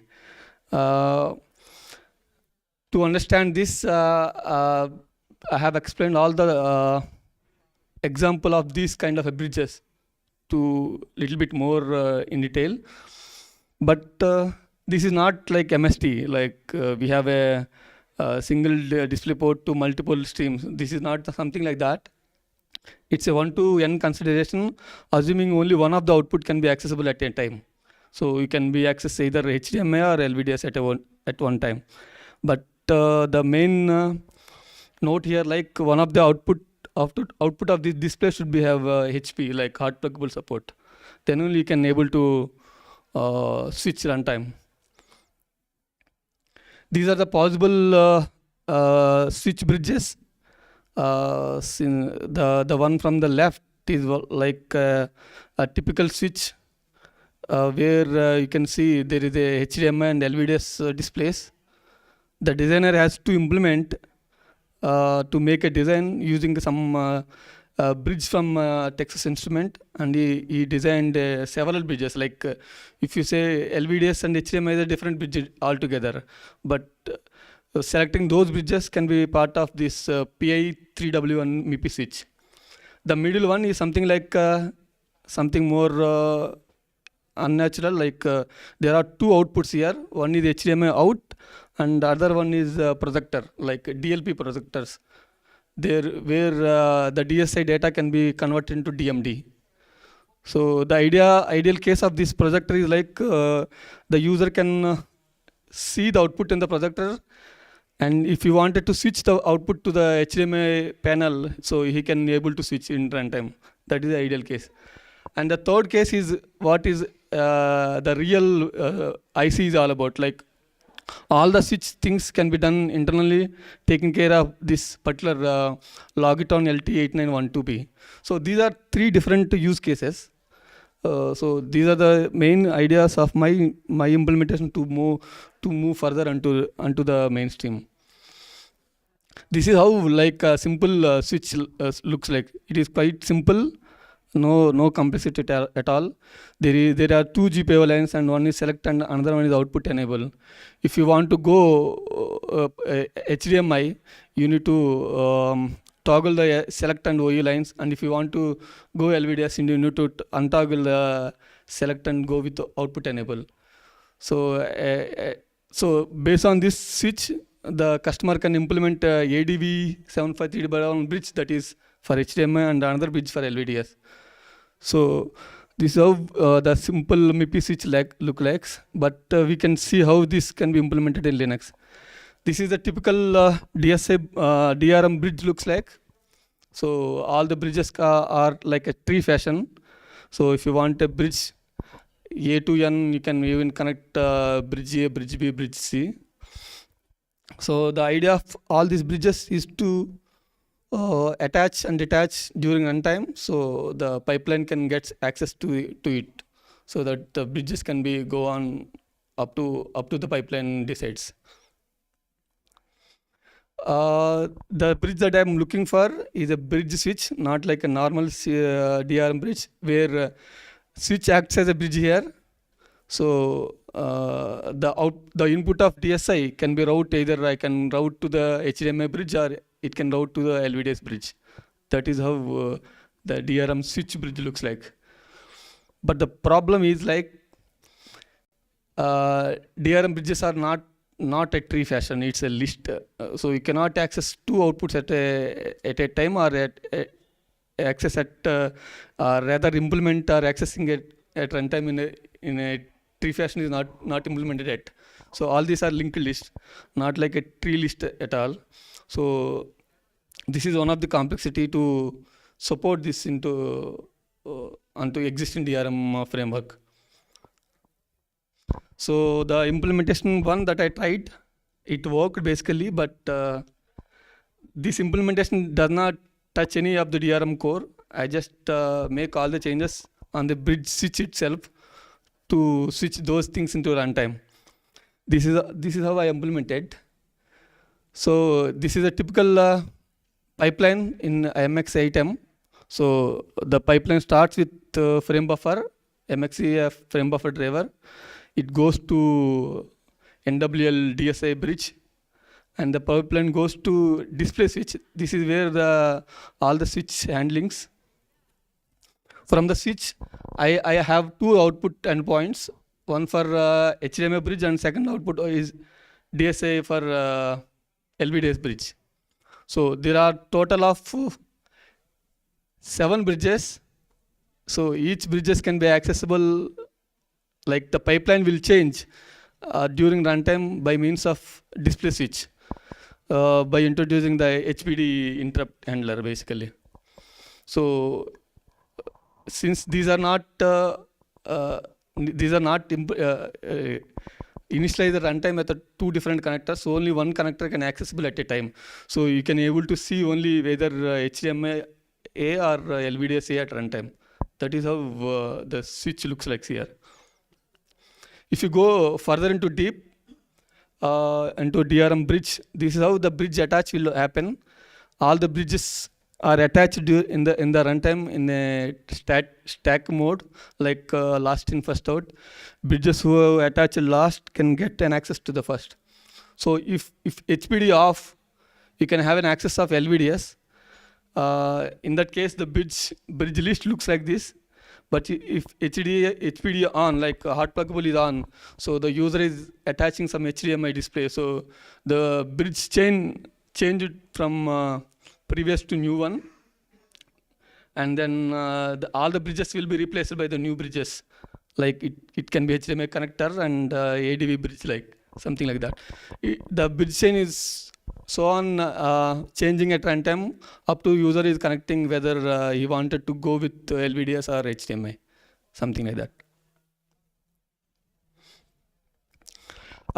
Initially I was trying with a simple frame buffer. It worked very well, and I can able to switch the runtime displays. But I found some issues if I go with any of the application like Qt. So what I did was, like, I have used Western Wayland to Compositor. so that it can. The good thing about the Western compositor here is like when I switch to HDMI, it automatically detect the HDMI displays at runtime. So this is the ideal scenario of this situation for me to work is like a KMS and Western flow. So this is how the compositor work at runtime in this fashion. I have captured a simple test to understand how exactly it works. It can be low light, but apologies for those. You can see there is a finger in the down. I'm attaching HDMI. You can see there is a output showing on HDMI display.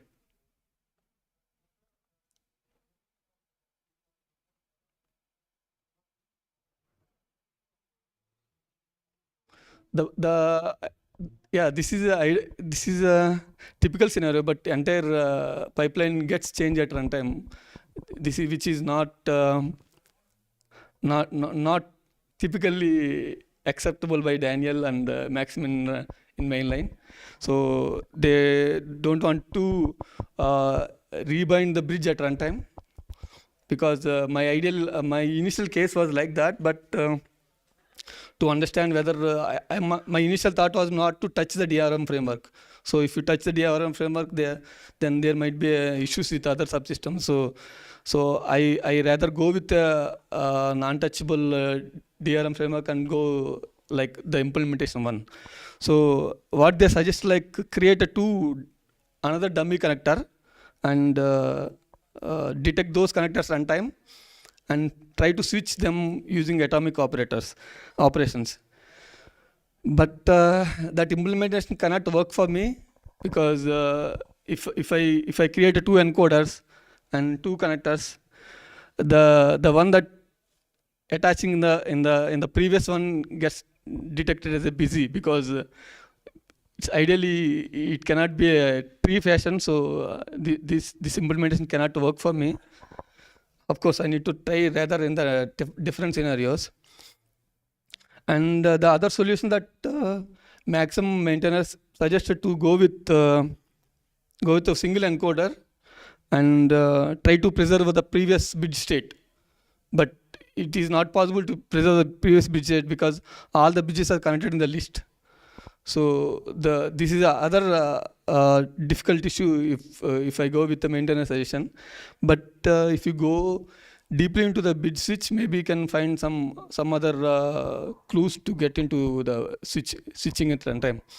But my ideal scenario was like something like this can be initial implementation phase where even we can switch the pipelines for graphics.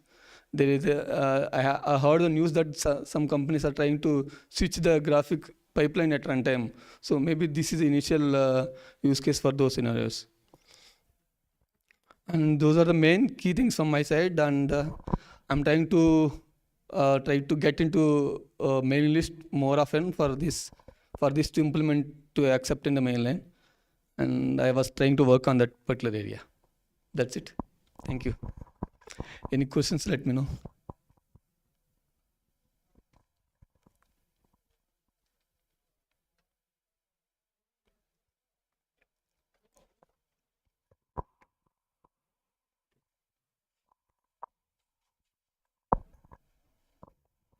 So in the instance of having two separate bridges connected to the switch, if you can't do a detach, what happens if you have like a different set of flags, say active, high, active, low on one of the parts? Yeah. Or you have different numbers of lanes. So you have maybe a 2-lane on one interface, 4-lane on another. How do you intend to address some of those differences on the devices attached to the switch? The question is like, how can you handle the attach and detach during plugging HDMI cable and unplugging the HDMI cable, right? Yeah, that is how the question is, how can you attach or detach the lanes during runtime while you plug the HDMI cable and unplug the HDMI? To answer that, display switch itself is a bridge. So we have a bridge operations. Right now, what I'm doing, like in the bridge operations, while if user is attaching the HDMI, I find an interrupt. So HPD is on. So if HPD is on, I will try to attach the. I will try to change the bridge chain. So I will change the bridge chain. If the bridge chain is changed, so the DRM bridge will recall again to recollect the bridge. So one of the functions is like bridge operations, where you have an enable and disable. That is where I'm enabling and disabling the lanes. Yeah.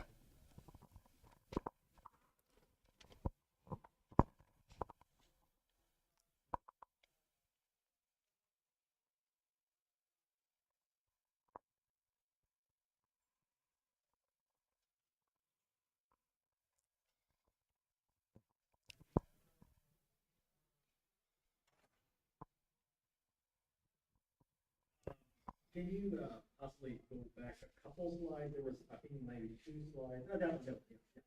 So, when you, I guess, I'll use the word instantiate 2 display bridges there. Yeah. Those are same. It's the same device. It's one device, right? Yes. You're from a software, from an OS perspective, you're treating like a 2 different separate independent devices, right? Yes. What do you do with like what should I call this hardware resource arbitration within the device drivers when you do that the top one, not the bottom one, top kind of implementation? How do you handle the arbitration when you have basically 2 different? I mean, one is the HDMI, one is the LVDS. Right? So they're kind of really not the same type of hardware. So how do you handle the arbitration of that? Basically, essentially what appears to be from a software perspective 2 different independent, stack, right? Yes. How do you handle the resource allocation within the device when you're in that situation? Yeah. How can you handle hardware arbitration while switching between these 2 connectors, right? Ideally, even though there are 2 different hardwares, those are connected as separate connectors. From DRM point of view, those are just like connectors. So it is up to the DRM framework to handle those connectors atomic operations like all these locking systems and everything. So we, from the protocol driver's point of view, we don't need to take care of those things basically. Thank you.